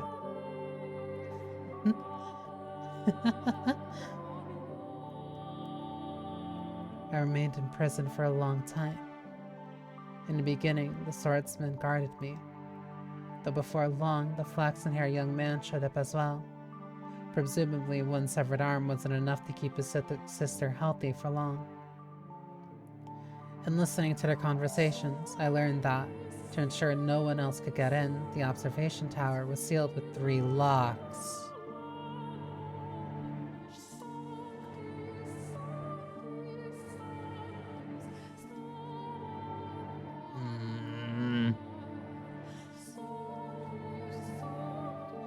The Lord The swordsman and the young man each held one of the keys. I was their secret, locked away in a tower for them to drain of blood away from wandering eyes. Time went on, and I grew progressively weaker. Then I lost the will to eat, and the will to live. My only view from the tower was the clouds through a window high up on the wall. Occasionally, a pigeon would fly in, sometimes a butterfly, and would glare in envy as it fluttered around, free to come and go as it pleased. And soon it was spring.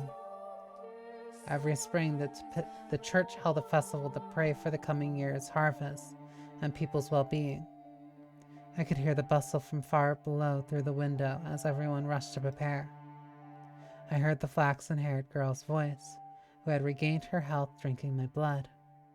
I heard her brother's voice, who had betrayed me.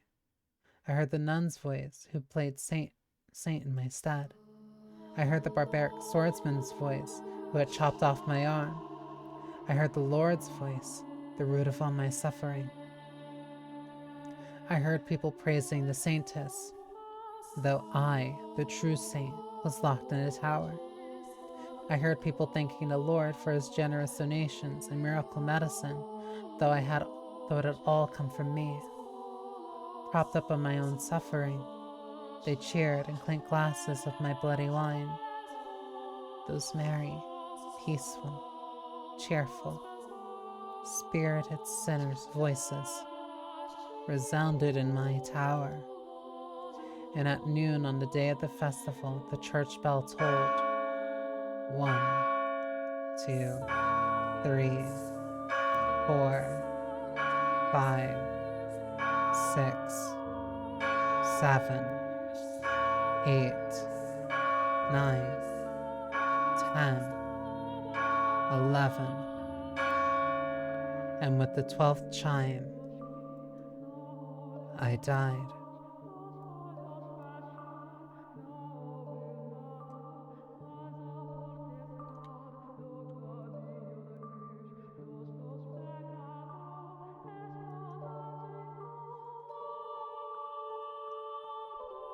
As the bell's last pealing faded into silence, the tower door swung open. Standing on the other side of it were the 3 men. They must have wanted to drain a little more from me to use in the feast, but they arrived at the worst possible moment. The flaxen-haired young man was the first to express his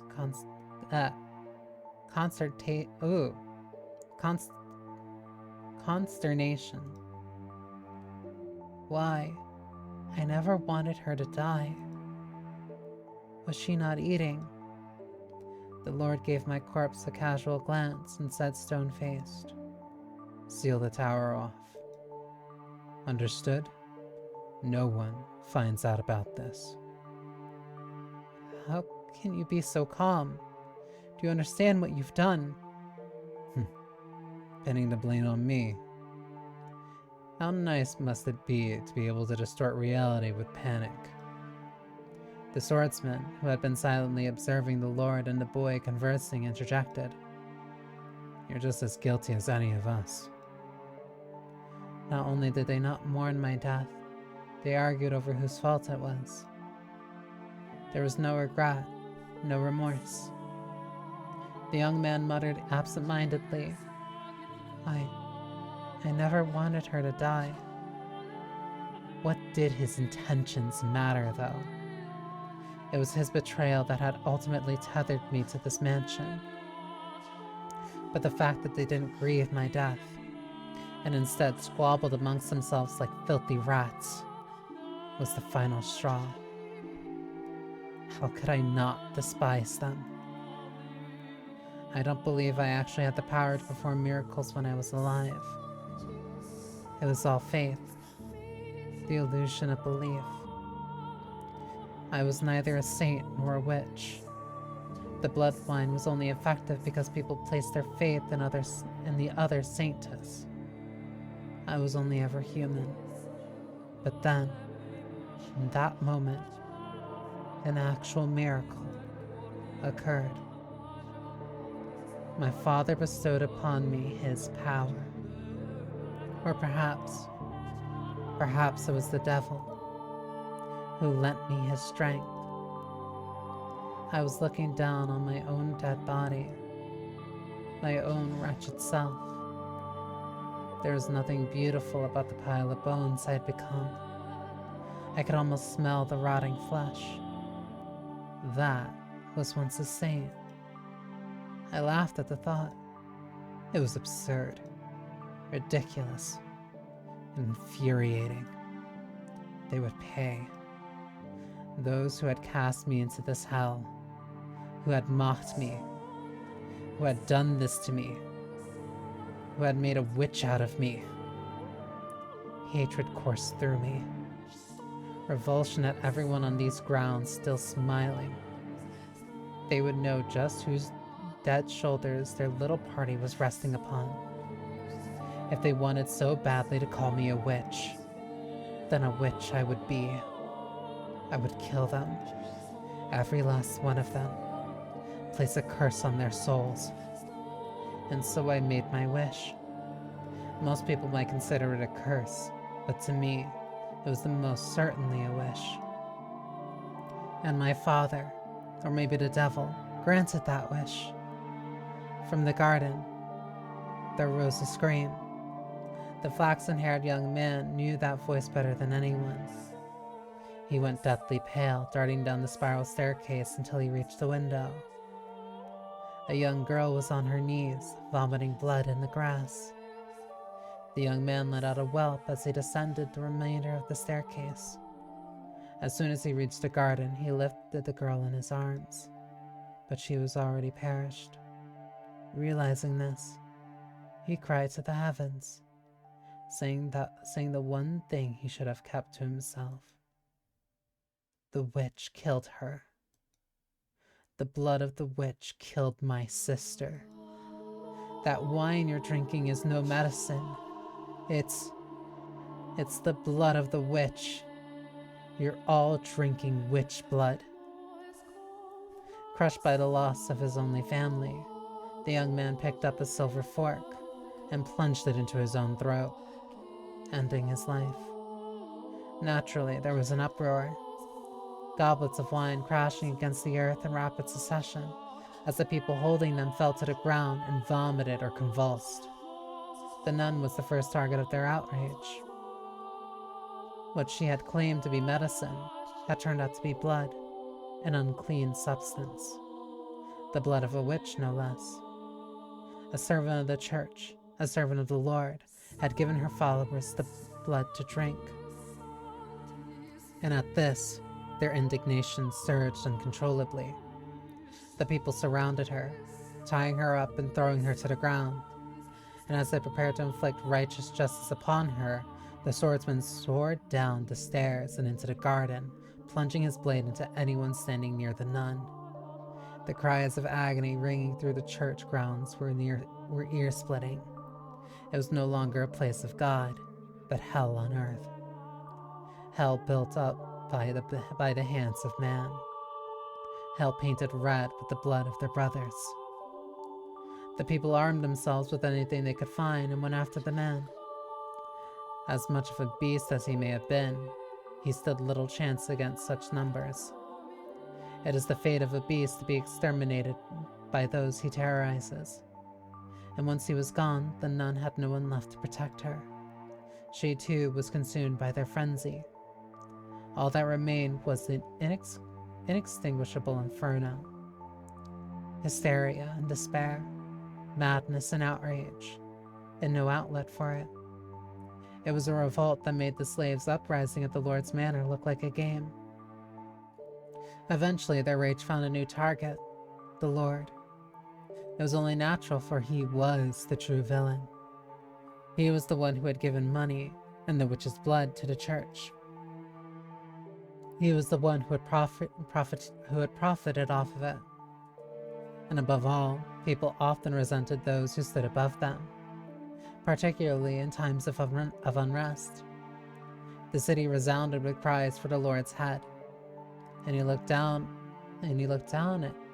looked down upon it all from the safety of the observation tower. He could do nothing but watch his domain burn. I could only imagine how painful that must have been. But before long, having seemingly made his peace, he began descending the spiral staircase.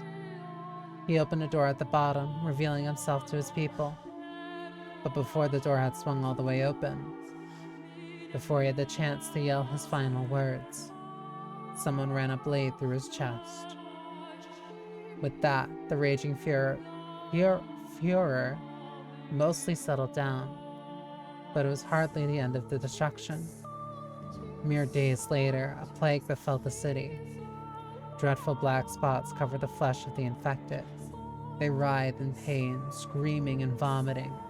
Ghastly howls echoed through the streets as though the whole city had been possessed. It became a cursed land. In their diseased haze, the people muttered again and again, "We have been cursed by the witch." In less than a week, the entire city was dead. My body was left abandoned at the top of the observation tower, and as if to seal the curse away in their final days, the people shuttered all the windows, wrapping the house in darkness. It's possible. That was no miracle either.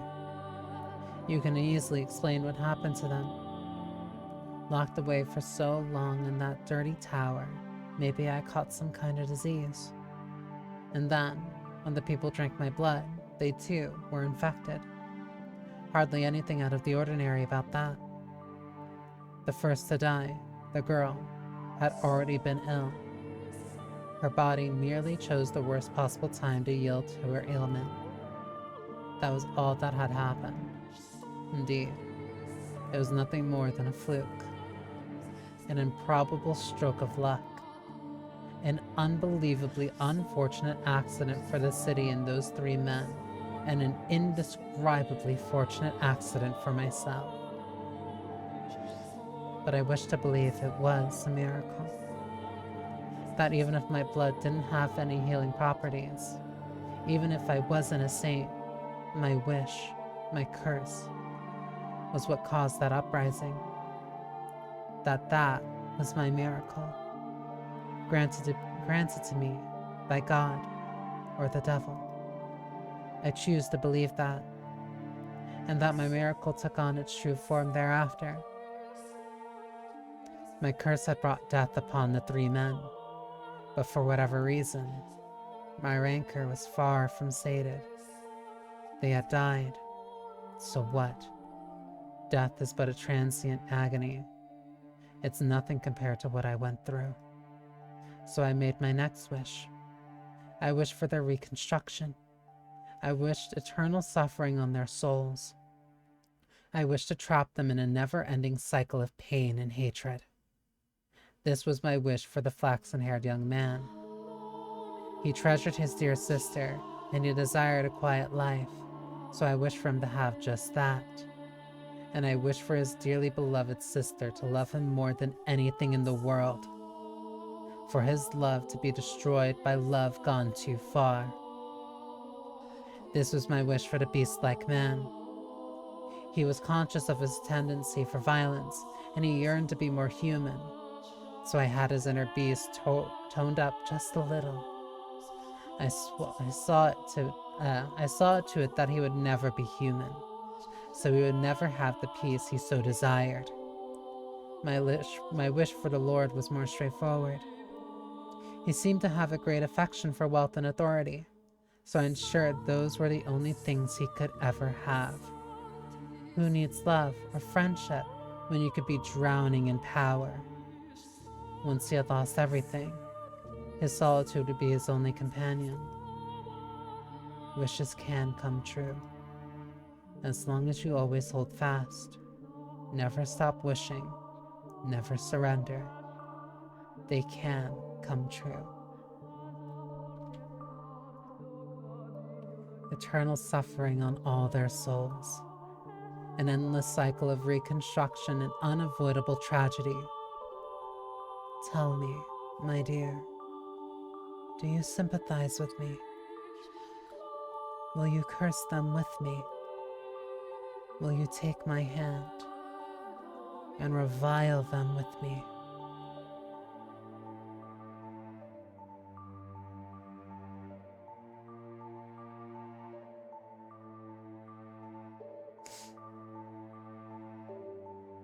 This time, when my body crashes into the tower stairs, I'm unable to make a noise.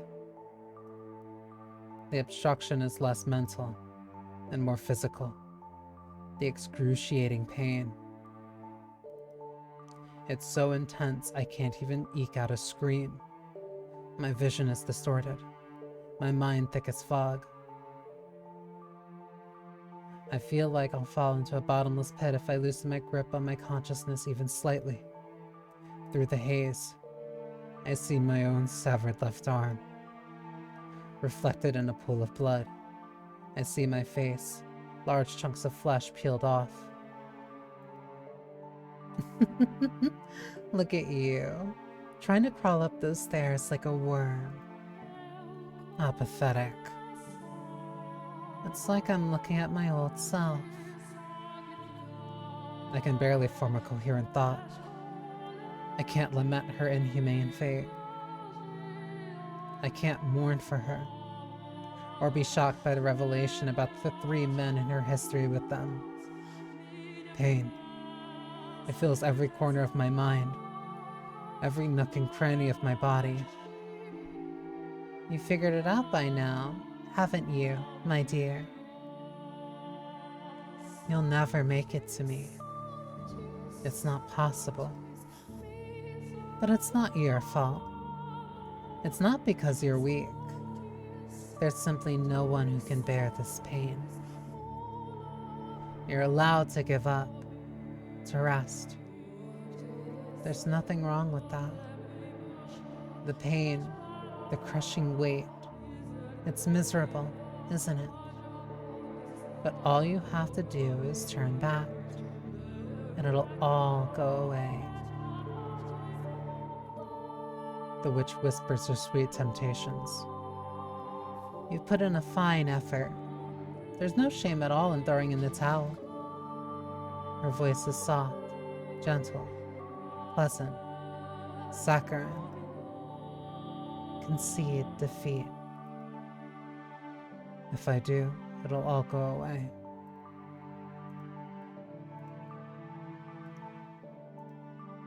The searing pain spreading from the stump of my left arm. The sensation of being perpetually drained of my blood. The miserable solitude of staring at the door that never opens. The laughter I can hear through the window. My miserable wailing and this maddening hatred. I can end it all. That's right. It will all be over. You have the power to make it stop. Make it all stop.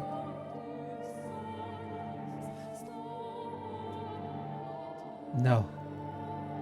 I can't let that happen. No. I have to get her back at my side. I'll do anything to take her back. Even if it means I end up 1,000 tiny scraps of meat. I will not give up on her for any reason. You won't, will you? Oh, such beautiful resolve. Willing to sacrifice yourself to save the girl.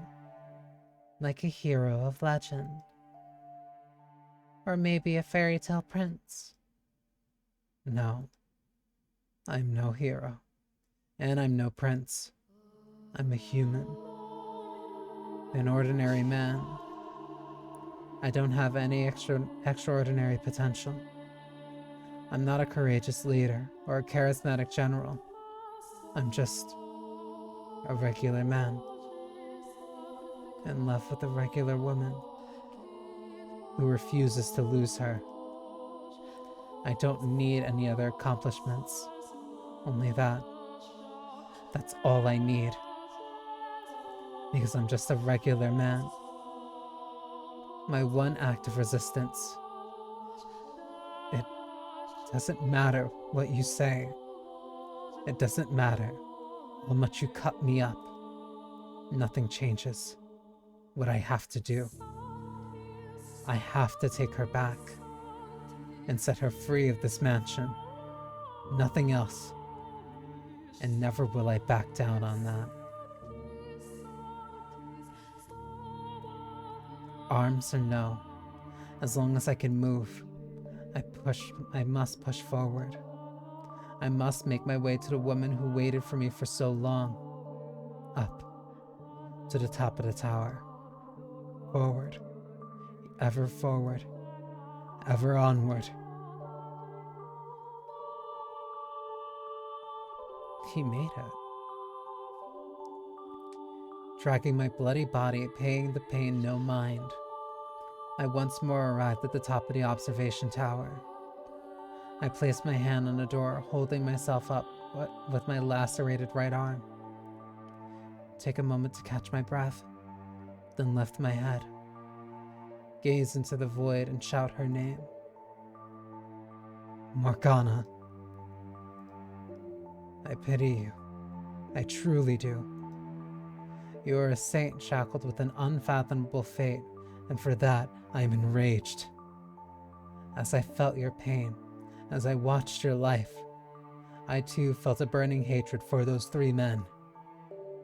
If you truly feel that way, then why can't you stay here with me? We're all dead anyway. We've reached our ends. Do you honestly think there's anything more for us? There isn't. The end is the end. So what do you say, the 3 of us? Me, you, and Giselle. Torture the 3 of them and everyone they cared about. Make them suffer here for all eternity, in this house. And that way, you and Giselle can be together forever too. That's not an option. Why not? Because hatred only brings you pain.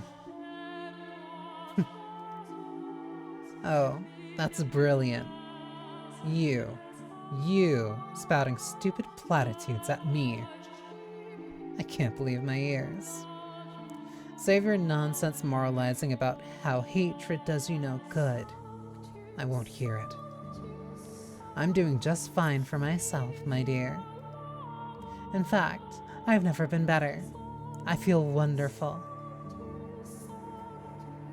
Did you think that would be enough to persuade me? Really? Ugh, how disappointing. And here I thought you understood me. Morgana, why don't you just say what you really think? Go right on ahead, hate them as much as you want. But keep me and Giselle out of it. Why didn't you just say that? I do feel bad, truthfully. For all the time we spent together, never once did I ask about your life. I was so focused on myself. And in the end, I pushed you away. That you did. You wanted to be with Giselle, so you pushed me out. I wish I had asked you sooner. It wouldn't have changed anything, though. One puny man knowing what I went through would have hardly been enough to erase the loathing I bear. It would have turned out the same regardless. There was nothing you could have done for me. There is nothing. Still, I would like to apologize. Had I known what you carried in your heart, perhaps I could have chosen my words better. Instead of rejecting you, I could have chosen some other response. I cannot remain in this house, nor can I allow her to stay either. So I would like to apologize for both my past actions and my present. Well, in that case, open the door, Michael. I take another moment to catch my breath, and then I gathered my strength into the hand on the door. Blood seeps from my fingertips, slowly trickling down the rough surface. It reminds me of my death. I'm coming for you. I pushed open the door, praying that it would be the last, that beyond it lies light for Giselle, and if possible, that it might cast a bit of light on Morgana's heart as well. What? However, why am I in my bedroom? What I find behind a door is the last thing I expect. Huh? As she appears from the shadows of my chambers, I can't conceal my surprise. Giselle. Is this another illusion, Morgana? No, it's not. I'm the real me. Thank you for coming all the way here for me. She's thanking me. So why isn't she smiling? That was very kind and courageous of you, Michael. I'm deeply moved you would have such compassion not only for her, but for someone like me. But do you know what else you are? You're a worm. What is it this time, Morgana? What do you say we pull back the curtain, my dear? What? What curtain? There's one detail that hasn't yet come to light. This isn't your first return to the mansion, is it? You've been back numerous times. Each time not remembering her, and each time hurting her yet ever more. What are you talking about? What am I talking about?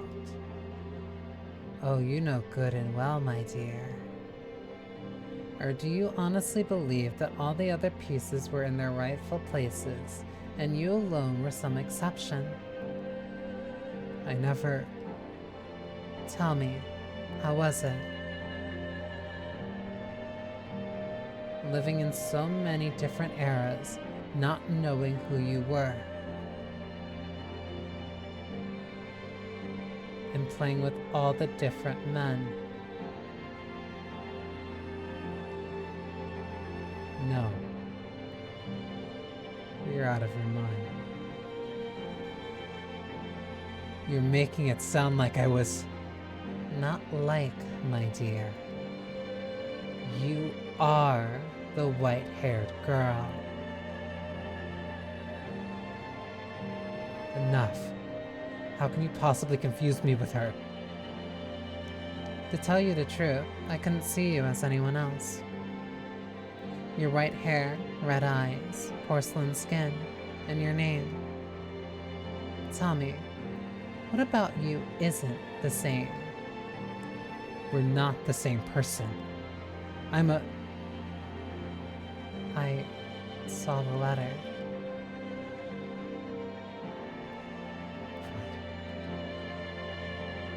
The one you had hidden. No. And you didn't think that was worth mentioning. No, Giselle, I didn't mean...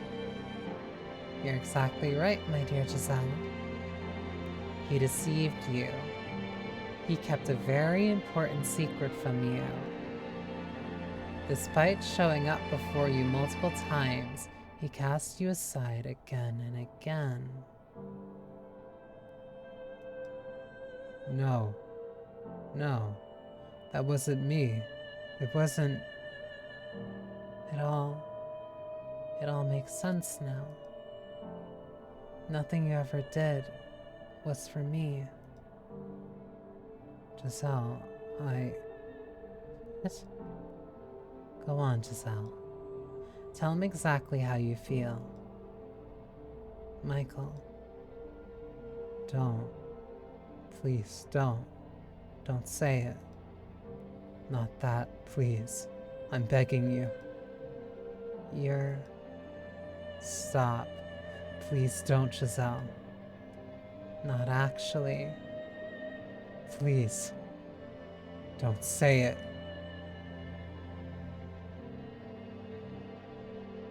A man at all, are you?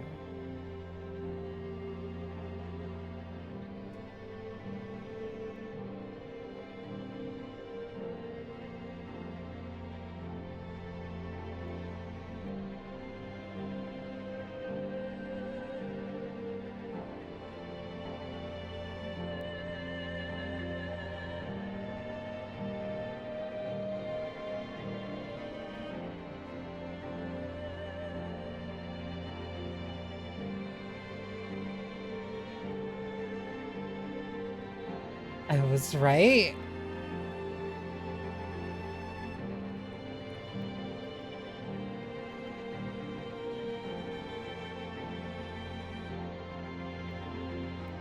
You're disgusting.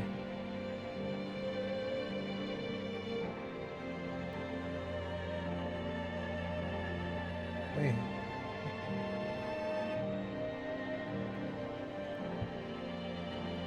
Hang on.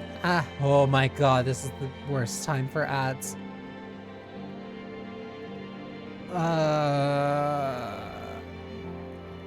I need tea. I need tea and I need like an emotional break.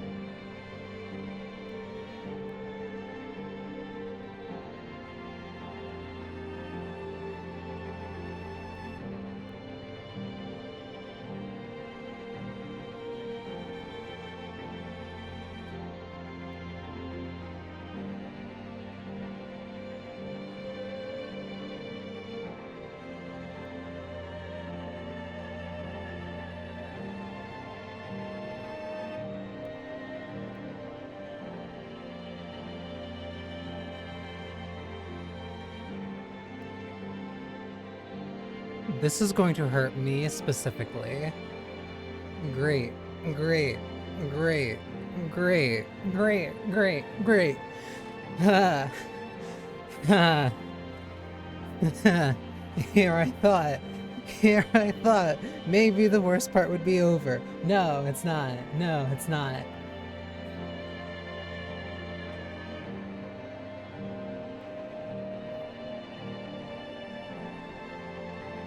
Uh,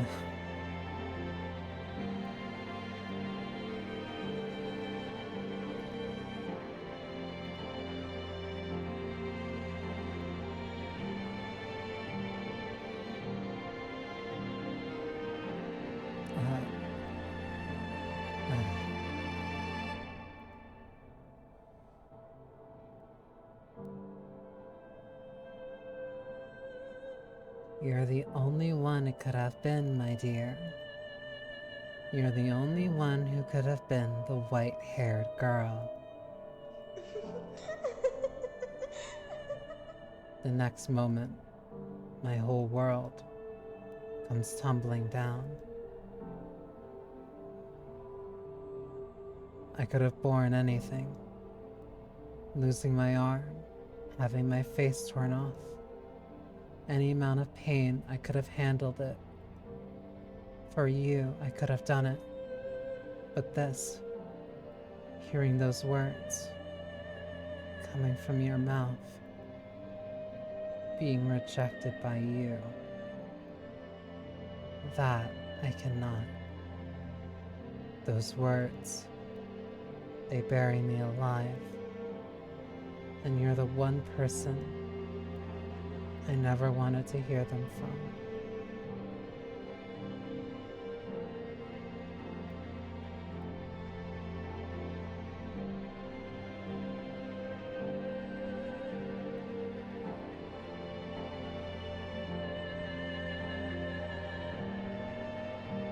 When I learned my father, Anton, had passed, I wrote 2 letters, one to my brother and one to my mother. It was the first time I had found the courage to face my mother. I opened up to her. I wanted to show her who I was, convince her that I wasn't cursed, so I could be myself when I returned to the capital with Giselle.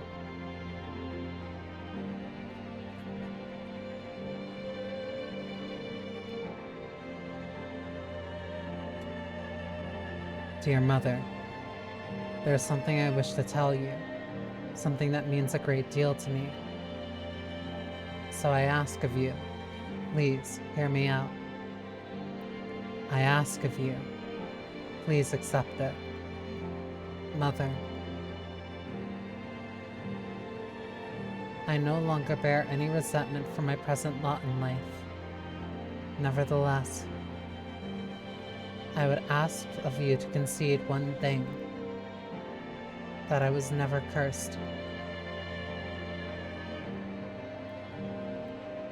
That I was always your son.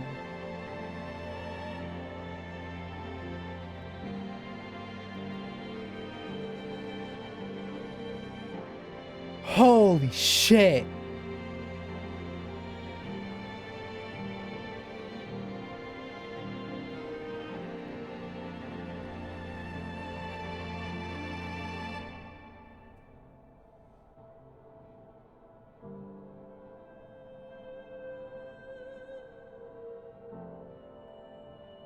That I am Michael, not Michelle.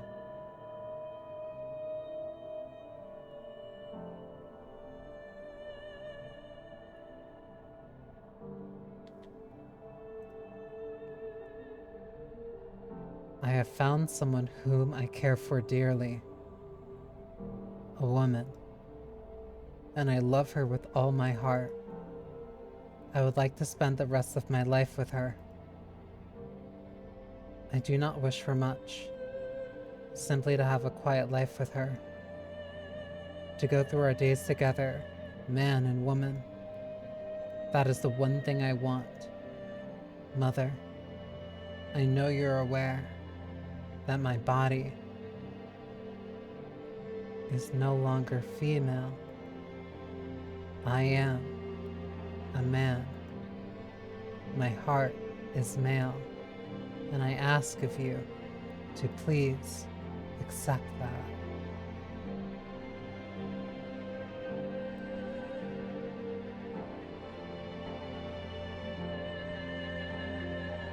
I have no grudge with you. In fact, I'm incredibly grateful to you for bringing me into this world. With love, your dearest son. Shortly after sending that letter, I was killed.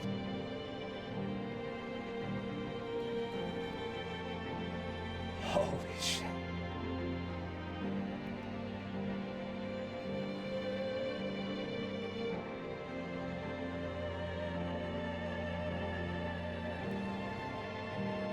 I'm dragged down, against my will, into the darkness. Beneath me spreads my own past. My door, the door I swore never to open. But despite all my efforts to resist, the door sucks me in, into a world I never wanted to see again, a history I never wanted revealed, a past I never wanted anyone to see. Nonetheless, the door opens.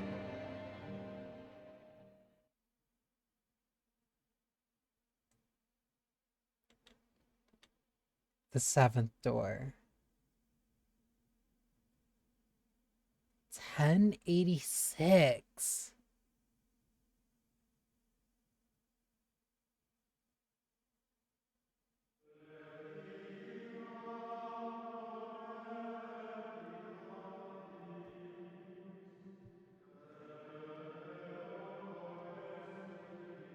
I can't stop now. I have to keep going. I'm going for at least another hour. I tried to keep cutting these into like making them like clean, but like fuck. There are two things out of the ordinary about that baby. The first, its parents embraced, and the second, they wholly rejected.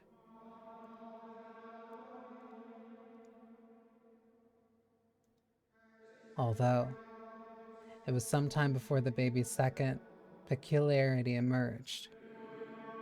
Peculiarity.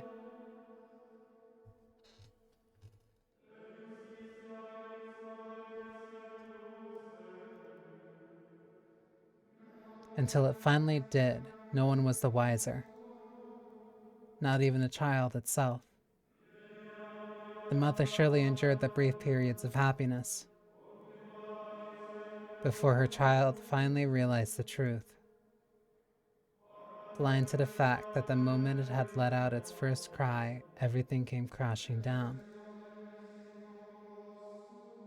To this day, she still doesn't know the child she gave birth to.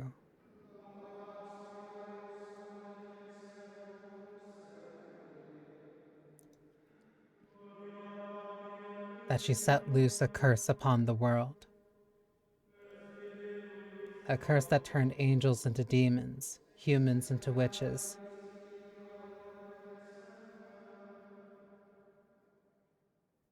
My God, look at that. She's beautiful, isn't she? Have you seen her laugh? Not yet, I haven't. At any rate, that color certainly is something else. God's gift to us. No, she's an angel sent from heaven. An angel. Ah, yes. I can see it now, Liddy. Her white hair and almost translucent skin. It's beautiful. My, she opened her eyes. Maybe she felt you nearby. Do you like your father more than me? Is that it, sweetheart? Gorgeous, aren't they? Such a deep, enchanting color. Like two little jewels. Ah, that they are. A magnificent shade of red. I've never seen anything like it. And this is our child. She's special. I can feel it. We have to take good care of her. She needs a name, one that's just as special as her. Have you already chosen one, Antonin? You were the one begging for a girl. You do it. Besides, I already had to rack my brain for the boys' names. Now it's your turn. Are you really going to let me? My, that's quite a lot of pressure. Name her after an angel, then. Oh, I like that. Alright then. We'll call her Michelle, after the Archangel Michael. You'll grow up to be beautiful as an angel, my Michelle. I've always wanted a little girl.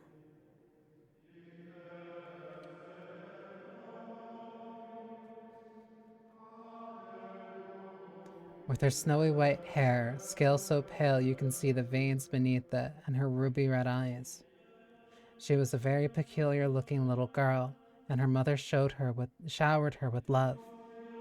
She truly believed her daughter was an angel sent from above, born as a human child. The blessed babe, born a girl, was given an angel's name, Michelle. Me.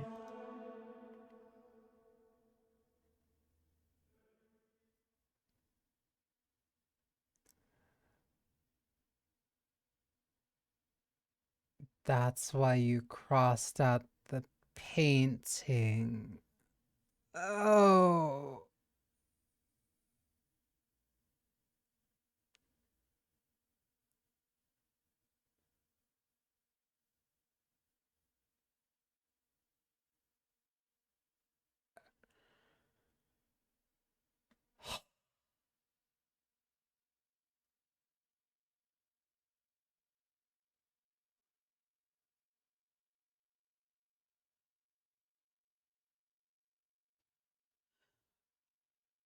I knew absolutely nothing about this game.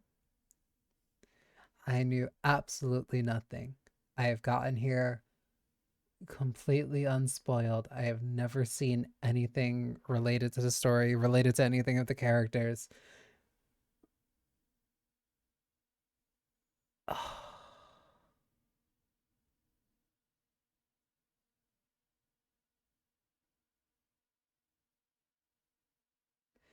This is.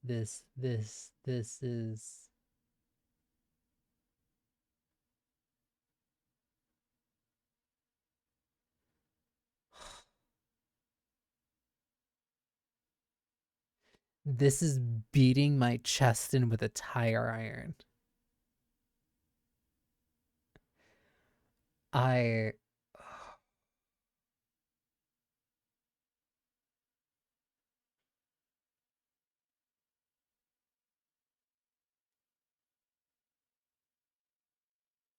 You know what? No, I lied. Because I'm not. I'm not. I can't. I'm not gonna make it through. I'm not gonna make it through if I keep going right now. Um. Mm,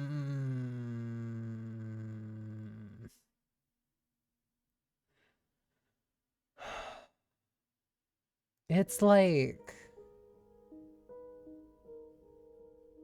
Oh, and your brother. I can't. I can't. I can't. I can't. I can't? Okay.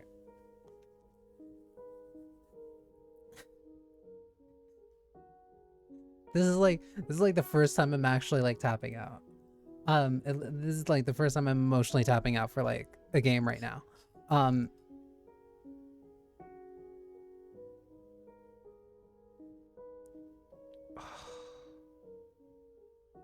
I don't I don't feel like I I don't feel like I really need to highlight or emphasize why I really like Michael. And I'm going to be specifically saying Michael, despite I'm going to be reading the text as is, but in any reference, it is specifically Michael. Fuck.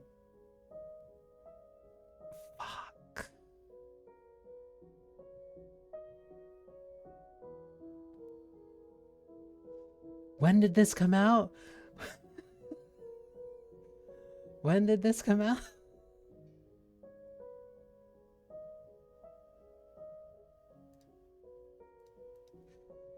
Like, I don't feel like I really need to emphasize why maybe I'd 2012. What?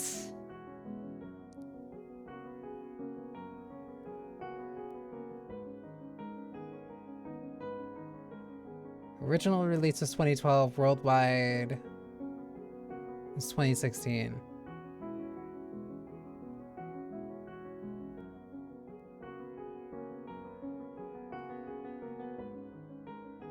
That's insane.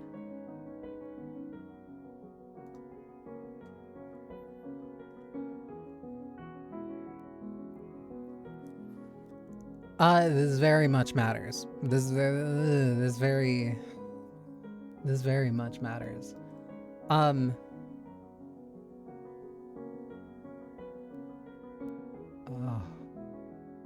Hey, so a lot of that stuff that I was mentioning earlier about trauma,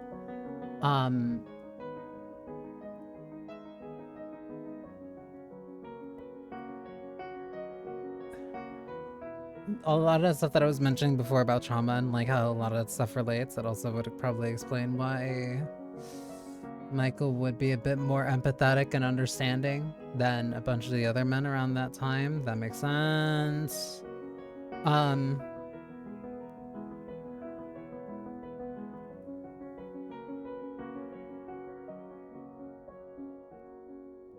But like,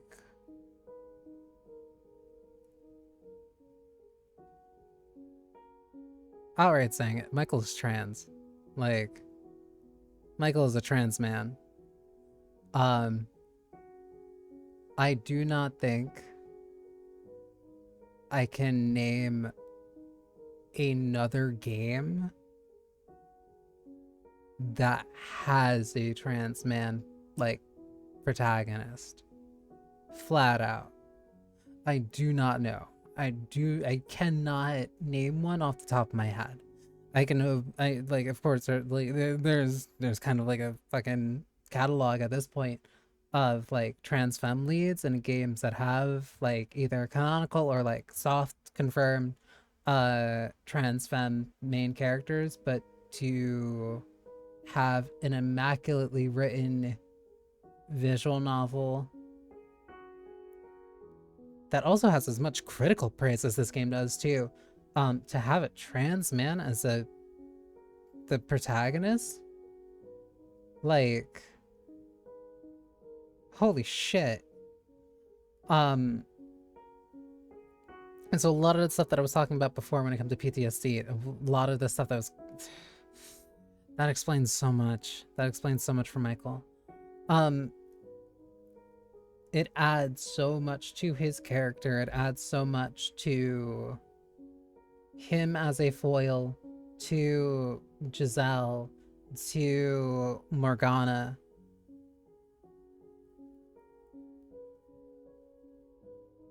And like, I haven't even gotten to like actually reading his chapter yet. But like,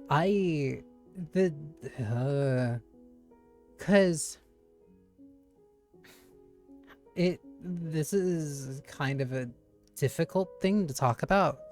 Largely because there's not really a lot of media that... One, there's not a lot of media that talks about trans men at all. frankly. Like, and it kind of sucks that there is like a huge gap. And two, there's not a lot, or at least like many, stories that really, probably for good reason, don't really indulge, I don't want to say indulge, but really dive kind of into what a trans childhood is like. Like, there'll be certain characters with certain scenes and stuff that'll be like a flashback, and it's like, oh, something around this time, or like hint scenes, basically, of like, when did you get the idea for stuff like that? But like, with the way that this game has been going for like all the histories for all the other characters and how that's been tying into their rationale and how they interact with other people, especially for 1080, like, to be a trans man at that time, like, fuck.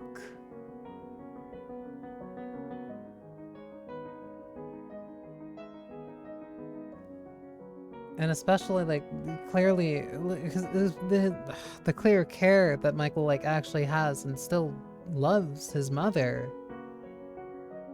But it's clear that, like, that's where the strain in the relationship is. He has a brother who supports him.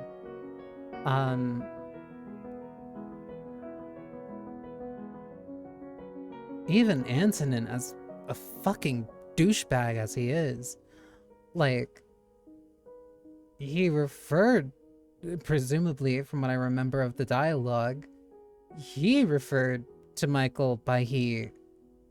And the only sibling that Michael's still in contact with was one of his brothers. So, like, a majority of that tension is with Michael's mother. Like,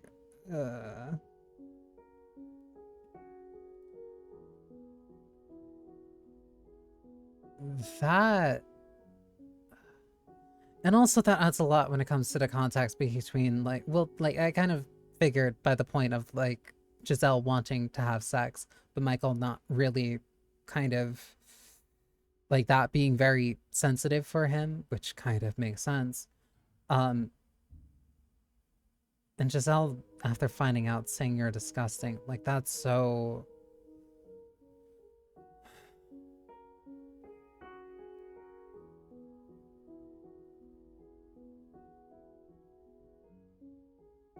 That sucks. But, like, that is a real experience that straight trans people have.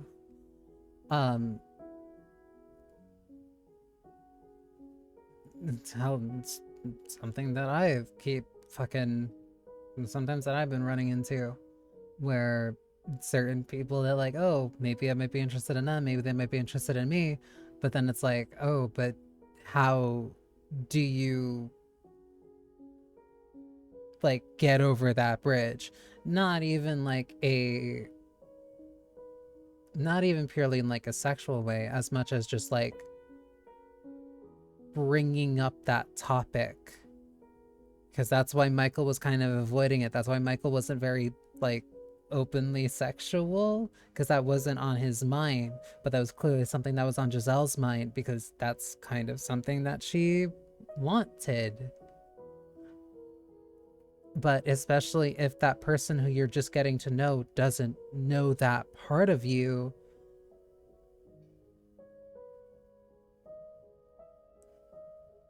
it gets really scary to have a serious conversation with them and saying, hey, I know you've been calling me this, and I know that we've been kind of, like, I know that this has been our dynamic, but I trust you at this point now where I want to be honest with you. And especially when it comes to Giselle, because a lot of her issues come from, like, mistrust and knowing not knowing if she can believe what somebody has been telling her. So like, to find out indirectly, not directly from Michael himself, I'm not gonna say that it's like a blanket excuse, but it sucks, but it's reasonable. That's why like those conversations are very important, and that they have to come out the right way, because otherwise it's very easy for the context to appear like, oh, so you were hiding this from me because you were trying to trick me? And it's like, no, it's more difficult than that. I like you, but it's hard for me to figure out if I can trust you with something like this. And it gets even harder when you really like somebody to open up about something like this.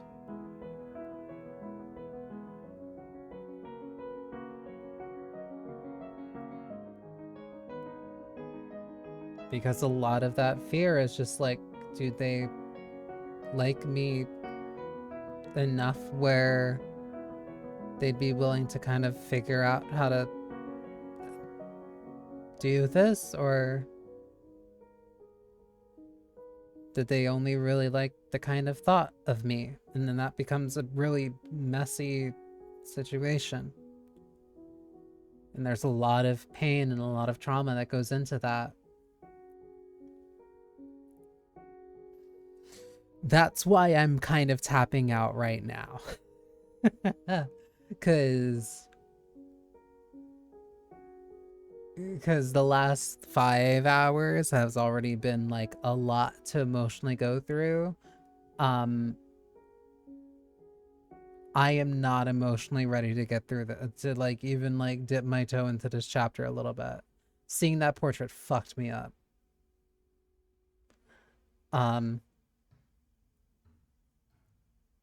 Next stream will be at the start of this. I will be aware of what I'm getting into.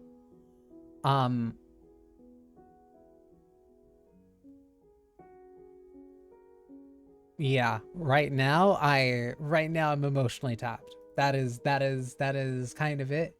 And going forward with this story right now, my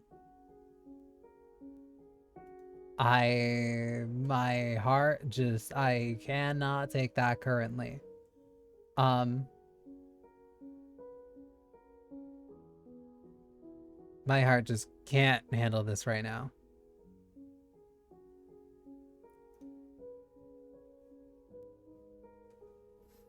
I've heard that complex part discussed many times with my trans friends, figuring out if they're significant other in love with them or with the idea of them. Yeah, because it's hard. It's because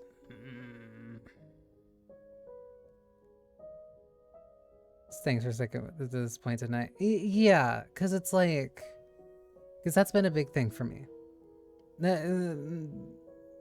That's kind of,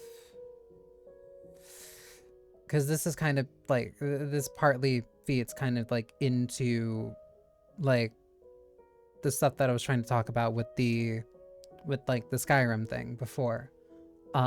Where before, well, it's tangentially related to like the Die Woman thing, but like before that, where like I am non-binary. I don't like being like, I like considering myself sapphic. I like girls. I'm interested in girls. And like, it's a very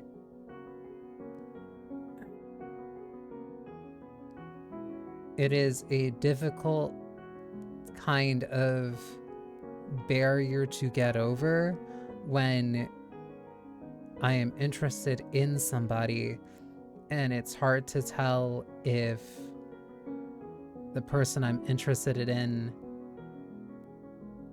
like actually respects that part of me being non-binary, or like they just kind of see me as like is either just kind of like, if they see me more as a guy, or it's like what I actually want to be seen as. And I've had a couple situations in certain relationships where there was somebody I was interested in, but she was not. She tried. I'll give her that. She definitely tried, but it just was not. It wasn't gonna work. Like, that was not gonna work because it just like. It just didn't work out. And so like I can't even imagine how difficult that would be for like a straight trans man. Like, both either like pre or post op, like that can't be any easier. Ugh. This is a really good game. That's kind of like the most that I can really get into right now. This is a really good game, and there is a lot of emotional baggage that I just cannot unpack right now.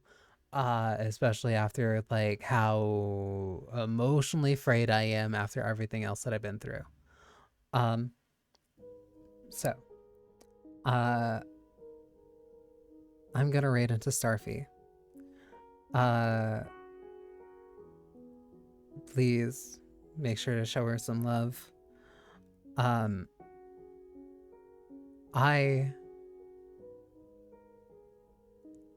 gonna need it.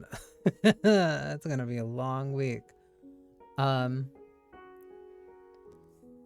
This is a good game, but all right. Make sure to show Starfy some love. Thank you for spending time with me. I hope you enjoyed yourselves. This game is crazy fucking good, and it's gonna be a ride to play through this. Fuck, I'm gonna have to change the schedule or something around. I can't. I'll figure out. I'll figure out when I'm gonna get to this, because like this is gonna be a lot more emotionally heavy than I kind of thought it would be.